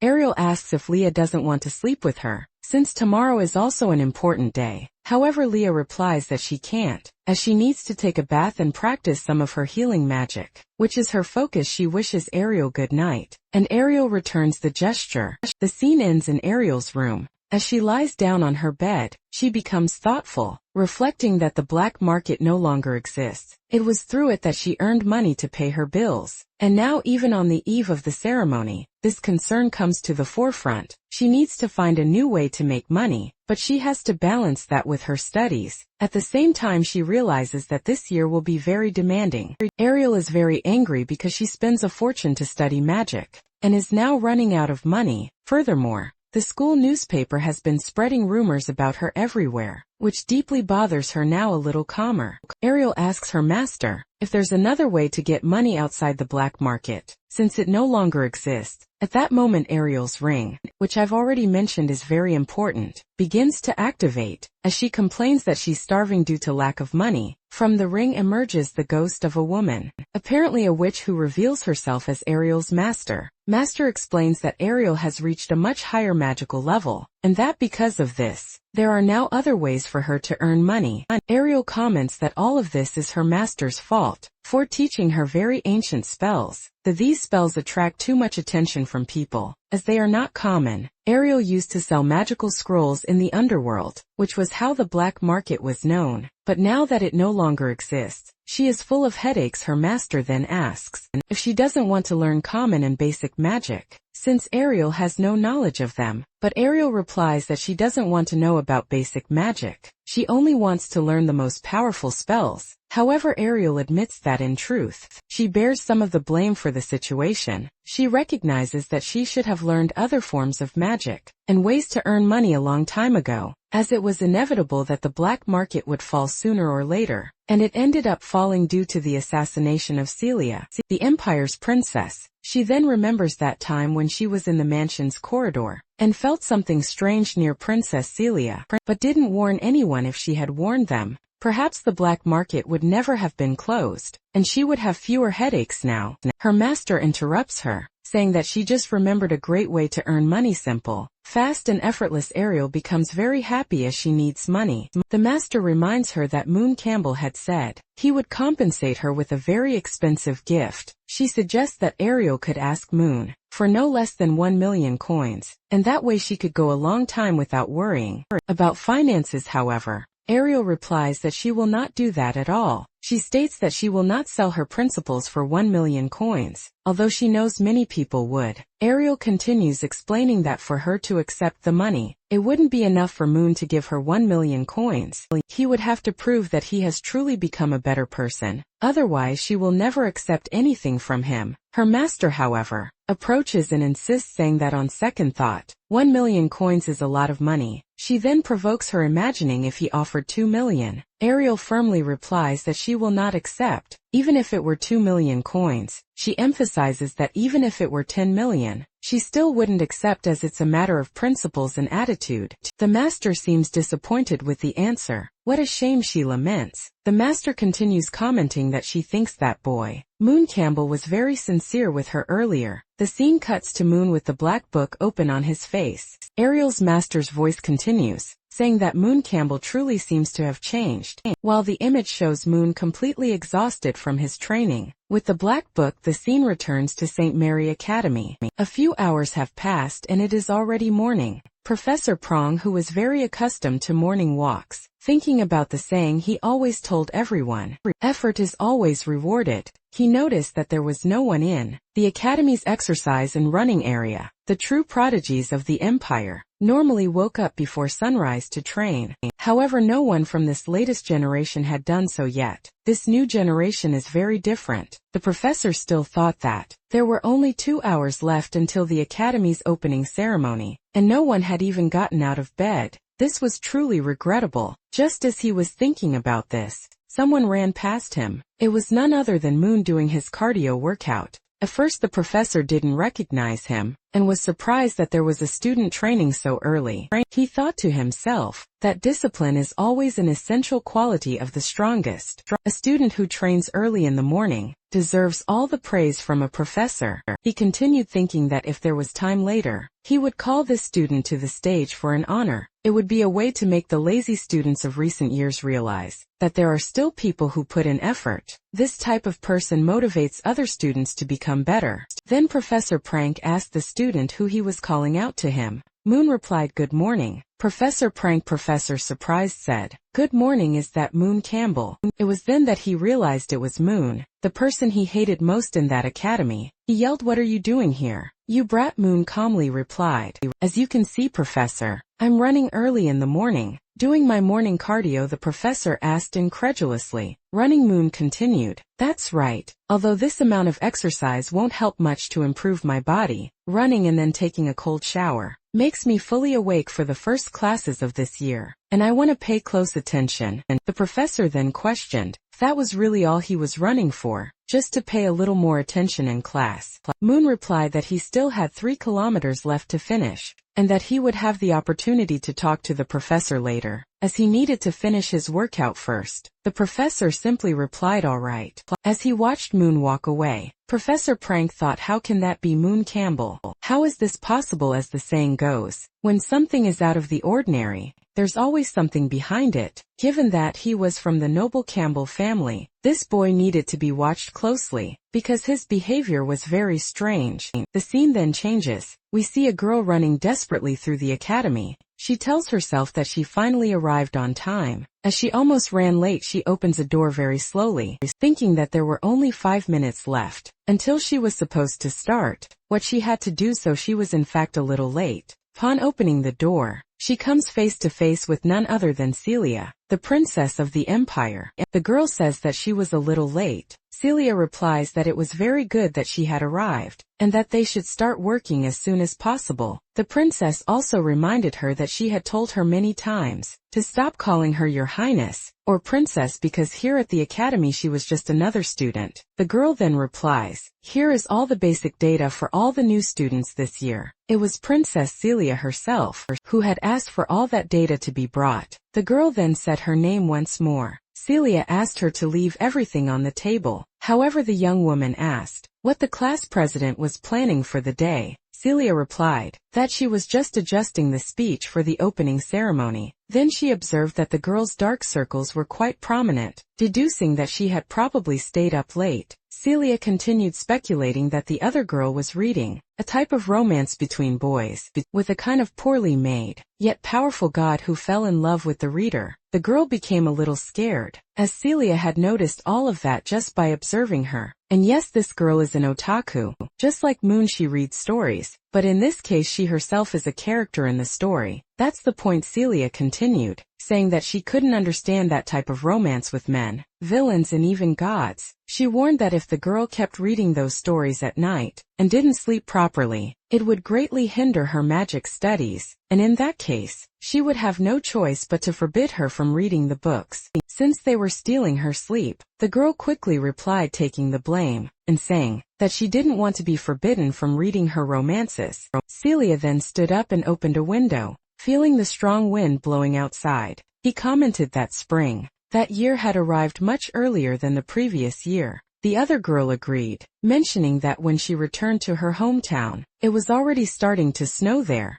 which was very strange. Soon after, she began to dust the books with some kind of duster. However, she noticed that Celia had been looking out the window for a long time, and asked what she was doing. The girl approached, and saw that Celia was looking at none other than Moon Campbell. Yes, Moon Campbell himself. The girl's expression hardened, showing anger towards Moon. Celia noticed and asked if he had caused more trouble. The other replied yes, a very big trouble, and that the president still didn't know anything. Celia confirmed that she didn't know, and asked the girl to bring her the newspaper, so she could understand what was happening. After a while, girl picked up the newspaper and began to explain everything to Celia. The princess commented that the controversy was because Moon had apologized to Ariel. The girl, however, replied that wasn't the point. In fact, the newspaper said that Ariel was abandoned by Moon Campbell after they had a child together. She continued to read, stating that wasn't all. The article said that Moon Campbell was involved with 3 women at the same time, and that Ariel was known as the fearless battleship he owned. According to the article, she suffered 50 miscarriages because of him,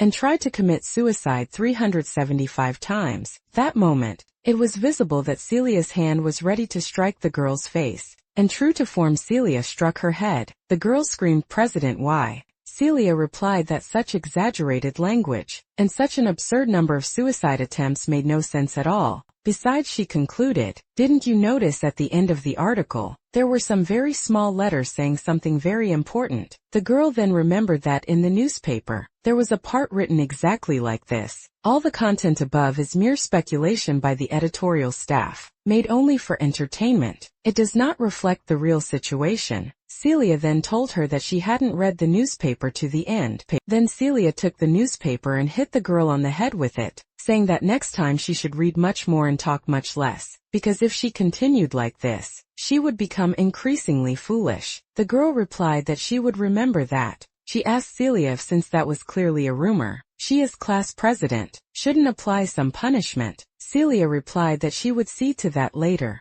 Celia reflected that, as the student council president of St. Mary's Academy, she could not allow this type of information or mess in the institution. Likewise, she could not allow anyone to use another person's image to intimidate or spread false information. That was totally wrong, and Celia was against the dissemination of fake news. But that wasn't all she was thinking. She also remembered that Moon had saved her, and didn't want him to be labeled as an inferior or problematic person since he had shown that he wanted to change. Celia continued thinking that if Moon wanted to earn her recognition, he would have to try much harder than he was trying now. She would only accept his friendship back if he truly proved that he had become a better person. We then see RMC, Moon finishing the 3 kilometers of cardio he needed to complete. Meanwhile, Celia thought that Moon Campbell, that man, really needed to prove that he had changed. After a few hours, the scene changed. We were in the Great Hall of St. Mary's Academy, where we saw several students gathered for the opening ceremony.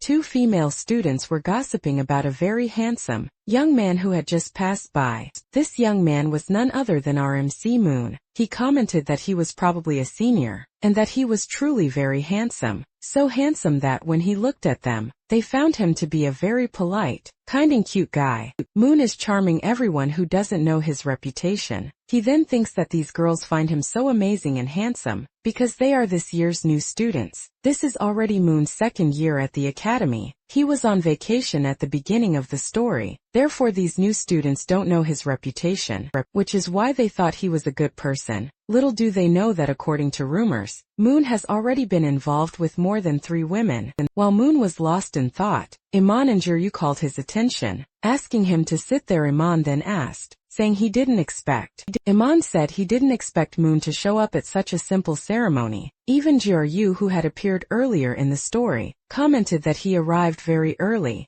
However, Moon replied that the opening ceremony isn't that important to him. He only came because of his two friends. This made Jiaryu and Iman very embarrassed and shy. They didn't expect to have such a good friend and moved. Iman and Jiaryu started crying. They know Moon is a very good person, and promise they will stay with him until the end. However, the scene ended up irritating Ariel, who told the two to shut up, as they were making an embarrassing scene right when the ceremony was about to begin. Iman got so angry at Ariel that he started cursing her with every possible word. Moon quickly put his hand over Iman's mouth to make him stop, and also apologize for his friend's behavior. Ariel just stayed quiet, accepting the apology. That moment, someone from the student council called everyone's attention, announcing that the students and teachers were already present, and that the opening ceremony was about to begin. We then saw Celia's friend on stage, who announced that everyone would receive the representatives of St. Mary's Academy, and the current student council president. It was none other than Princess Celia, who would deliver the welcome speech for the new students. Celia was very beautiful. The new students immediately realized that Princess Celia was indeed very beautiful. For some of the girls, it was the first time they saw her in person, and they found the experience incredible. But it's not just the girls. The boys also noticed her beauty, and agreed that she fully deserved the title of Her Highness. Meanwhile, Moon thought he didn't know Celia was the student council representative. Suddenly he realized something was wrong. Celia was staring fixedly at him with a cold gaze. Moon confirmed that the gaze was, in fact, directed at him. Moon shifted in his seat, uncomfortable. Iman and Jiaryu asked if he was feeling unwell, but Moon replied that he wasn't, that he was fine. Celia let out a soft sigh and finally began her speech. She introduced herself as Celia, the student council president, and welcomed everyone to the start of the new semester. On behalf of St. Mary's Academy, I welcome all new students. Meanwhile, Moon thought that Celia's speech was in fact quite ordinary. He expected something different since he's in a magic academy, but the speech was as generic as one from a normal college, school or academy in the real world. As Celia spoke, Moon reflected that he didn't want to attract the attention of the student council or the teachers. The right thing to do was to train and study hard to become the strongest person he aspired to be. Celia finally finished her speech, saying that these were the student council's final guidelines for all new students. Now they would finally call the school administration's representative, who would be this year's new director. All the students were a little terrified, as the director could either be a very good person or a complete scoundrel. However, something caught Moon's attention. The new director's voice, which ordered all students to remain seated and for no one to go to the restroom. Then the new director was revealed. It was none other than Pink Bear. And yes, he was a bear. A pink bear who would be this year's new director. He commented that apparently all the students were well behaved. Therefore he said, I won't take up any more of your time. I'll make a very quick presentation. He introduced himself, stating that his name was Pink Bear, and that he was the new director of St. Mary's Academy. For this year, he explained that Director Hathaway, for certain reasons, had been temporarily transferred to other duties. Until her return, he would assume the position almost like a substitute director. He then asked if anyone had any questions, but apparently no one spoke up, which he considered great. He continued, stating that he also had nothing more to say. However, before concluding his presentation, he added, if any student has any problems in life, at school or in classes, remember, don't come talk to me your problem. He finally ended his presentation by saying goodbye to everyone, and wishing the new students good luck, because according to him they would need it. This director is completely crazy. Even now I'm trying to understand what he just said. Moon was somewhat startled, as he hadn't expected that to be the director of St. Mary's Academy. The academy's leader was a female director, not a male director. He remembered the director, who was supposed to appear a very beautiful, dedicated, intelligent woman, an example of perfection in education, an imposing woman with great mountains. But Moon thought, shocked, that he hadn't expected a fucking bear to appear. And just to be clear, I'm not the one saying this. It's written exactly like that in the original text. He really thought this fucking bear. After a few moments, the the scene changed and we saw the mermaid talking with Pinkie Pie. The mermaid told the director that the emperor, her father, had sent him to control the academy. She questioned if they weren't afraid he would cause any problems or confusion. Pinkie Pie, a little shy, replied, "Confusion? No way, I would never make any mess. I've always been a good person who loves peace and tranquility." "Is that so?" the mermaid replied, looking at him with a cold expression. She then asked the director what important event had caused Director Hathaway herself to abandon the academy she loved so much. Pinkie Pie suggested that perhaps she had gone to meet a secret lover, or something of the sort. The mermaid responded to Pinkie Pie, "That's probably a non-disclosure agreement, right?" He confirmed that it was. He explained that he couldn't reveal what had happened to the director, only that something bad had occurred, and he was forbidden from giving details. The mermaid thanked him for the information, saying she already had an idea of what had happened. The director commented that he found her attempt to solve everything on her own incredible, but insisted that all the confusion involving the director had nothing to do with him. As she walked away, the mermaid reflected that man, Pinkie Pie, was one of the Empire's strongest and most loyal warriors. Therefore he probably wouldn't tell her anything, and precisely because he was so loyal, he deduced that something bad must have happened to Professor Hathaway. Over the years, the mermaid continued to think that something very serious must have happened to the director, something so serious that the information could not, under any circumstances, become public. He concluded that probably an evil god had done something to the director. Hours later, the scene changes. We see Moon with some papers in his hands. During the opening ceremony, the professors announced the subjects he would be taking, and the list was extensive. Moon thinks it's not worth delving deep into general studies. The most important thing for him now is to fully recover his knowledge of magic, as he learned almost nothing the previous year, with the exception of that one illumination spell. As he reflects on this, he notices that almost all the girls around him are watching him, attracted by his handsome and striking appearance. They, however, do not know his reputation. He searches his papers for the day's subjects,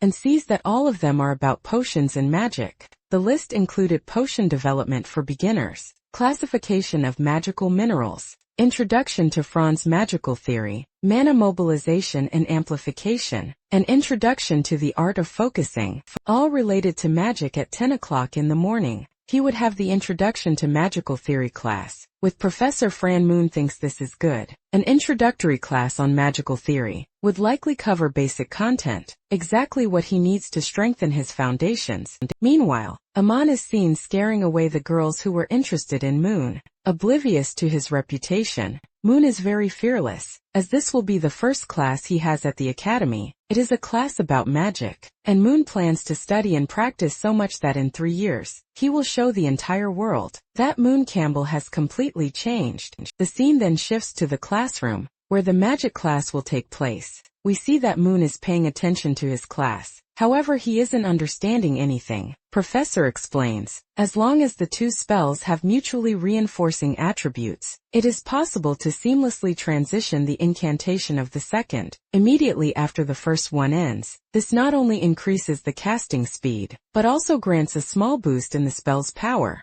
Therefore, when casting magic, the professor is explaining in such a complex way that he cannot understand anything. He becomes completely desperate, as he did not expect his first class at the academy to be like this. Moon understands the words the professor is saying, but he cannot grasp the meaning behind them, what they truly intend to convey to him. He then thinks that he will probably have to raise his hand to ask some questions since he hasn't understood anything so far. And that is exactly what he does, catching the professor's attention to say that he has a question. Finally, we meet Professor Fran, a new character. She is an intern instructor for Introduction to Magical Theory. She addresses Moon, "So you are Moon Campbell, right?" At the same time, she thinks that this young man, Moon Campbell, is the famous troublemaker, known throughout the school for causing many problems. And precisely in her very first class, this boy appears. What luck for her, isn't it? It must be said that the professor was impressive. However, the professor realizes that she was so focused on preparing the material for the classes that she didn't notice that none of her students were understanding the subject matter. She becomes scared and completely distressed, because if Moon Campbell reports her as a bad teacher, incapable of teaching, she could literally lose her entire career. This is because Moon's family holds great power in both the academy and the empire. Moon then asks the professor if she is alright since she simply froze. She replies that she is fine and asks what Moon would like to know. Moon then asks why they started with such an advanced topic as the multistage continuous incantation technique. He points out that this topic is at the end of the book, not the beginning. The initial part, which they should have learned first, contains a lot of foundational content and key concepts for them to understand the current subject, but none of that was explained to them. The professor replies that regarding the content, at the beginning of the book, they should have already learned all of that during their first year at the academy. This response freezes Moon because in his first year at the academy, he learned absolutely nothing. However, it wasn't just Moon who didn't understand or learn anything. In the first year, his other friends and classmates hadn't learned either. Moon then realized he wasn't the only one. In fact, most of the class hadn't learned the content either. And the professor, now in a calmer tone, the professor said that if there were no more questions, they would continue the lesson. However, Moon caught the professor's attention once again, and she became terrified again. The professor was very afraid that Moon would report her, and she would lose her career. Moon said he was sorry for interrupting the class again, but he wanted to know if later, after hours, he could hire her for private tutoring. The professor became completely embarrassed, repeating the words private tutoring. At that moment, we see some female students talking. They commented that they found it very strange that Moon had shown up for the first class of the year, as he normally didn't attend. Now they believe they knew exactly why. In fact, they concluded that Moon was interested in the professor, not the subject matter. Even the boys in the class agreed, saying that he had only come to try and win over the professor, not to study. They found his attitude to be an exaggeration. Professor Fran, however, overheard the entire conversation, which made her extremely embarrassed. She then spoke up saying that they couldn't do such a thing. Moon replied confused, "What do you mean can't give extra lessons? Is that abnormal?" The professor tried to explain why private lessons weren't possible, saying it's just that. However, before she could finish, she fainted on the floor due to the pressure. Yes, she really did faint. Realizing she had fainted, Moon rushed to help her, asking what had happened, and if the professor was alright or feeling anything strange. Still weak and very embarrassed, she murmured that they couldn't have any kind of relationship. She continued saying that she found the idea of becoming Moon's wife very interesting, but that she couldn't marry a student as that would be very wrong. However, ladies and gentlemen, at that exact moment, none other than Celia, the Empire's princess who was destined to be with the MC, arrived. She arrived at the worst possible time. Celia announced that their routine patrol happened to be passing through the student area. Moon realized that Celia had appeared at the worst imaginable moment. The princess stared at him with a frosty gaze and asked Moon Campbell, "What exactly are you doing here?" Sometime later, the scene changed. We see Professor Fran apologizing, explaining that everything had been a big misunderstanding. She admitted that it was also her fault, as she had interpreted Moon's request in a completely different way. Moon also apologized. Meanwhile, Celia warned that what had happened between them could not be repeated. She also asked Professor Fran to resume the class, as the students couldn't be without a professor for so long. The professor agreed, stating that she would resume teaching immediately. Meanwhile, we see Moon, Princess Celia, and the young woman who is her assistant. Celia's friend asked Moon if he really only wanted private tutoring with the professor, and not other things. Moon replied that it was only for the tutoring, as he had practically not studied anything last year. He wanted to find a professor who could truly help him catch up on the lost content. However, he didn't expect Professor Fran to misunderstand everything so completely. Celia then said that according to school rules, causing a disturbance in class without reason should result in punishment. However, since it was all just a misunderstanding, the student council did not intend to hold either Moon or the professor accountable. They only asked that next time, both pay more attention to the details and to what each one says and does. She continued explaining that regarding the idea of private tutoring, unfortunately most professors were completely busy. They had more classes than usual, and furthermore most also had individual projects, which prevented them from spending time reinforcing student content. However, Celia told Moon that she had a very good idea. He could simply attend as an extra the first-year students' classes, since he was in his second year. After saying that, Celia finally left. We then see the other girl stick out her tongue at Moon before leaving. Moon became thoughtful, as what Celia had just told him made a lot of sense. Repeating the first-year classes would be the quickest way to solve this problem. However, he realized that if he went back to the first year, he would spend a lot of time on it, which would delay him significantly. A tutoring session would be much faster and easier. Moon then has an excellent idea. In his thoughts he recalls that the Black Book possesses the ability to record information from other books. Moon thinks that if he takes all the Academy's books and merely reads the cover of each, he will be able to extract the information and store it in the Black Book. This way, when the day ends and he returns to his room, he can enter the Black Book to practice everything within, as well as read any Academy content stored in the book's dimension. Thus he wouldn't have to spend much time attending first-year classes. Moon realizes he is probably a genius for having thought of this on his own. If it truly works, this will help him immensely. The scene then shifts to the St. Mary Academy Library, where a girl is seen closing a book. She says that with the cold, she can no longer concentrate on her books and is also feeling sleepy. A new character is introduced into the story. Suddenly she notices something very peculiar in the library. The presence of none other than Moon Campbell. Apparently the girl has some interest in him. She thinks to herself, isn't that rich blonde idiot from the Campbell family? Since she has nothing else to do, she considers it would be quite interesting to provoke him a little. From her expression, it's clear that this girl might possess a somewhat malicious nature. The scene shifts once more. Still focused on the library where Moon is seen studying, he reflects that since no teachers are available, he will have to learn on his own. His plan is to utilize the Black Book's properties to record all the knowledge from other works. Afterwards he will enter the book's dimensional space and use his remaining time to study all that content within. This way he will become unstoppable. However, after 5 minutes, the only thing visible is the Black Book falling across Moon's face. He is in fact inside the book's dimension, testing his new method, absorbing information from the library's books to study within the dimensional space. However, he is terrified as the plan isn't working. The training space indeed has a different time flow from the real world, passing much slower. The problem is that the location is also dark, and there are no illumination spells, which prevents Moon from being able to read the books. And that's not even the biggest obstacle. The main problem is that Moon cannot use much magic within, as the environment makes it more difficult. Furthermore, every time he moves, the Black Book summons a character for him to train against. Moon cannot control this power, so whenever he tries to read, someone appears to attack him. He even tried to read while fleeing during training, but it's impossible to learn that way. We then see that the adversary pursuing him, be it Roach or Cult, is trying to kill him. Moon then reasons and comes to the conclusion that he will need a real teacher, but he wonders who he could approach to take on that role. He remembers that the Academy's rules are clear. Teachers are forbidden from giving private lessons in secret.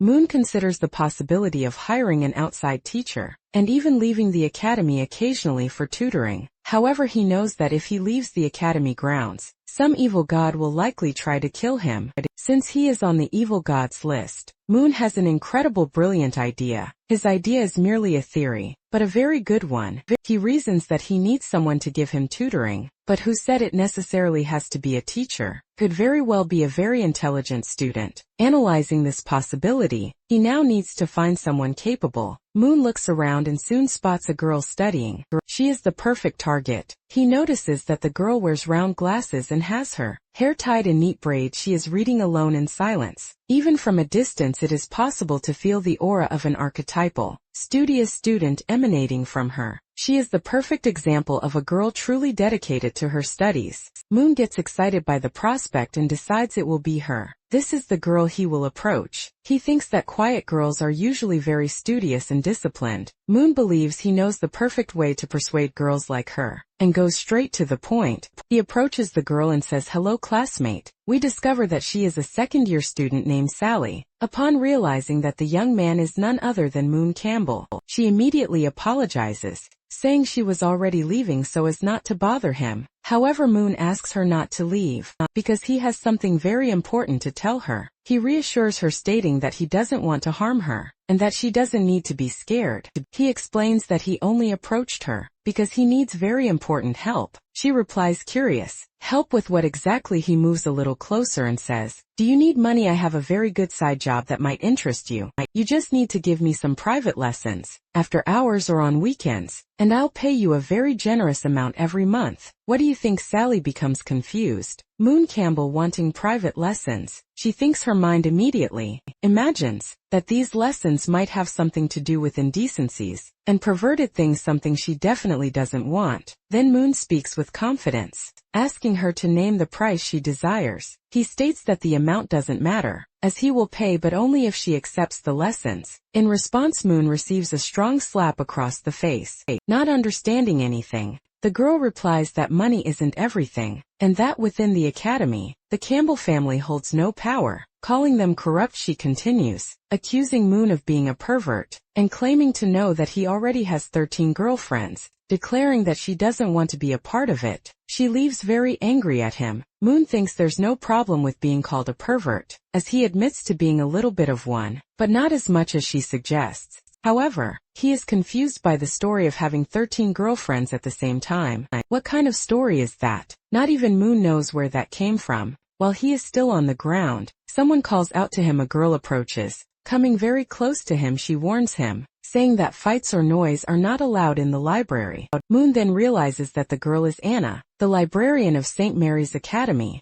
and asks Anna senpai. She confirms that he is correct. At the same time, Moon notices that Anna has a very pleasant scent in a somewhat provocative manner. Anna asks Moon what happened. So can you explain what happened just now, Moon? He replies that he will explain without any problem. After a while the scene changes, focusing on Anna's legs. She then says, so that was it apparently. I completely misunderstood. I thought you were harassing the girl. You know, I was in doubt whether I should call a teacher, or simply deliver a swift blow of justice. From behind, terrified, Moon defends himself. He swears he is innocent and that in fact, he only wanted to ask if the girl would agree to tutor him, but she treated him like a criminal. He continues, stating that in the end, he was the victim, not her. Anna replies, I can see that it really was a misunderstanding. As she speaks, she places her hand on Moon's face, which was marked by the slap, and uses healing magic on him. She says, it will be very quick and that in this way he is doing very well. He's a good boy, she comments. Moon is impressed, because Anna can use healing magic without uttering a single word.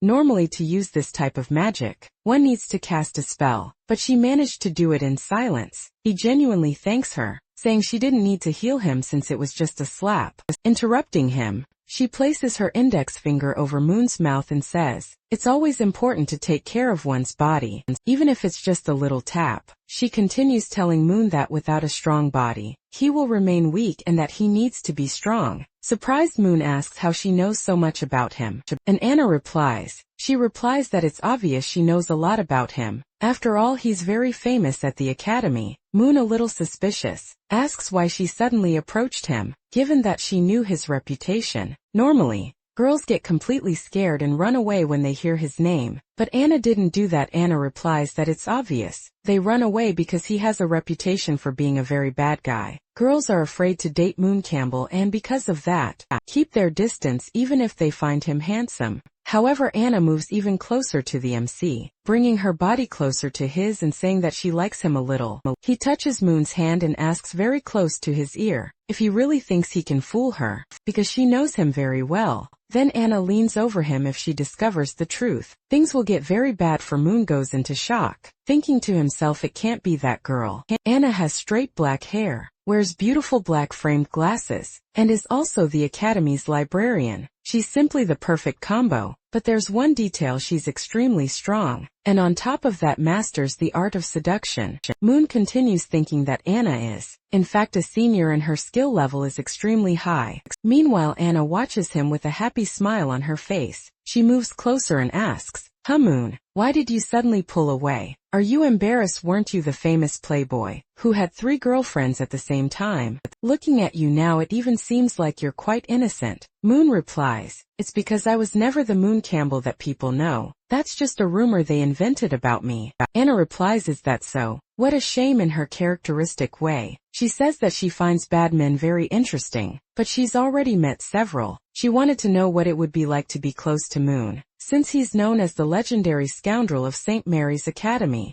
the scoundrel who makes most girls run away in fear. Just by hearing his name, however, she tells Moon what a shame, because Moon Campbell isn't like that at all. He's just a polite and proper little angel. It's truly a waste. Moon coughs twice and says he'll be very honest with her. Although I may seem like an innocent freshman, who probably never had a girlfriend, the truth is behind this handsome face there's a true pervert. He continues, and knowing that you, Senior Anna, have this kind of concern, I as a freshman couldn't just stand by, so you can leave it to me. Having said that, Moon starts to take off his clothes, but Anna stops him with a flick. In his mind, it was to prevent him from doing that. Moon then says, Senior, you shouldn't have done that. All I was doing was simply trying to provoke and scare you. However, Anna interrupts him and says that she has also never had a boyfriend. She reveals that she only approached guys who were bad, but that she never actually wanted to date anyone. Moon yells at her, saying that she is a very bad senior, a wicked woman who is playing with his feelings. She in turn gives a small smile and confirms that she is indeed, that she plays with the feelings of the wicked.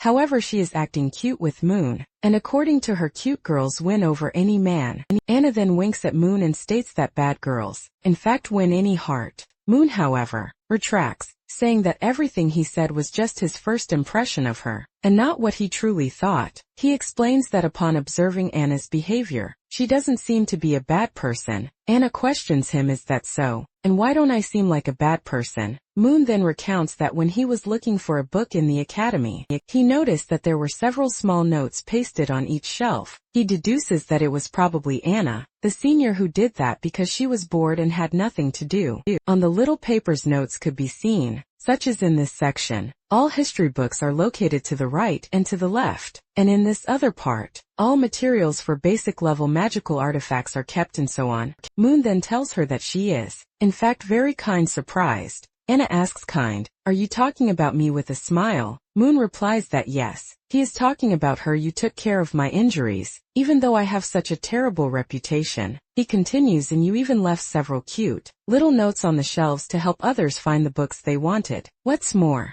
I also noticed that you were using the sound isolation spell all this time, simply to avoid making noise and disturbing anyone in the library. Moon concludes, that's why I think you are truly a very kind person. Senior Anna, somewhat shyly. Anna replies that almost no one has ever told her that. With a more serious tone, Moon asks, is that so, and how do others describe you? Anna, however, interrupts his question and says, so you, Moon Campbell, are trying to make me talk. Is that it? What a cheeky freshman. Meanwhile, Moon simply enjoys the touch of her hand, which is probably very soft. But Anna decides to answer, saying that since he asked and gave her such beautiful compliments, she will speak. He then reveals, people say I'm a snake. Moon is shocked. A snake, he repeats. Anna then teases him, so are you scared because I'm a snake? Moon replies, scared? Not at all, in fact. I even think it's cool after all. Snakes eat rats and I'm terrified of rats. If that was a pickup line, it was terrible. Anna then says to Moon that it seems you really do have the potential to be a canary, but all this smooth talk, this attempt to understand my concept, deep down you just want those private lessons, don't you? Moon replies, so senior, you know,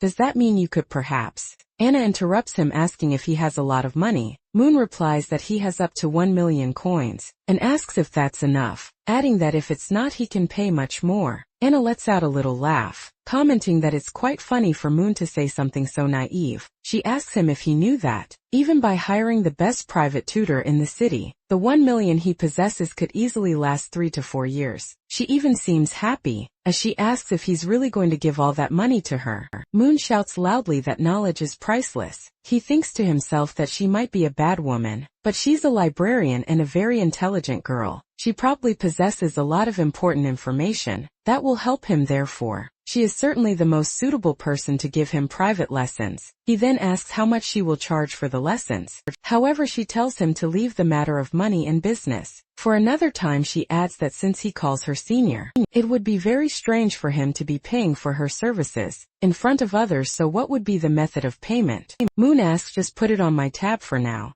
We'll sort it out another time. She replies on my tab. Moon asks as Anna moves closer to him.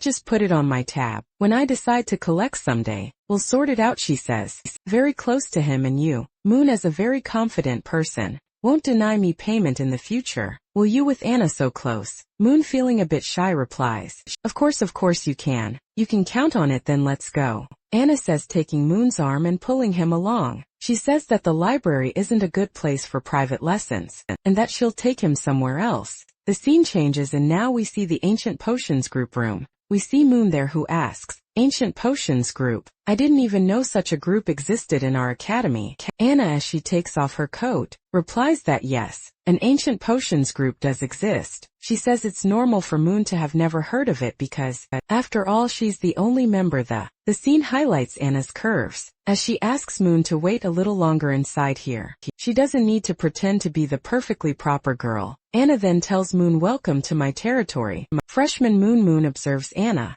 feeling completely embarrassed and intimidated, as he finds her very beautiful. Anna approaches him and says, look at you, Moon. Are you embarrassed again? Even your face is a little red. Moon denies it, saying, that's not it at all. He then asks, Senior, since you're the only one here, shouldn't the Ancient Potions group just close down? A group needs more than one student to remain active. Anna replies that although it's not allowed, the deadline for a group to be officially disbanded is 1 year. This means that even without new members, she still has time until the group is closed. With a slightly sad expression, she tells Moon that a group with only one person is so lonely, so solitary, so easy and so cold. In a somewhat cute and romantic way, she asks freshman Moon Campbell, how about joining our Ancient Potions group? Moon surprised replies, what do you mean? After this conversation with Anna, the scene changes. Hours past, and Moon is thinking about everything that happened that day, especially Anna's invitation to join the Ancient Potions group. He feels very happy to have finally found someone who can truly help him.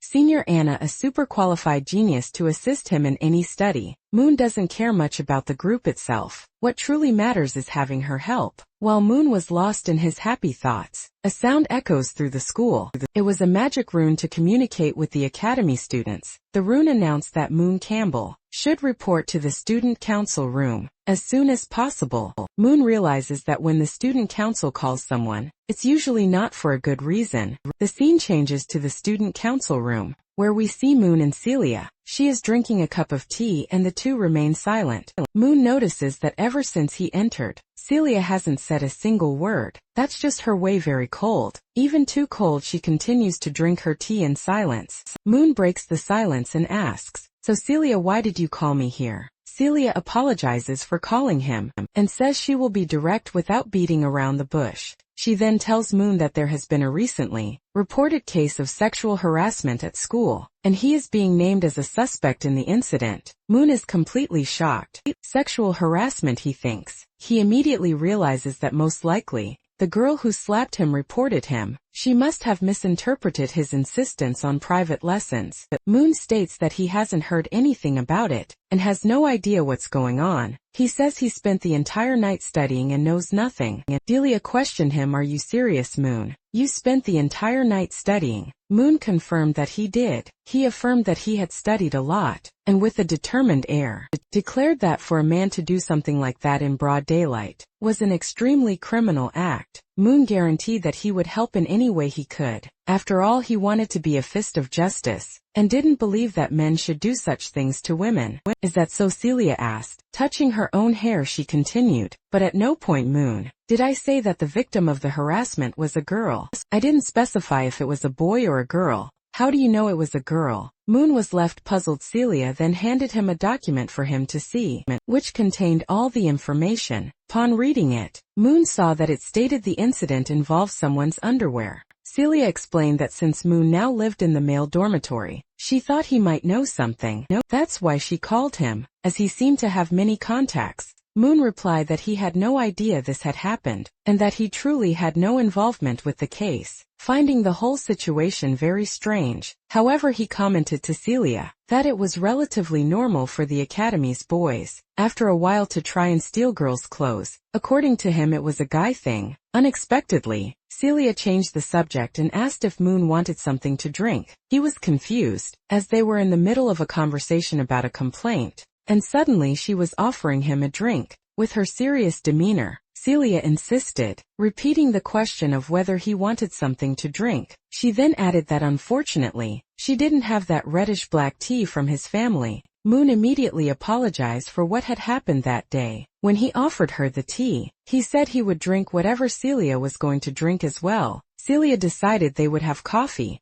After a while, the drink was finally ready. Moon was very impressed, commenting that Celia's coffee was delicious. She, however, downplayed the compliment, saying that anyone could make coffee. You just pour hot water over the grounds and that's it. There's no magic to it. Next, she put 3 full spoons of sugar into her cup. Moon realized that she really likes sweet coffee. Celia commented that with that amount of sugar, there was no problem at all, as the coffee became very flavorful. Moon observed that for a girl who took such good care of her health, she used quite a lot of sugar when it came to coffee. He then simply took the opportunity to drink his beverage. He also thought that since Celia put so much sugar in her coffee, she probably likes sweet things. Next time he would bring her some chocolate or another treat to eat. That way he could get a little closer to her in a relaxed manner. Suddenly Celia simply said, "Sorry, Moon." He was surprised once again. Sorry for what? Somewhat embarrassed, Celia explained that she was apologizing for having pulled him out of the room earlier that morning without first hearing his explanation. Moon, however, said that she didn't need to apologize,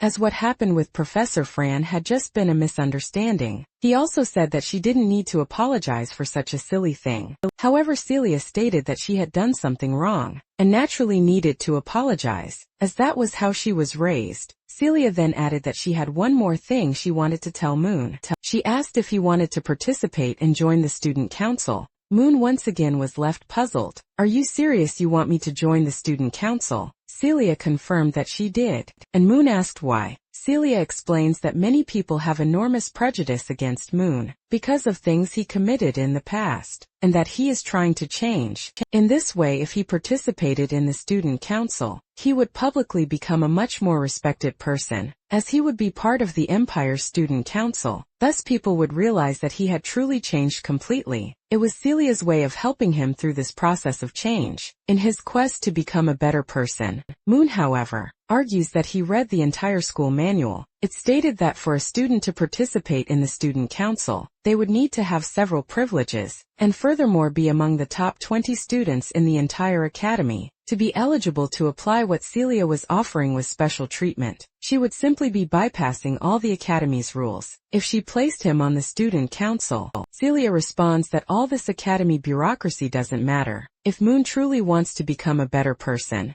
he has to demonstrate it. And if he does, she will accept his entry into the student council. Celia then directly asks Moon if he has truly become a better person. In response, Moon almost shouts at her, stating that he is becoming a better person, but that participating in the student council wouldn't help him much. Right now, he tells Celia that he is the most hated person in the academy, the worst student known for being rebellious and a scoundrel. It took him an entire year to learn a single spell, and on top of that a simple illumination spell. He also tells Celia that if he joins the council, he will end up tarnishing her image because due to his reputation, he is seen as a person of bad character. Celia, while calmly sipping her coffee, asks Moon, "Do you think I care about what others think? They can say whatever they want. What matters is that I..." But Moon interrupts her, shouting that he cares about her very much, which surprises Celia. He continues saying that on the day he poisoned her, it was something he didn't want to do, that it wasn't his intention.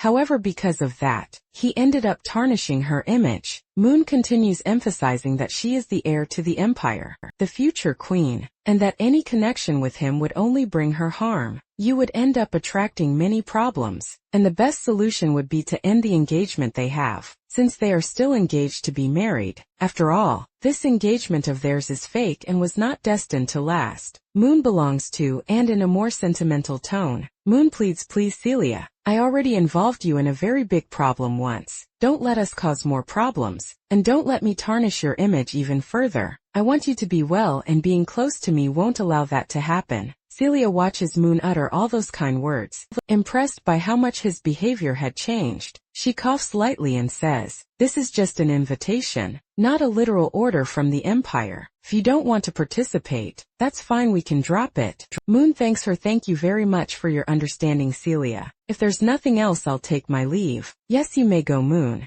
She replies. Then Moon leaves the room. While sipping her coffee, Celia reflects in a low voice, to affect me and make me feel guilty. You truly have changed. Moon Campbell outside. Moon sighs. The conversation with Celia was complicated. Her coldness created a suffocating feeling, and on top of that, she brought up the topic of him joining the student council. How crazy. He ponders that Celia's intention is genuinely good, and that it could greatly change his reputation, but he will find other ways to achieve that. Moon also reasons that Celia and Ariel are the two main MCs of the story, possessing incredible luck that makes them unstoppable. He, on the other hand, is just the young master of the story, nothing more than a background villain, powerless and somewhat foolish. The only power Moon possesses is money, as his family is very wealthy. Little does he know he is the new Batman. While Moon was immersed in these thoughts, someone calls out to him, young Master Moon. It was Crew and Iman asking if he was alright. Moon is surprised to see the two of them, standing right at the student council door. Iman asks again if he is alright, since the student council members are somewhat difficult with him. Moon assures them that yes, everything is fine. He then asks,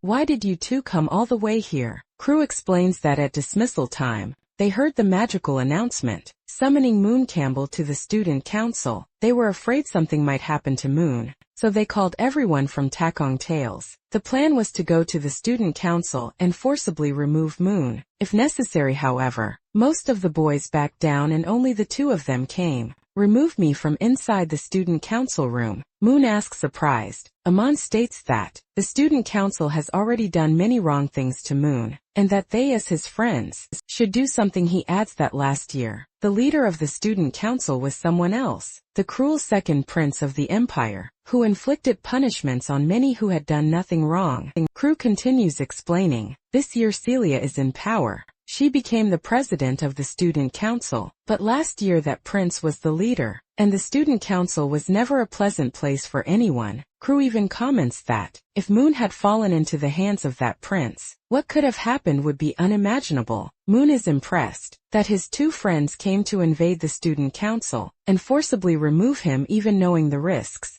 Moon reasons that even though his two friends are a bit idiotic, they are true friends just in case. It would be very good to train them, as they could be very useful in the future. So Moon takes Crew and Iman to another place. Iman asks what the young master is doing. Moon replies that it's too close to the student council there, and since it's not a good place to talk, they should keep walking. He then invites them to his secret base. Crew asks what this base would be, and Moon reminds him of the place where they used to meet in Acro, asking if they don't remember the name they gave the spot. Iman finally remembers, exclaiming that it's the place the young master had mentioned, and agrees to go. The scene changes, revealing that the so-called secret base is nothing more than an abandoned academy building, which is no longer in operation. Inside we find Moon, who is impressed to discover that Iman's father was a war comrade of his own father. Both fathers knew each other, and this surprises Moon as he didn't know that the reason Iman followed him was the friendship between their fathers.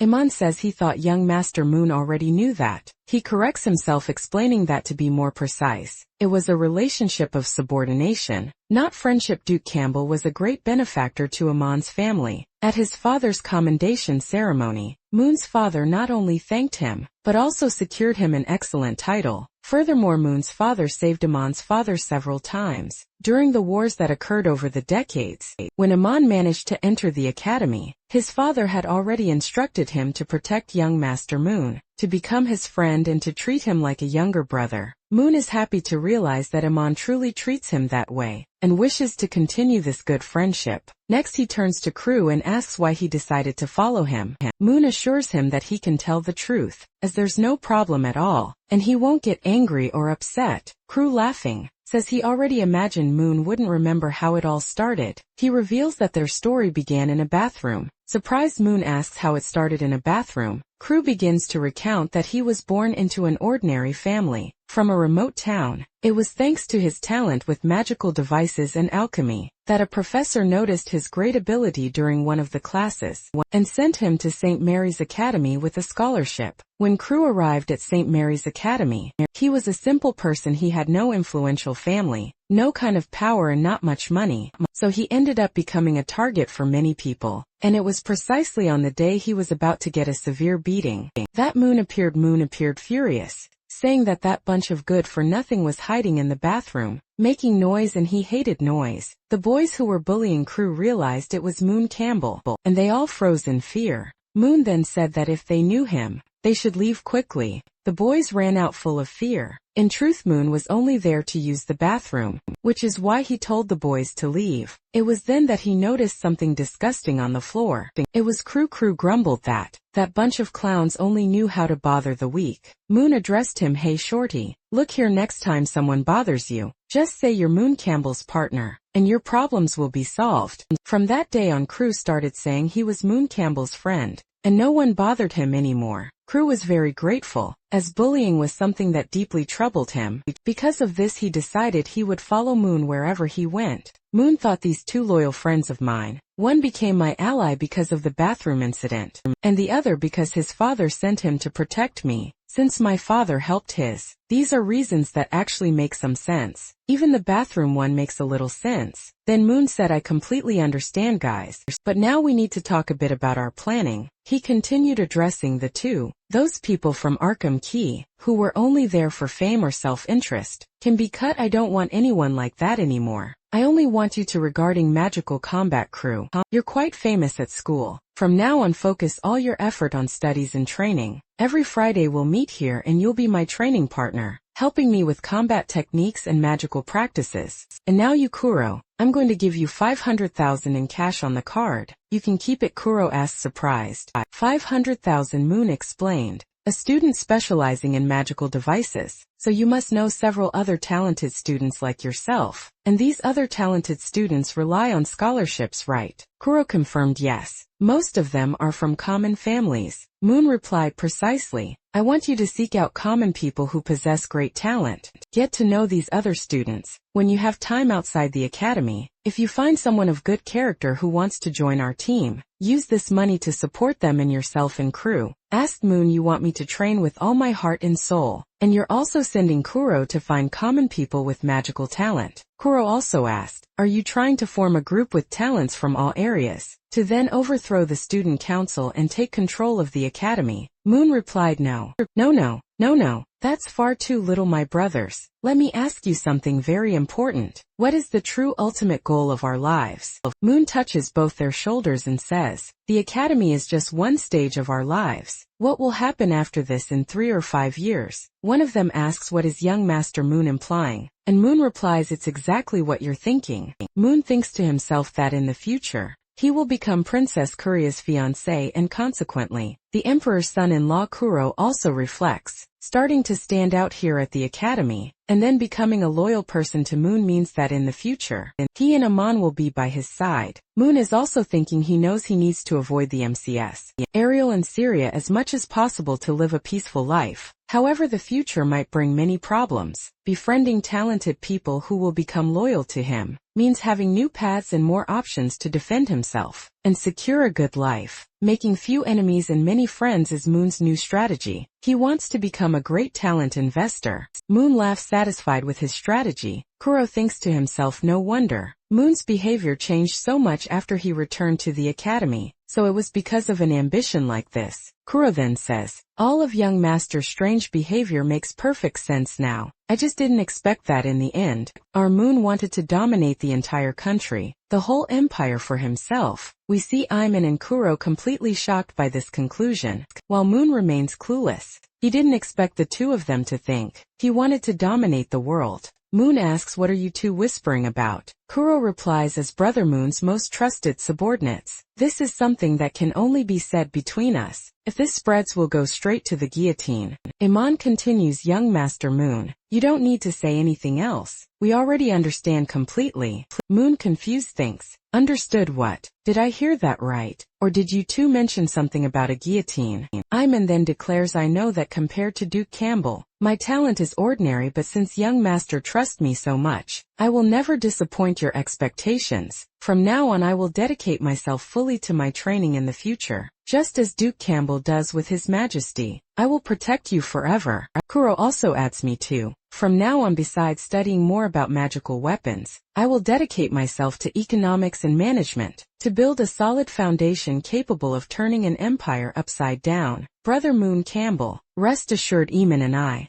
even if it costs our own lives, will put you on that throne. We too will be Moon Campbell's most loyal. Right and left hands on his path to power. The scene shifts to an imaginary vision of Moon on the throne, with Kuro by his side as a wise counselor, and Iman wearing extravagant armor. Moon laughs with them, thinking, ah, the path of the emperor, so that's it. Kuro says, exactly. Iman adds, only an ambition like this would be on young Master Moon's level. Only then does Moon process what they are saying and thinks alarmed. Hold on, when did I say I wanted to become an emperor? Imam calls out to him, young Master, we three know, and you don't need to teach us anything more. Sending me to train hard, join the army and build merits. Isn't that precisely so I can climb step by step, until I replace 2K and take control of the armed forces? Kuro also agrees, exactly. And what's more, young Master Moon, you finance those talented students at the school, bring them to your side and train them as loyal men, willing to die for you when the right time comes. Overthrowing the empire's current regime will be an easy task. This kind of ambition isn't for just anyone. I can only say it's just like you, Brother Moon. The two are thinking that Moon wants to dominate the empire, and after that dominate the world. Moon was a little startled. He finds it crazy that the two think he actually wants to dominate the empire. He thinks to himself, me who doesn't even know how to use a basic illumination spell. I don't even know how to use anything properly. How could I, a guy with a fried brain, manage to govern the entire empire? Are these two really serious? Moon eventually realizes that the two are talking very seriously. He understands that even if he doesn't want to become an emperor, making them think he has this ambition will make them dedicate themselves and strive much harder. Thus they will truly become two faithful, loyal and good people. Moon then says, coughing lightly, it seems you've understood everything, so let's continue shopping. It's getting late too. He takes both of them by the shoulder and says, come on guys, let's go get something to eat now. I'm paying today, and Kuro replies, let's go. The three became new brothers. It's very interesting that Eamon and Kuro, who were villains, have now become Moon's loyal friends. This represents a significant change in the story. The scene shifts to the student guild, which is the student council. We see two maids serving Princess Celia, who is eating a piece of meat. Suddenly someone knocks on the door shouting, President. It's an emergency. It's Princess Celia's assistant. Celia asks, what's all this urgency about? You didn't even knock properly. The girl replies, sorry, President. It's just that this is today's new campus newspaper. The people from the news department have been writing nonsense. Once again Celia asks, didn't you go talk to the editorial staff this morning? The girl replies, as soon as the opening ceremony ended, I went straight there, but no one was around, so I just slipped the letter under the door. Celia asks, and what did they write this time? The girl shows today's newspaper to Celia. They even had the nerve to invent a rumor involving a professor. These people are getting too bold. We see that the news reads as follows. The greatest charmer stirs up St. Mary's Academy. Dissatisfied, he changes his taste. During class he shamelessly flirted with the intern teacher and invited her to a private activity. After class Celia stands up. Her assistant asks, President, what are you going to do now? Celia replies that she will go out for a walk, and that her assistant can eat the last piece of cake that was left. She also asks the assistant to take care of today's documents that have not yet been approved. Her assistant agrees. You can leave it to me. The scene changes once again. Ariel is shouting at the senior Min County about the newspaper. So now tonight the newspaper finally decided to open its doors. Didn't it? Don't you think you should give me an explanation about this? Munkambel's ex-girlfriend headline. What the hell does that mean? And on top of that you included mentions of an abortion and everything. Is this the kind of newspaper you run a story like this with no responsibility whatsoever? We then see a new character, the green-haired senior Min Conti. He replies, oh, that's just sensationalist gossip. Isn't that kind of news normal in newspapers these days? Besides, didn't I leave a very small note at the bottom, saying that it's not true? Ariel shouts at him once more. That line is so small, how is anyone supposed to read that? Min Conti replies impatiently, all right, I have more things to do later. I can't waste time with you here. So just tell me, what's your complaint? Ariel demands. I want all of you to recall all the newspapers and publish an apology, telling the truth otherwise. The senior Min Conti laughs. Otherwise, what are you going to do? He comments that if she wants a fight, she came to the right place. I can promise you with absolute certainty that the newspapers will not be recalled under any circumstances. And if you challenge me, I'll always be ready to put you in your place. By the way, I still have to thank you. Thanks to your story with that blonde idiot. The circulation of this year's first newspaper is truly excellent. I was even worried about the title of the new edition. I'll make tomorrow. Perhaps the name could be something like Mun Campbell's ex-girlfriend threatens and intimidates the newspaper to alter the story. Ariel snarls, you human trash. Senior Min County even thanks Ariel for the compliment. If you have nothing else to do or say, you can get out of here. At that moment, someone opens the door and both look to see who it is. It was none other than Princess Celia, the student council leader. Min Conti immediately realizes that with her arrival, he is in a terrible situation. Ariel asks Celia, what are you doing here?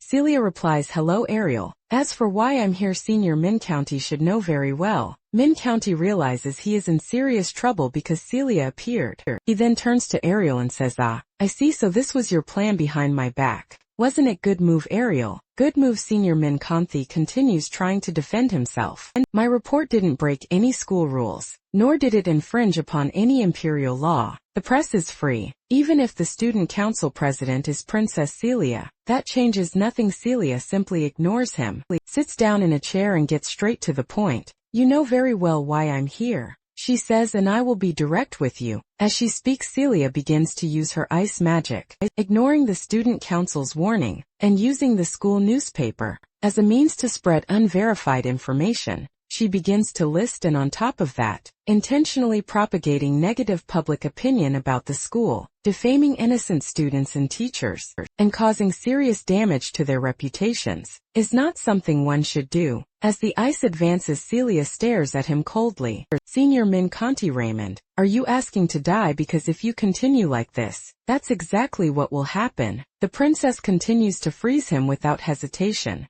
The scene changes and now we are in Mon's room. He is thinking that today he will have a special class, the martial arts techniques elective. This makes a lot of sense. Even though St. Mary Academy is focused on magic, fighting with normal weapons must be a skill for a select few, taught in additional classes. For those seeking something beyond sorcery, it is noticed that the MC has just come out of the shower, probably after a run or his morning workout. He thinks to himself that this will be perfect, as he hasn't relaxed at all this entire time. He is very eager to find out what his level is, compared to the other students at the academy. We also notice the mark of the corrupted king on his body. The scene changes once again. A few hours have passed, and now we are in St. Mary Academy's Grand Combat Arena. Mon is there, along with the other students who will be training martial arts. Mon thinks the situation is exactly as he imagined, compared to magical duels which attract both boys and girls. He supposed that this arena, for raw combat, would predominantly have boys, and rarely a girl. However,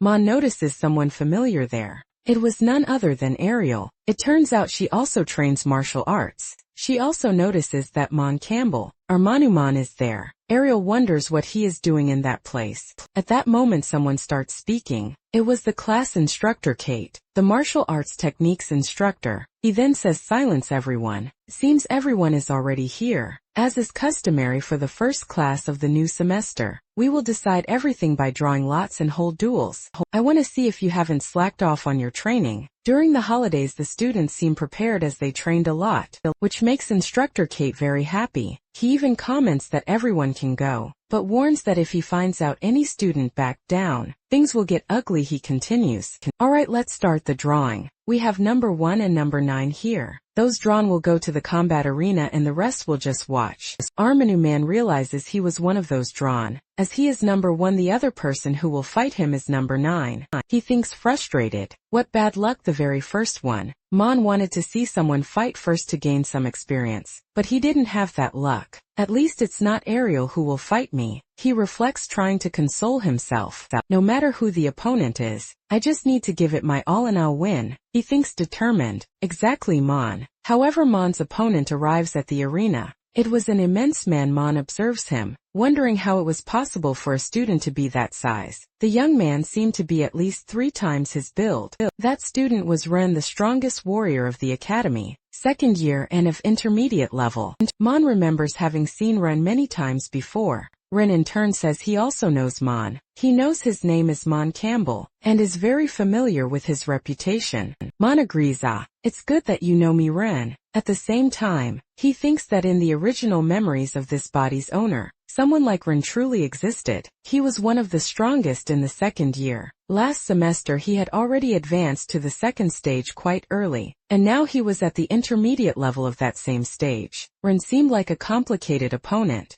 As he was evolving and becoming stronger and stronger in a short amount of time, the instructor then shouts to the two, "Both of you shake hands after that. Bow to each other and choose your weapons." Mon comments, "Go easy on me, Ren." Ren replies, "I'll go easy on you. Don't worry, he'll go easy, alright." He's going to grab the hammer and finish Mon off. Meanwhile, Ariel observes everything, very curious to understand why Mon is participating in that class. She doesn't understand why he is participating in this. And right from the start Mon had the chance to fight Ran, but the one who truly wanted to face him was Ariel. Ariel considers him one of the strongest, and really wanted to fight him, but unfortunately she won't get that chance. If she fought Mon she would defeat him easily. However, she notices that many students are placing bets on the outcome of the fight, whether Mon will win or lose, and this catches her attention. She observes that the bets revolve around who will be victorious. Mon or Ren, many of them comment that the battle's outcome is obvious, predicting that Mon will probably lose. Some even mock him, saying that Mon only knows how to flirt with girls, and has never fought in his life, and that's why he will be easily defeated. One of the boys leading the betting comments, hold on everyone. I know very well that the power difference between them is enormous, but I didn't say we'd bet on who will be the winner or the loser. That's not what we're betting on." He continues, "Actually, we're going to bet on time. How long will Monty Campbell last? 5 minutes, 10 minutes. You can choose any time you want. Whoever guesses correctly takes everything. The rule is very simple, so who's in?" As the boy explains, everyone gets excited to bet, suggesting times like 5, 2 or even 1 minute. The general belief is that Mon wouldn't last even a single minute. Ariel sees a business opportunity in this. She thinks that wretched Mon Campbell will probably take a punch and fall to the ground, and with that, she can triple her money. She then asks Master, "What do you think about this?" Her master, who resides in her magic ring, replies, "I don't understand much about the strength of warriors, but I can sense that Mont Campbell is becoming increasingly different. From how he used to be, he's becoming different." Ariel asks, her master replies, "Yes. Seems he has evolved." Ariel ponders, could it be that this Mont Campbell has really evolved and become stronger suddenly? Someone shouts that they will bet 200 reis. It was none other than Ariel herself. She announces that she bets 200 reis, that Mon Campbell will lose within 10 minutes. Ariel believes Mon will lose in 10 minutes and thinks to herself, no matter how much this Mon Campbell has improved, he won't be able to defeat Ran. Against him there's probably no victory, but if he's not that weak, he should last about 10 minutes. And when that happens, I'll be the winner in the end, tripling my money. Ariel was very happy with these thoughts. She imagined she could eat even more, perhaps a whole chicken or even more cakes every day. The idea seemed wonderful to her. Meanwhile in the arena, Mon and Ren were choosing their weapons and talking. Ren, however, was immersed in his own thoughts. Mon Campbell, that's the name Lord Sacerdote mentioned before. He reflected. He continued to ponder. For my lord to hate a human as weak as Mont Campbell, that's truly unexpected. At the same time, Mont was looking for a weapon, analyzing his opponent with that physique and muscular strength. The longer the fight drags on, the greater my disadvantage will be. Furthermore, his condition seems extremely stable and healthy. I need to not only resolve this quickly, but also find a way to break his balance, and force him to expose himself. In that case, the best thing to do is to take him down as quickly as possible. After a few minutes the two were finally ready to start the fight. Ren wielded a giant sword, while Mon chose 2 daggers, planning to use his speed against his opponent's brute force. With a firm and confident air, Ren questioned Mon, are you going to use such small weapons? Why don't you pick up something a bit bigger? Mon calmly replied, I'll use the daggers. Swords are too heavy for me and I don't know how to use them. I'm already quite accustomed to these. All right. Ren said, if you want to use such a weak weapon, go ahead, but prepare yourself for battle. Right. Mon interrupted, but before we begin, I have a question for you, Ren. Your physique truly impresses me. I imagine it's the result of many years of training, isn't it? Ren confirmed, saying that he had been training since he was little. I see. Mon said, actually, I brought this up without any special intention. I just wanted to ask. Ren thought to himself, I remember hearing someone say that exercising just the right amount attracts people of the opposite sex, but excessive training ends up attracting people of the same sex. Looking at this guy and his well-built body, it's truly a curious situation. Then Mon asked directly, Ren, have you never had a girlfriend or any girl who liked you? The question hit Ren hard, as in fact, no girl had ever approached him and he had never had a girlfriend. The provocation made him determined to finish Mon for touching on such a personal matter. An aura of power, similar to that of a super scion, began to emanate from Ren, as he thought, how did he know all of this? Don't tell me he knows my true identity. His thoughts continued to race. Wait a minute, now I get it. He has some way of perceiving the divine grace hidden within me. Otherwise he wouldn't have become a target of my lord. Therefore in any case, I cannot let him leave here alive. This guy is nothing more than a noble, who doesn't even know how to truly fight. In the Academy's history, accidental deaths in duels are not uncommon.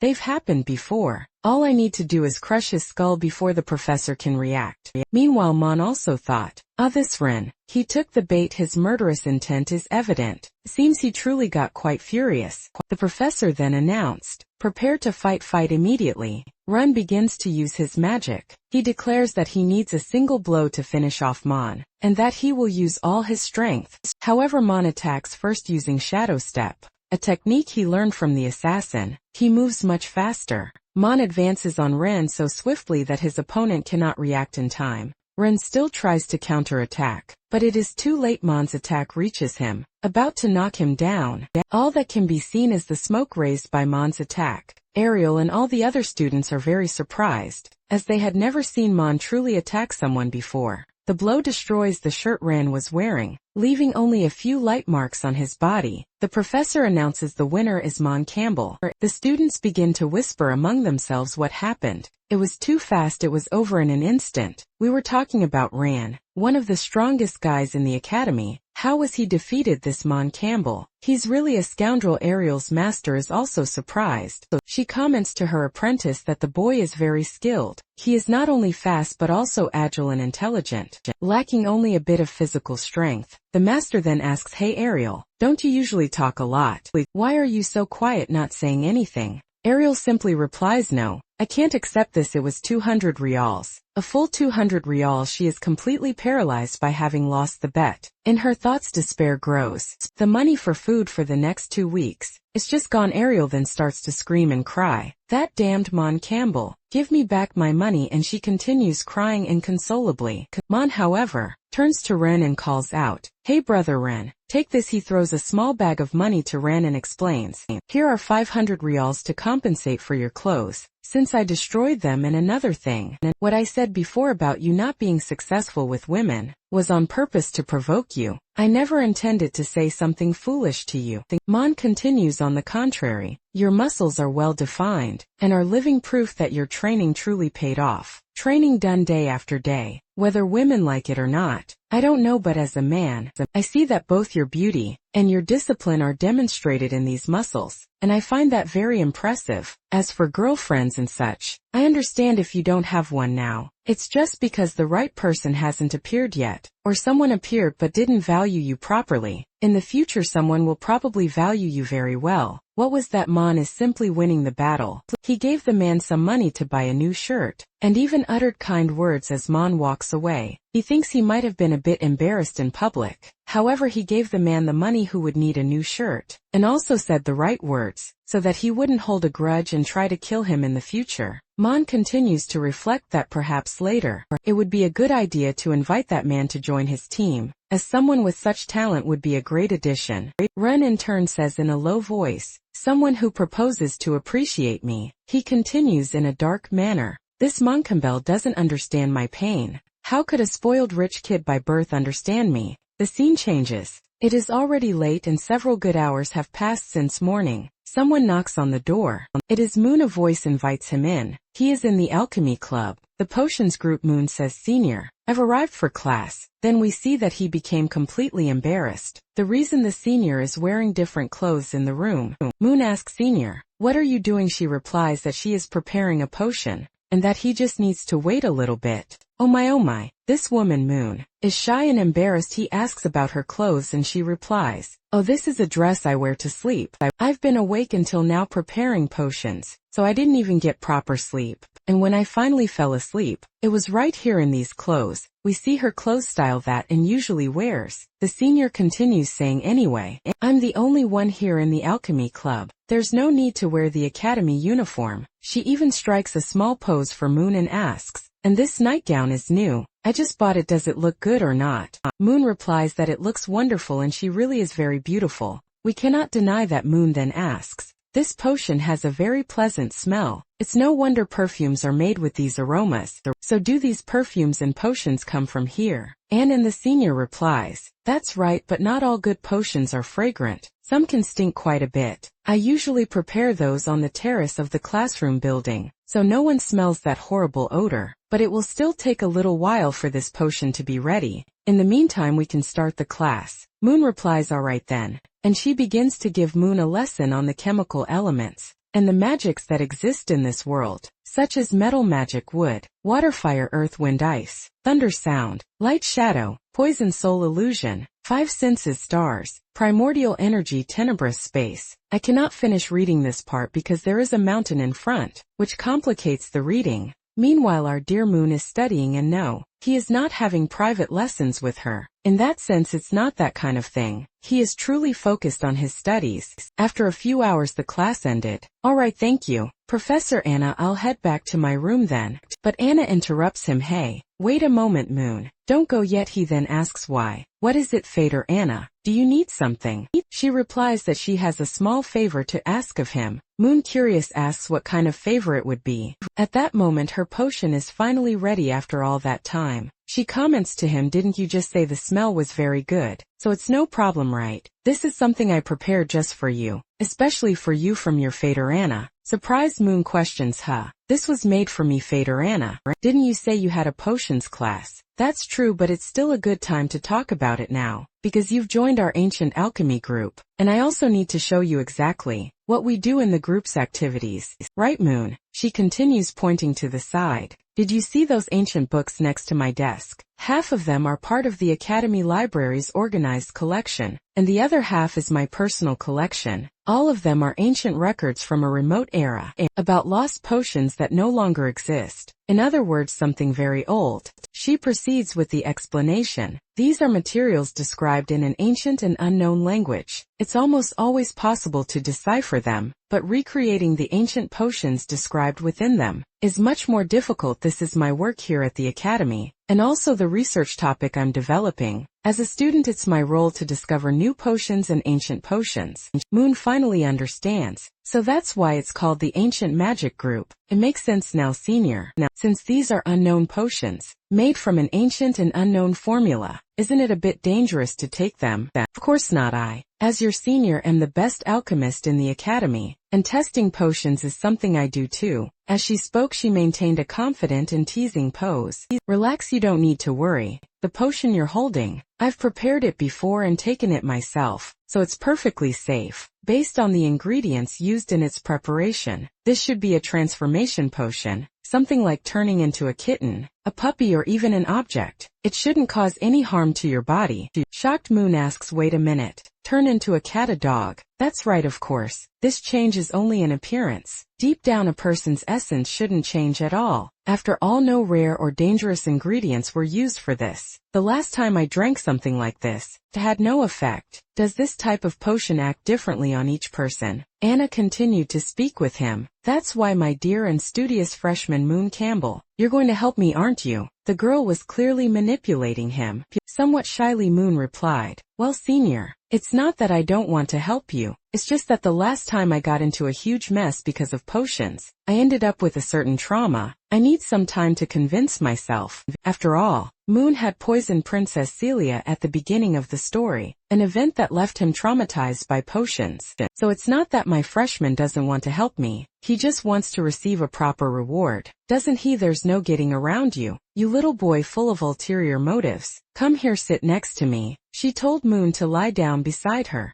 He found the request strange, but she explained that she would give him the potion personally. Moon found himself lying on Senior Anna. Oh, what a well-behaved junior. A good boy, he doesn't even get nervous. But don't worry, the senior's potion isn't bitter. It's quite sweet, senior. Relax your body and close your eyes. Next, Anna took a funnel and positioned it near his mouth. Did you know that this potion I made is different from all the others? This one in particular even has a fruit flavor and scent. Today's is peach. Do you like peaches, Moon? He replied that he loved peaches. Suddenly, Senior Anna poured the entire potion into Moon's mouth. Literally the entire potion. Drink the entire potion, don't waste a single drop. Moon tried to get up, feeling that he would drown with so much liquid at once. However, Anna used her feet to hold his head. Then she used the rest of her leg to immobilize him completely, asking, where do you think you're going? She held him with an impressive grip. You can't escape or spit it out, understood? Moon tried to say the senior's name, but he couldn't. After a few moments, Moon finished swallowing the entire potion, almost out of breath. Finally, the senior released him. Senior, you're so mean, I wasn't even prepared. And you just, I warned you, didn't I? I'm a bad woman. It's your fault for trusting others too much. You cute freshman, but anyway, let's forget about that. And now, how are you feeling? Have you noticed any changes in yourself? Moon thought to himself, I don't feel any different. I don't think anything has changed actually. Anna commented, I see. What a shame. So it had no effect at all. It was a failure, but that happens quite often. After all, restoring ancient potions has a very high failure rate. Anna stretched and told him that she had been keeping an eye on that potion all day, and now it was time to relax a bit and even get some sleep. She mentioned that she would sleep right there, and that the group's key was in the third drawer of the desk. She asked Moon to lock the door for her. When he left, he lay down on the sofa and said, good night, Moon, and simply fell asleep there. Suddenly, Moon watched her for a moment, then took a coat and carefully placed it over her.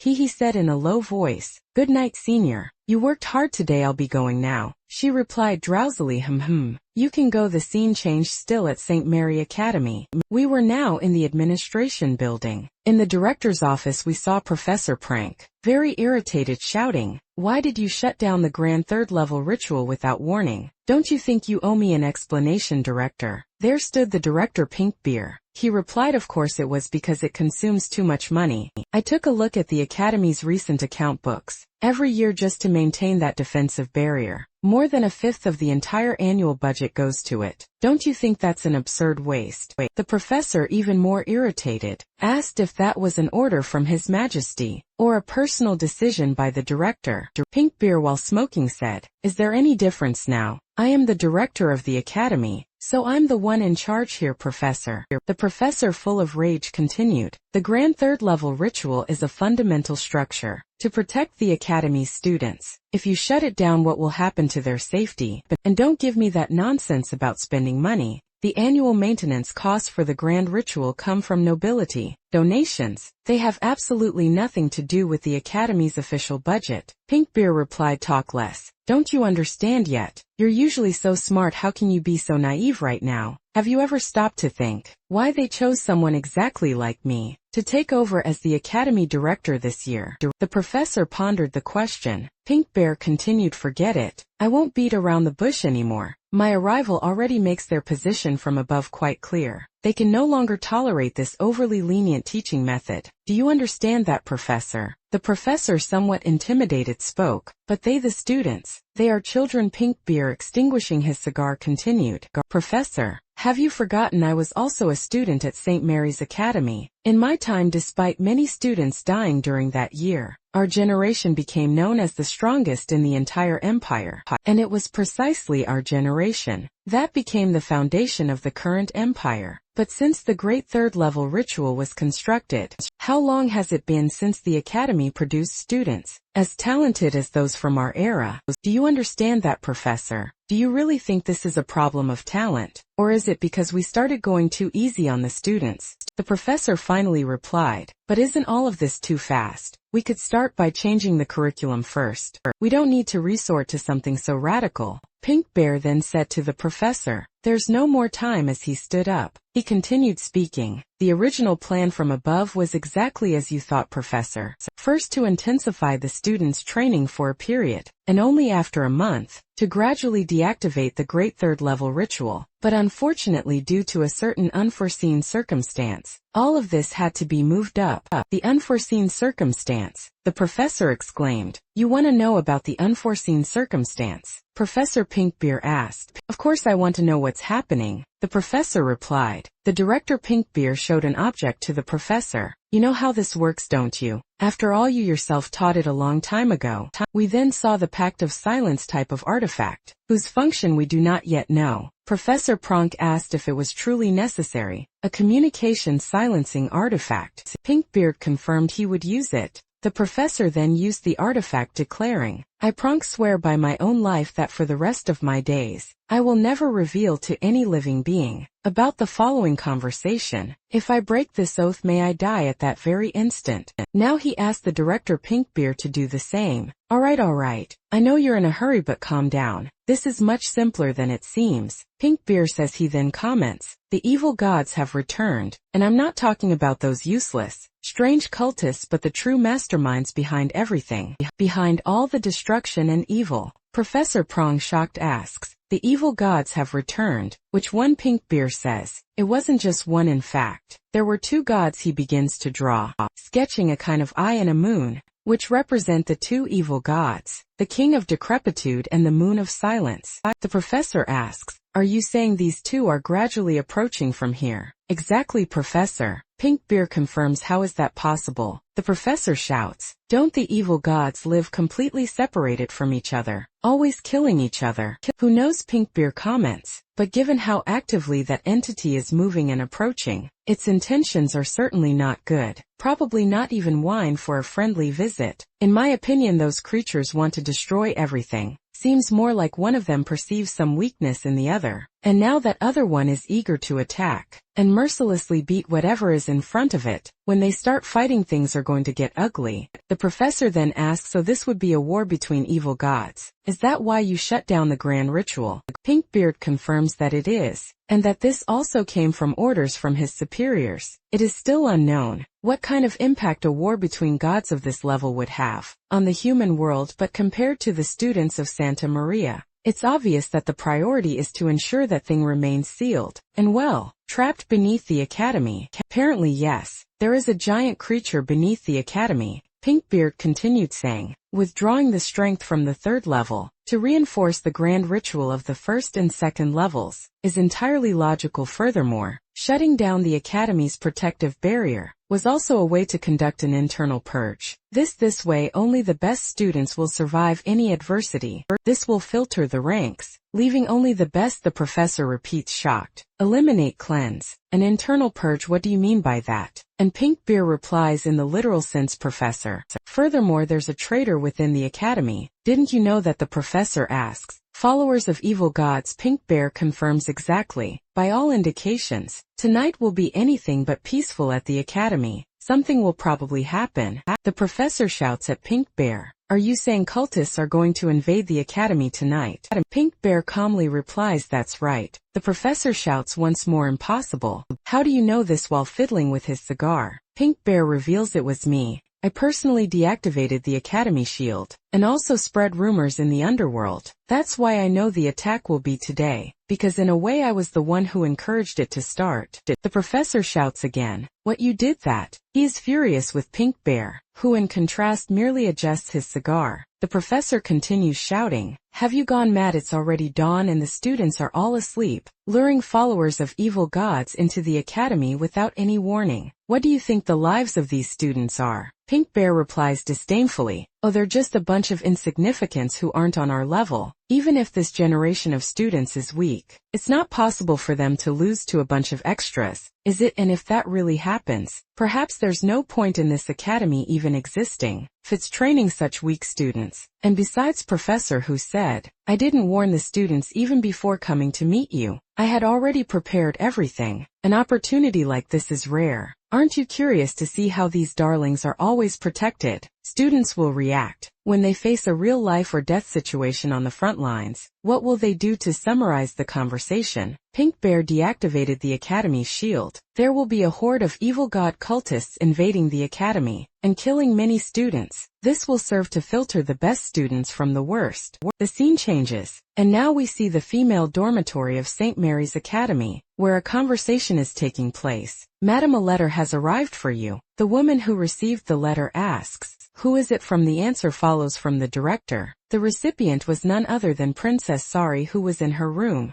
She begins to read the letter the director sent her. The princess is startled by the information contained in the message. It read, tonight there will be an enemy attack. See you and the little ones from the student council. Take good care of the school. Okay, with love. Pinkie Pie. The eccentric signature confirmed the sender's personality. The scene changes again to a new location. We are in a secret cave in Parentai, the headquarters of the Church of True Love. We see several men, young and old, but only men, gathered to burn another man who is in the center of the group. He looks like a wizard, but he is not. The cultists shout in unison, burn this traitor, burn the infidel. Burn him. We see the man hanging from a stake about to be burned, while the others celebrate around him. However, one of them, who appears to be the leader, shouts for everyone to be silent and begins to speak. First talk, man, of the Church of True Love. Only love between people of the same sex is true. Relationships with the opposite sex are heresy. It is exactly as you understood. One can only love people of the same sex, not the opposite sex.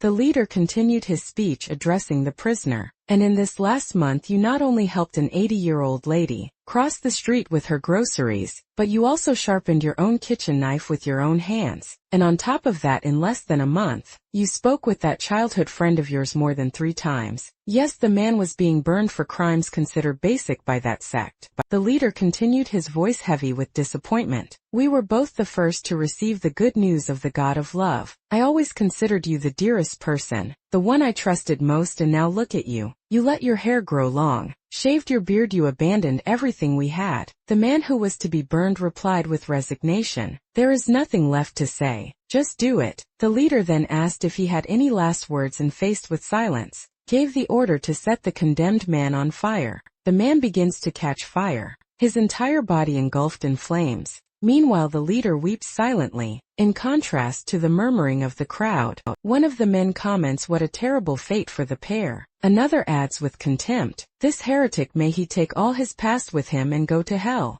The leader's assistant approaches and informs High Priest, the execution has been completed. The leader, who had been weeping, discreetly raises his voice and shouts for all to hear, brothers, today, besides punishing the traitor Tevay, I have something important to announce to everyone. He then bellows, Ren. Step forward, Ren. steps forward and replies understood. Ren is in fact the Academy's traitor, a member of this cult. The group's doctrine is peculiar. They believe in relationships only between people of the same sex. Within their society, anyone who does not follow this belief is considered an outcast, and can even be executed. The leader continues with his announcement. Not long ago the great God of love granted me a divine revelation. The holy war has begun. The source of all evil is hidden in that filthy academy, Santa Maria. In the past, because of the barrier that protected it, we had no chance, but now, according to reliable information, the wall that hindered us has disappeared. Ren will guide us into the academy and initiate the glorious holy war. Upon hearing this, all the men begin to shout in unison, "Death! Death! Death!" to those who study at Santa Maria Academy, ready to invade the academy.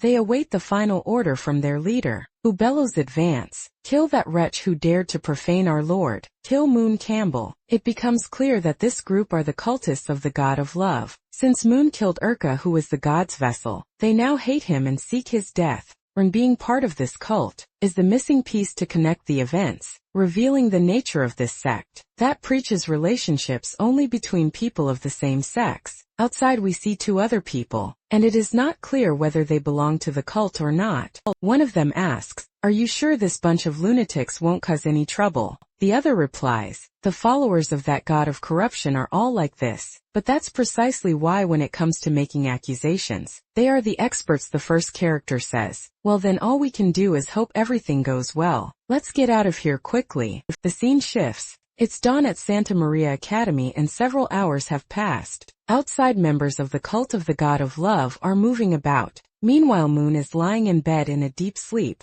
He notices his body is very hot, as if he had a fever, but suddenly wakes up in a completely different place. In this new location it has started to rain and he is completely naked. Before him, Moon spots a giant moon and hears someone whispering very close by. The voice says, "It all began with me. From the beginning it was false. My face, my identity, my voice from start to finish. Everything was gone. It was all just a wait until the end arrived. Until death descended, it was only for a small personal amusement." Nothing more. Than a figure emerges behind Moon, holding him and continuing to speak. "In my eyes you were like a handout, a little dog wagging its tail just for a bit of food, someone I manipulated as I pleased, an existence I could discard at any moment whenever I grew tired. But then why, when I deliberately tried to drive you away, when I intentionally shamed you, when I even showed you my darkest side, you still chose to stay by my side? Human feelings I don't understand." The creature behind Moon has scales all over its body. Resembling a mermaid, it holds him firmly as it continues.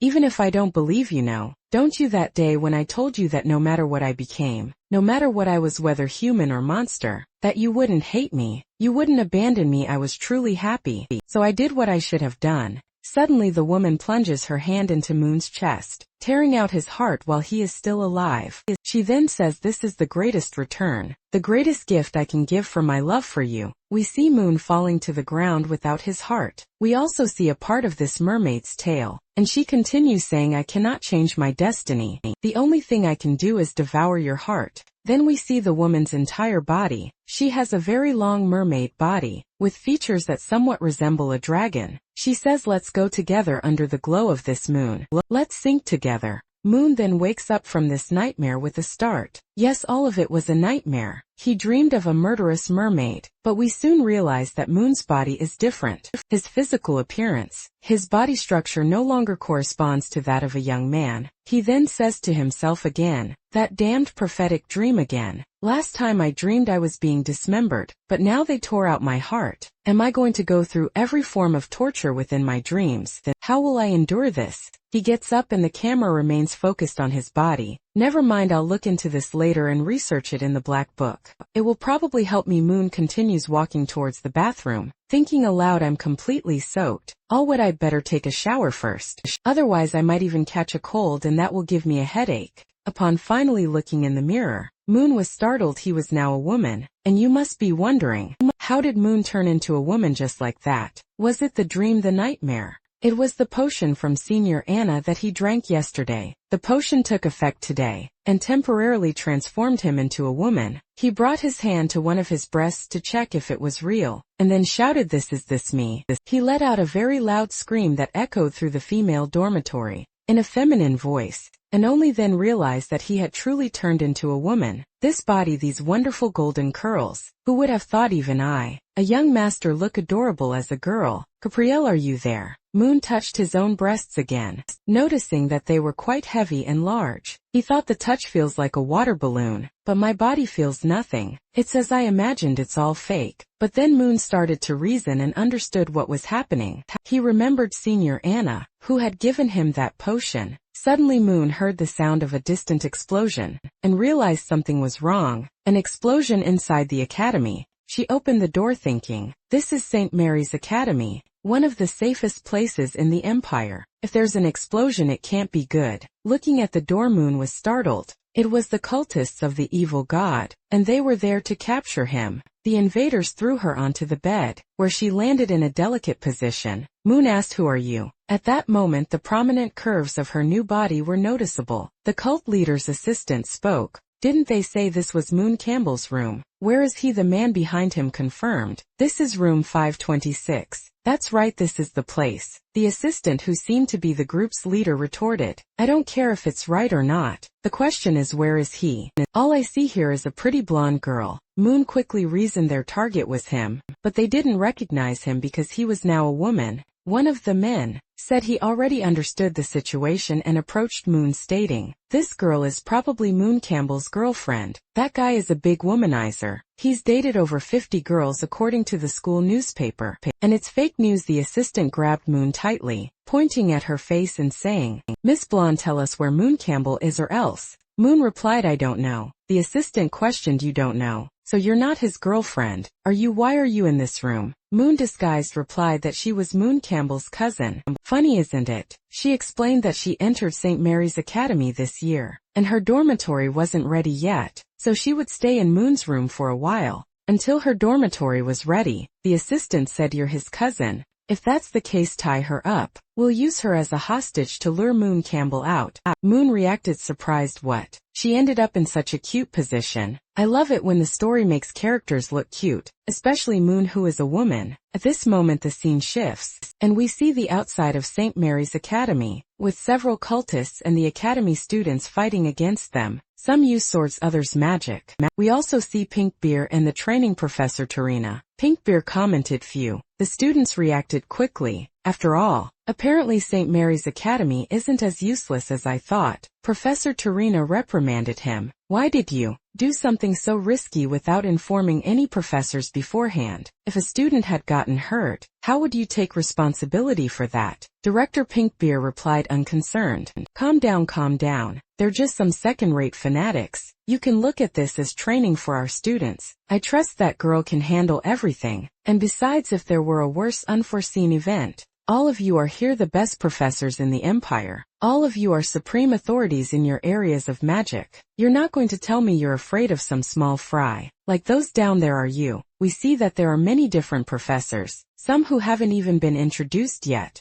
Pinkbeer leaned his foot against the wall and said, "Since nothing else happened, I as the academy director will go back to my beauty sleep." And with that the director prepared to go to sleep, while the students were fighting against the cultists. Pinkbeer jumps down from above, bidding farewell, "See you later, teachers and my dear students." Professor Tarina turns to another professor. "How could you not stop such an absurd thing? You let Pinkbeer toy with the students' lives. Do you realize that?" Wrong replies, "Do you think I didn't try to go against him? He came at me much earlier." At that moment someone shouts Moon Campbell's name. The teachers, students and everyone in the academy hear the call, the one shouting using a loudspeaker, which is quite strange, considering they are in a somewhat medieval era with magic, is the leader of the cultists. He announces second-year student of St. Mary's Academy, Moon Campbell, appear here. Immediately, we see that the one captured there is Moon and his female version, and if you notice Moon's chest is larger than his head.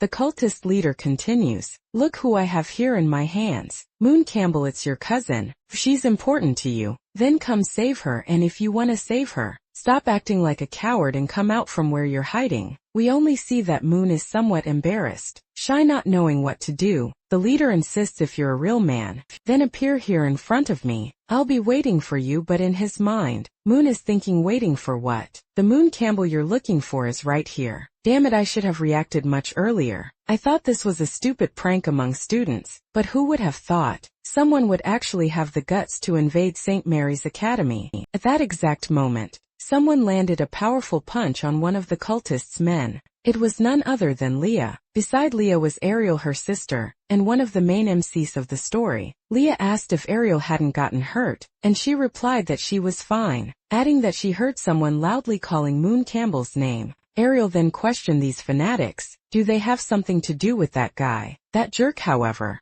Ariel noticed something that would completely change her life forever. She ran off while Leah shouted her name, asking her not to stray, ignoring the warning. Ariel shouted back, Leah, fall back to the student council formation. I'm going to take care of something and I'll be right back. As she ran, amidst the chaos with magic explosions and students fighting cultists, Ariel thought to herself, who would have thought? Who would have thought? She reflected that soft golden hair, those deep blue eyes and those absurd curves. I can't believe there was such a beautiful girl here in the academy. The girl Ariel was thinking of and whom she was going to save was none other than the MC Moon. In his female version, Ariel was very determined to save the girl she found so beautiful, and shouted, don't be afraid. My beauty Ariel has arrived to save you. Will Ariel try to date Moon's female version, unaware that it's the same person she despises so much? Meanwhile, Ariel simply knocked down everyone in her path. It didn't matter if they were cultists or students. She forced her way through.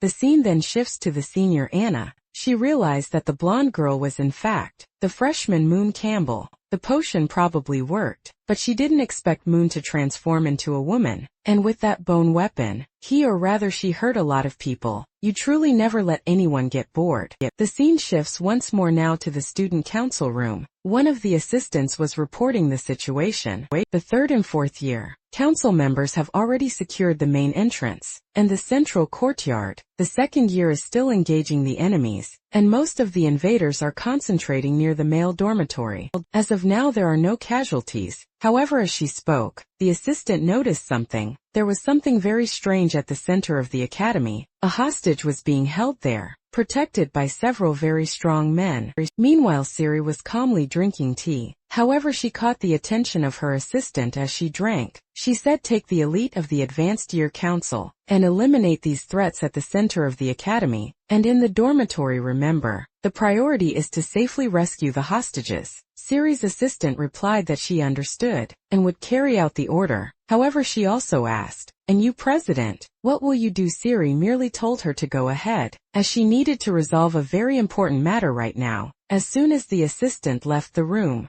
it became clear that Siri was not alone. Someone else was there. A shadow of some kind was hiding, observing. Sari then said, you infiltrated this room over half an hour ago, so that you could act without worries. I already sent my assistant away. Will you continue to hide there in the shadows, or will you come out? Intruder. Siri placed the cup back on the table. At that moment, the shadow advanced to attack her. Who would have thought? Yet another person who wanted to kill Siri. I know you are eager for the continuation, but we will have to stop here. You will have to wait 2 more months for the story's continuation. Leave a comment below rating this story from 0 to 10. It's quite different from the others because the girls are very daring.